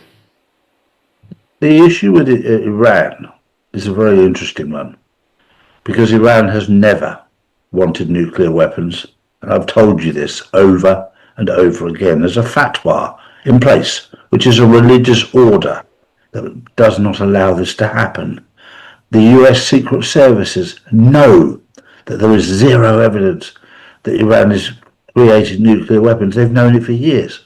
The problem is they can't get control of the rogue part, the Islamic part of Iran. So they use the nuclear game, if you like, to try to shut it down. There is problems in Iran without questions, but the problems in Iran were created by Israel and the US with Hezbollah, that was funded and created by them and has got out of hand. And yes, it's being removed. And when you hear Trump saying, we're getting control of Iran, yes, you're getting control of the mess that was made by Obama, Clinton, the Bushes. They were the ones that instigated this problem in there because they wanted to destabilize Iran. Iran was never an Islamic state, ever. It was a country, part of Persia, that was a very peaceful part of the world, where Jews, Muslims lived together in harmony for many, many years. And the Christians, a mass of Christians there. And then the terrorist cells of Hezbollah came in to stir it all up. They weren't created by Iran. They were created by America, the CIA, and Mossad, Israel. And now they're trying to clean up the mess. And it is one hell of a mess. But don't panic. This is all part of the pantomime and everything's under control. But this is to wake people up.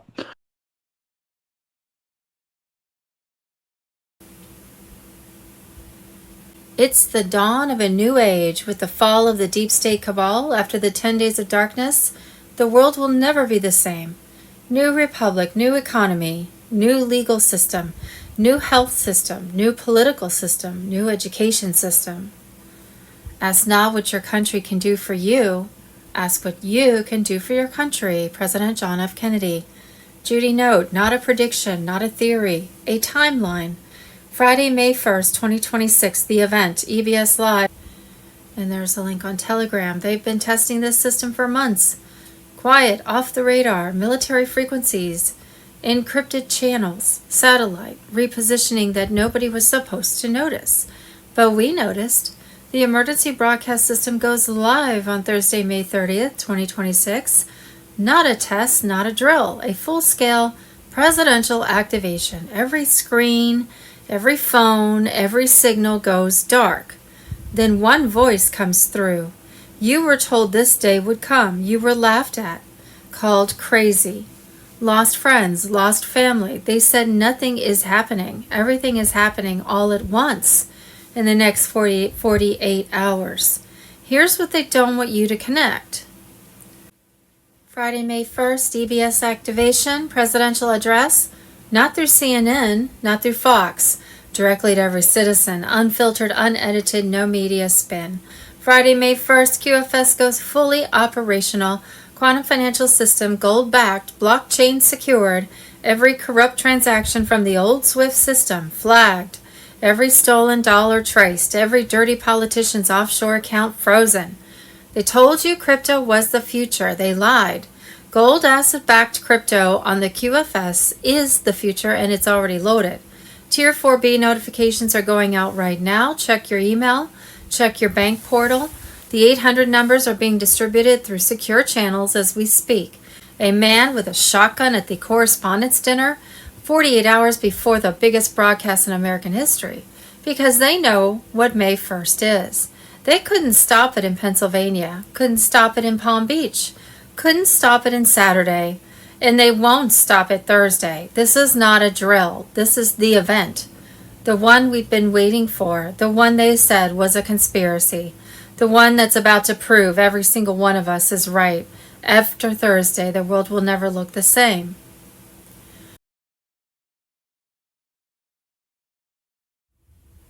Well, we thought we knew but didn't really know, and now I'm supposed to know but don't have a clue. On Tuesday, April 28th, President Trump welcomed what was believed to be fake King Charles, who died in March 2026, to the White House to celebrate the 250th anniversary of America's so-called independence from Great Britain. The UK crown, along with the Vatican, has been stealing U.S. taxpayer monies since 1913, when the deep state cabal made sure the Constitution got changed and created their privately owned Federal Reserve and IRS. Trump just cut off the cabal's money laundering with the gold asset-backed global currency reset and return to concepts of the original Constitution in a restored republic, which was set to be announced on July 4, 2026. The deep state continues to be dismantled through a meticulously planned operation known as The Movie, complete with hundreds of actors, body doubles, and clones. Carolyn Bessette Kennedy, spouse of JFK Jr., Restored Republic, VP. Wednesday, April 29th, Benjamin Fulford, the actor who ended up playing Joe Biden's body double for nearly 2 years, will turn state's evidence to avoid jail time. According to sources close to the FBI's investigation, the suspect was hired to stand in one place for 10 minutes, said a special agent. That's how it began. Before he knew it, the subject was sitting behind the Resolute desk and taking calls from foreign leaders. A birthday party, Impressionist ended up the leader of the free world, if only for a few minutes here and there. Dozens of West Wing staffers were complicit in pulling off the ruse. The whole building had to be in on it. 3 days after an attempted assassination on President Trump, former FBI head James Comey received an indictment. The charge came from the present FBI head Kash Patel, and there's what I understand, there's way more charges to come for him. That's just a placeholder. Federal Reserve financial accounts say NGOs held a total of over $14.12 trillion in assets in 2025. The laundered U.S. taxpayer money is all going toward destroying America and implementing communism and Marxist ideologies. Wednesday, April 29, 2026, Russian President Vladimir Putin has declassified Tartaria archives, unearthing a colossal empire that was systematically erased from global memory. Tartaria was the largest empire on Earth, spanning from the Urals to Alaska, New Earth to Tibet. Its people were spiritually advanced, morally grounded, and technologically ahead of their time. They lived by virtue, honor, and ancestral power. Blue-eyed, red-haired warriors who valued family, justice, and the sacred bloodline. It was erased from history because the people stood against the control systems of the Vatican, the Romanovs, the global banking dynasties, and the cabal that would later shape the West.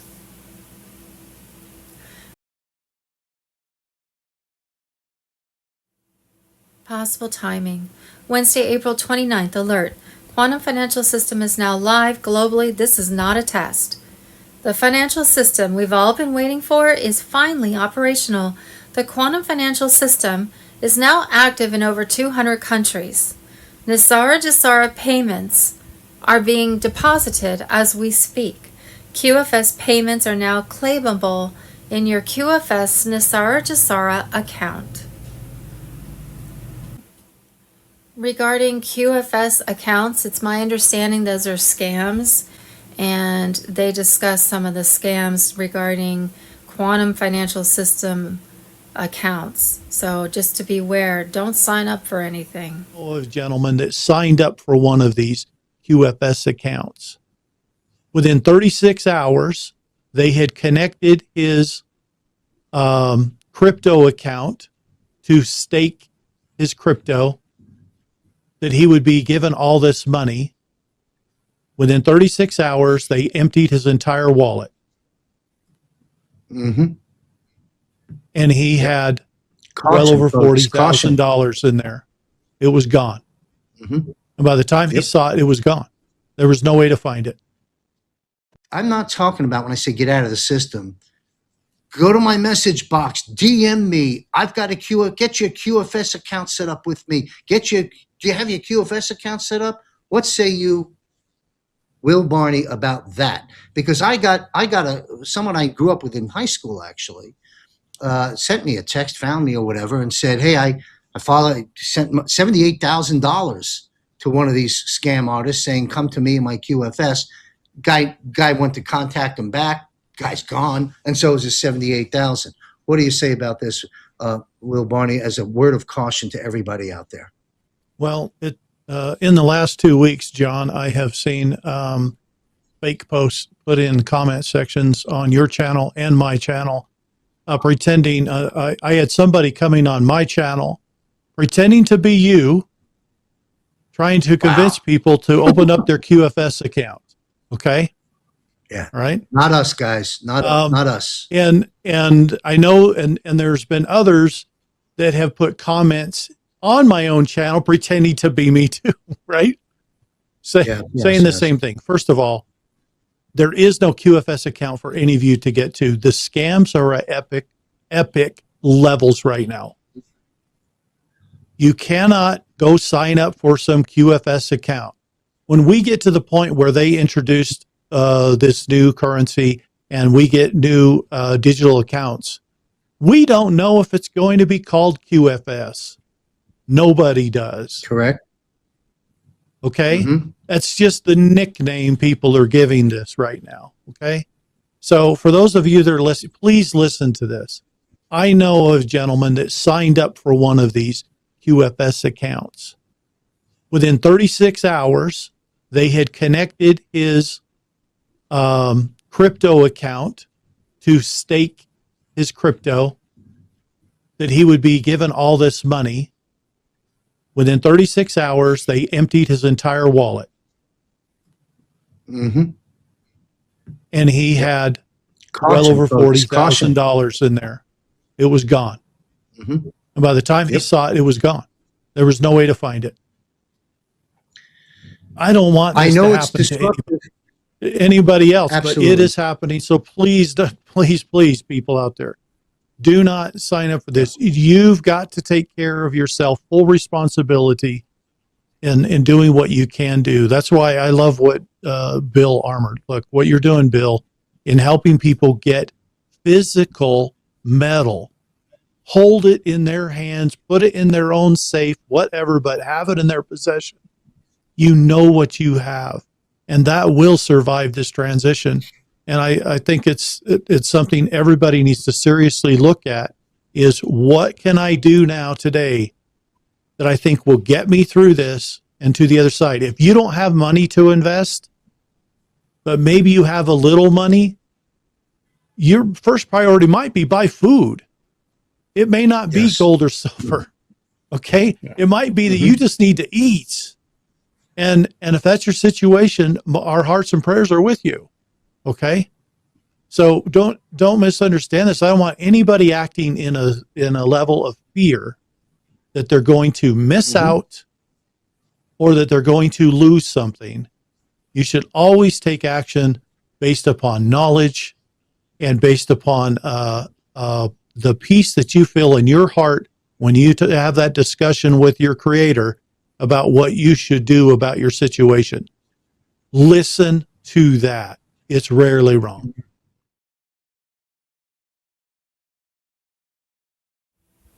EBS, blackout, martial law, lockdowns, emergency broadcast system alert. Everything is about to change. Official end of the old debt-ridden control system and start of the new system. On cell phones, worldwide 7 trumpets will sound, alerting us to global martial law being declared and introducing EBS text messages and urging us to tune in to our TV, radio, and or internet. A temporary global lockdown window will secure the broadcast phase. You will have 5 hours to get to a place of your choice where you will stay for 10 days. Worldwide on those TVs, radios, and the internet, on all channels and screens, one broadcast of the EBS will play 8-hour documentaries announcing Nasara Jasara, debt relief to people of the world, exposing crimes of the Cabal, military tribunals, and confessions that play in rotation 3 times a day for 10 days to wake up the masses. During those 10 days across the globe, banks will be closed. ATMs and credit debit cards will not work in preparation for migration into the new quantum financial system. Phones will only work for 911 calls, but the military will make available a signal app which will secure regular cell phone use through the new Starlink satellite system and quantum computer. Planes and trains will be grounded, ensuring the mass arrests. Lights and power will briefly flicker as the world transitions to Tesla-free energy. The military will ensure that the masses get the food they need. The quantum finance system would already be active in the background. Central banks will have been migrated with ISO 20022 live. Global trust funds and seized Cabal assets have been moved into quantum ledgers for return to the people. After the 10 days, the general public will be called into the redemption centers to set up their personal wallets, bank accounts, with their accounts mirrored onto the new system, where all transactions would be traceable. Restored Republic, Wednesday, April 29, 2026. Executive branch equals military and president. Trump never seceded because they acknowledged him as commander-in-chief of the greatest military operation in the world. J.D. Vance on Telegram. They're taking down treasonous legislative and judicial officials who have infiltrated our government over the past several hundred years, and most recently since the CIA was founded in 1947. Kennedy and Reagan. Bush equals CIA director, Bush equals VP. Assassination, attempted assassination. Halliburton founder equals Lolo Soetoro. Lolo equals Barry Soetoro, father. Hussein. Lolo equals best friends with Bush bin Laden. Lolo plus Dunham equals CIA ops. GWB plus Barack Obama equals friends since childhood. Barack Obama plus Michelle or Michael LaVaughn Robinson, CIA ops. How do you globalize the world? Take over the Middle East and make yourself rich? War 9/11 equals inside job. OSB equals pawn. OSB plus family equals safe with Bush family. Iran pulled him out and demanded $157 billion from Obama to not release the truth. Afghanistan shoots down SEAL chopper. SEALs Doherty and Woods killed in Benghazi. What did they know? Last witnesses. Trump elected Russiagate. Stormy Daniels, taxes, racism, xenophobia, attack after attack. Why?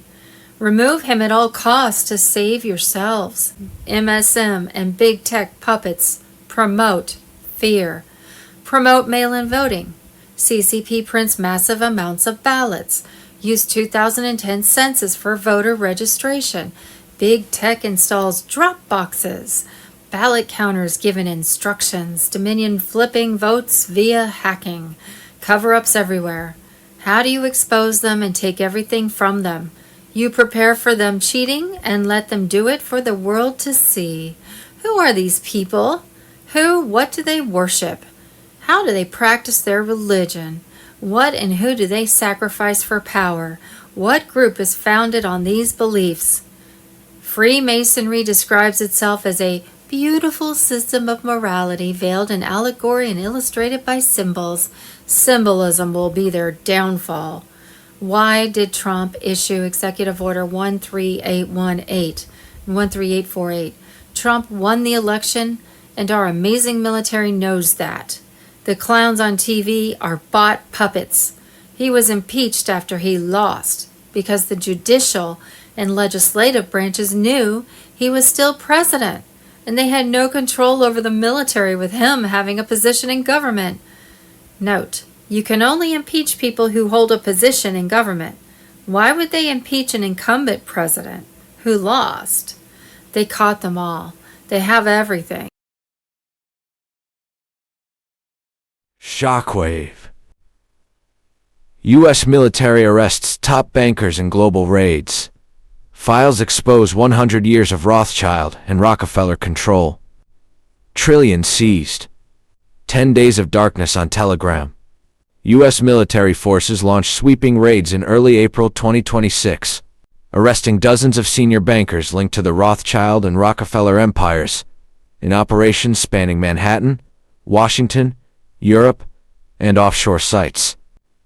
Seized materials include servers and documents, exposing a century of controlled wealth extraction from Americans. This marks a decisive strike against the long-standing banking cabal.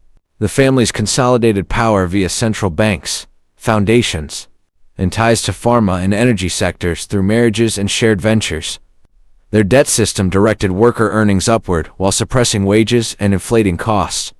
Uncovered records tie them to historical crises from the 1913 Federal Reserve creation for endless debt, backing opposing sides in past wars, Bretton Woods and petrodollar arrangements, to engineering the 2008 meltdown for consolidation and trillions in gains via quantitative easing.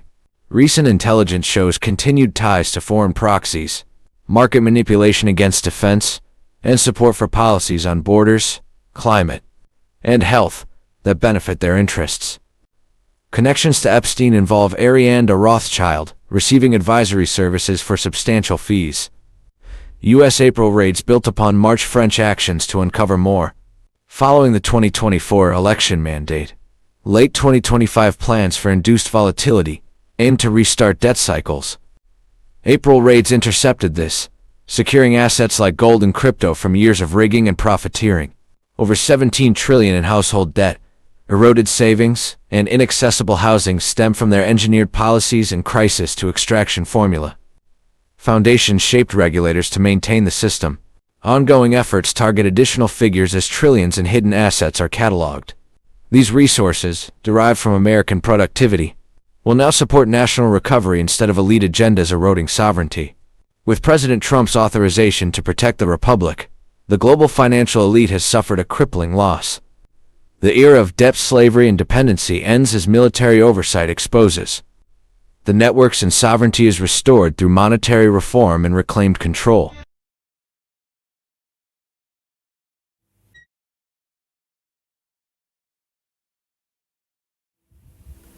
Wednesday, April 29th, 107 unveils Trump's master plan. Massive arrest loom, global election rigging exposed, and America's spiritual reawakening begins. 107 on Telegram. In an exclusive interview, Insider 107 joined Larry to break down the strategic moves by President Trump against the global cabal.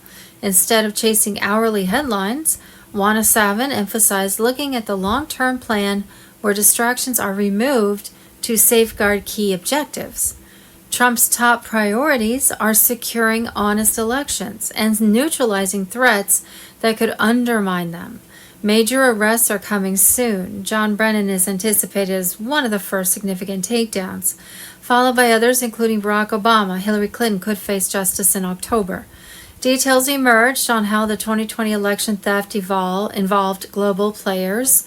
Testimonies from individuals previously based in Serbia reveal operations run from Venezuela that interfered in 71 countries, placing false leaders in power against the people's wishes. The recent ousting of Maduro in Venezuela led to joyous celebrations as citizens welcomed freedom from oppressive forces. In Iran, the population is thankful for interventions against a brutal regime responsible for tens of thousands of deaths. Trump is cutting funding to globalist programs like USAID and biased media early in his term. Iran's reach extends to Italy with its largest embassy, The Congo, where millions have perished, in South America with military ties. Shutting down Iranian propaganda hubs has already decreased fake news online. Spiritually, Trump calls for Americans to assemble in Washington, D.C. on May 17th to rededicate the nation to God, mirroring the Mayflower Compact. This begins a 49-day journey to the 4th of July, tying into Jubilee themes during America's 250th year for national restoration and renewal. Plans involve using Guantanamo Bay for traders after stabilizing Cuba. Government will shrink by half, with the IRS shifting focus via tariffs. Efforts target unelected bureaucracies like Brussels, with evidence mounting from grand juries on past interferences and Biden-era irregularities. Accountability is near. Patriots must prepare for serious challenges ahead by uniting in prayer and faith. Trump's actions methodically eliminate the cabal's tentacles to bring justice back to America.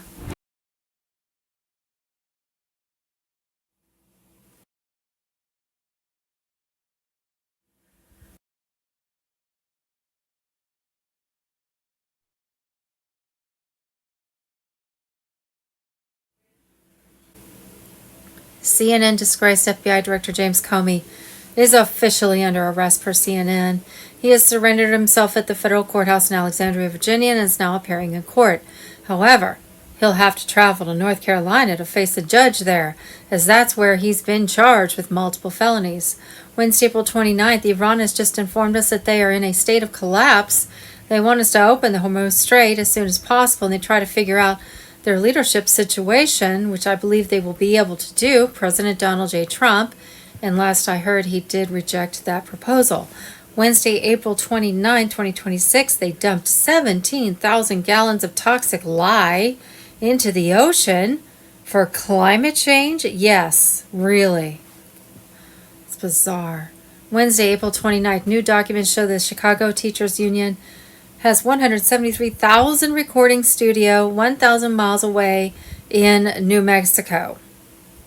Wednesday, April 29th, now we know why Biden and the entire DNC kept funneling our tax dollars to Ukraine. Zelensky's government conspired with Biden's USAID insiders to launder $200 million in American taxpayer dollars straight into Joe Biden's campaign and the DNC through layered fake infrastructure schemes between the domestic weaponization of intelligence agencies against Donald Trump and outright foreign collusion to rig our elections. The treason just keeps getting worse.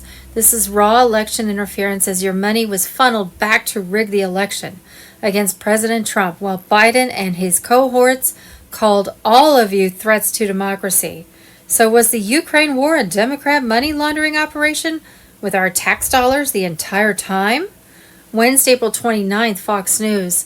The list of high-ranking informants allegedly paid by the SPLC allegedly just aired on Fox, and it's damning.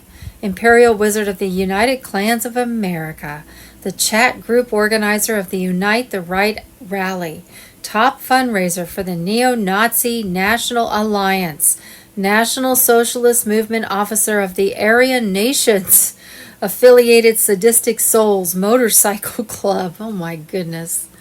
Wednesday, April 29th, breaking. Director of National Intelligence Tulsi Gabbard has just released hundreds of bombshell Russiagate documents, proving that Barack Obama personally ordered CIA agents to manufacture false intelligence on President Trump and was actively working with the enemy to undermine and erode Americans' confidence in our democracy and President Trump's landslide 2016 victory. This was a coup attempt by Barack Hussein Obama and his cronies. As Jesse Waters said, whatever happens to these guys is not revenge. It's accountability. It's time for people to pay the price. Arrest Obama now. Safeguard on Telegram. Wednesday, April 29th, SCOTUS case over pesticides sets stage for fight with Maha moms. Wednesday, April 29th, breaking special report. AG Todd Blanche confirms grand jury indicts James Comey, faces up to 20 years in prison as arrest warrant issued in North Carolina. The dark money funding America's chaos with Soros, Rockefeller, Obama, Clinton's, USA, SPLC, and other corrupt NGOs behind it all. Gitmo TV. Federal Reserve financial accounts say NGOs held a total of over $14.12 trillion in assets in 2025. $3+ billion combined annual revenues of around 500 left-wing activist groups, including socialist communist organizations coordinating major protests like the No Kings and other protests per year. Around $1.5 billion annual revenue and spending by Arabella Advisors' dark money network. Progressive advocacy, protests, activism per year. Hundreds of millions in cumulative grants from George Soros, Open Society Foundations, and Swiss billionaire Hans-Jörg Wyss to dozens of U.S. protest-linked groups. $293M plus from Wyss. $72M plus from Soros to No Kings-related orgs. Multi-year but ongoing annual flow amounts. On top of all of this, one of the most concerning aspects is the amount of money dumped into swaying and fixing elections from these same billionaires and NGOs. This alone is a major part of these regime change operations being conducted on U.S. soil and around the globe. The follow the money trail leads straight to the usual suspects, globalist billionaires and their corrupt NGO empire. This isn't isolated to campus protests. It's a global operation of radical left violence and societal breakdown that runs real operations and agendas to destroy America and any conservative movement globally. Violence mixed with propaganda and psychological operations are being funded by UAU's own taxpayer dollars for your own demise. Domestic extremists, civil unrest advocates, $61 million. USAID supported independent media in over 30 countries. But the full harm to global media is hard to assess since organizations hesitate to speak out, fearing loss of funding or political attacks. Per now offline 2023 fact sheet, it aided 6,200 journalists, 707 non-state outlets, and 279 media CSOs. The 2025 budget allocates $268,376,000 for independent media and free information flow. George Soros and his Open Society foundations have poured hundreds of millions, more through dark money pipelines into groups like the Open Society, Tides, Indivisible, Jewish Voice for Peace, U.S. Campaign for Palestinian Rights, and Education for Just Peace in the Middle East. These aren't peaceful protesters. They're paid organizers turning student activism into organized disruption, property damage, and chaos. Soros has admitted he wants to remake societies, and America's streets are his latest lab experiment. The Rockefeller Brothers Fund is right there with him, dumping over $500,000 into the same networks fueling these anti-Israel radicals. Old money meets new radicalism, funding the very groups turning college quads into battlegrounds. Obama and the Clintons built the machine and structured the government side of the operations to funnel taxpayer dollars through corrupt NGOs that then get distributed to hundreds of smaller NGOs. Their foundations, allies, and post-White House networks overlap with these funders. Obama-era policies and Clinton-linked orgs funneled influence through the same progressive infrastructure that's now weaponized.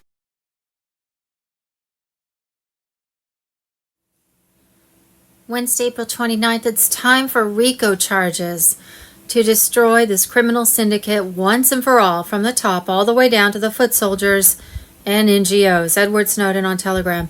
Federal Reserve financial accounts say NGOs held a total of $14.12 trillion in assets in 2025, all going to destroy America and implement communism and Marxist ideologies. The Government Accountability Institute analysis presented directly to the Trump administration mapped over $159.7 million in grants from major left-wing donor networks straight into organizations categorized as domestic extremists and/or civil unrest advocates. These are not random donations.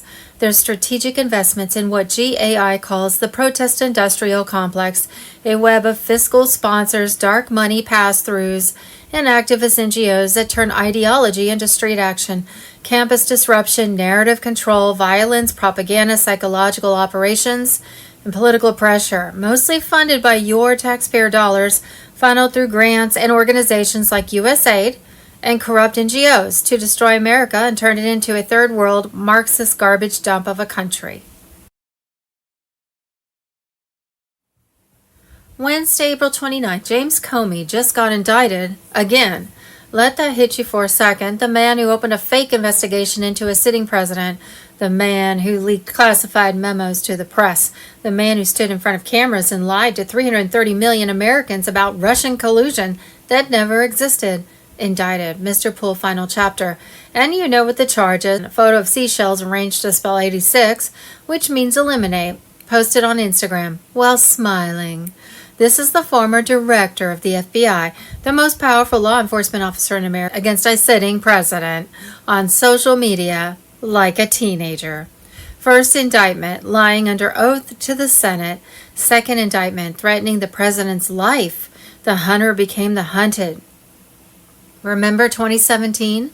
Comey sat in the hearing room looking smug, thought he was untouchable, had the media behind him, had the deep state behind him, had every network calling him a hero. Where are they now? Meanwhile, Kash Patel sits in Comey's old chair, same desk, and last week he walked into Congress and dropped Epstein names that made senators go pale. The man they put in charge to destroy Trump is being destroyed. The man Trump put in charge to replace him is exposing everything. Saturday night they sent a shooter. His manifesto named Kash Patel. Think about that. They're not just going after Trump anymore. They're going after everyone around him. And it's not working. Comey indicted. The shooter failed. Iran begging. The dollar record high. Epstein names dropping one by one, piece by piece. The old guard is falling. And the man they tried to destroy 91 times is still standing in the Oval Office, running the world. Wednesday, April 29, 2026, Obama's secret stay-behind army, Edward Snowden on Telegram. Obama literally created the Department of the Deep State at the flick of a pen. The Senior Executive Service, or SES, was created on September 19, 1979, during the Carter administration. It was originally formed to professionalize career civil service while attracting the nation's best and brightest in an effort to improve the management of the federal bureaucracy. A position within the SES is considered the equivalent to general officer or the flag officer ranks in the U.S. Armed Forces. For that reason, they are often referred to as our civilian generals. The SES was to be a corps of nonpartisan career managers who serve as the executive management of federal agencies. Their job being to implement policy, not create it. At least it was until then. President Obama changed that with a mere flick of his pen, making SES members nearly impossible to fire once hired. To say Obama's transformation of the SES into an army of political operatives was effective would be a gross understatement. There are more than 2 million federal employees. At the top of that pyramid are approximately 8,000 senior executive service employees who service as the professional managerial class linking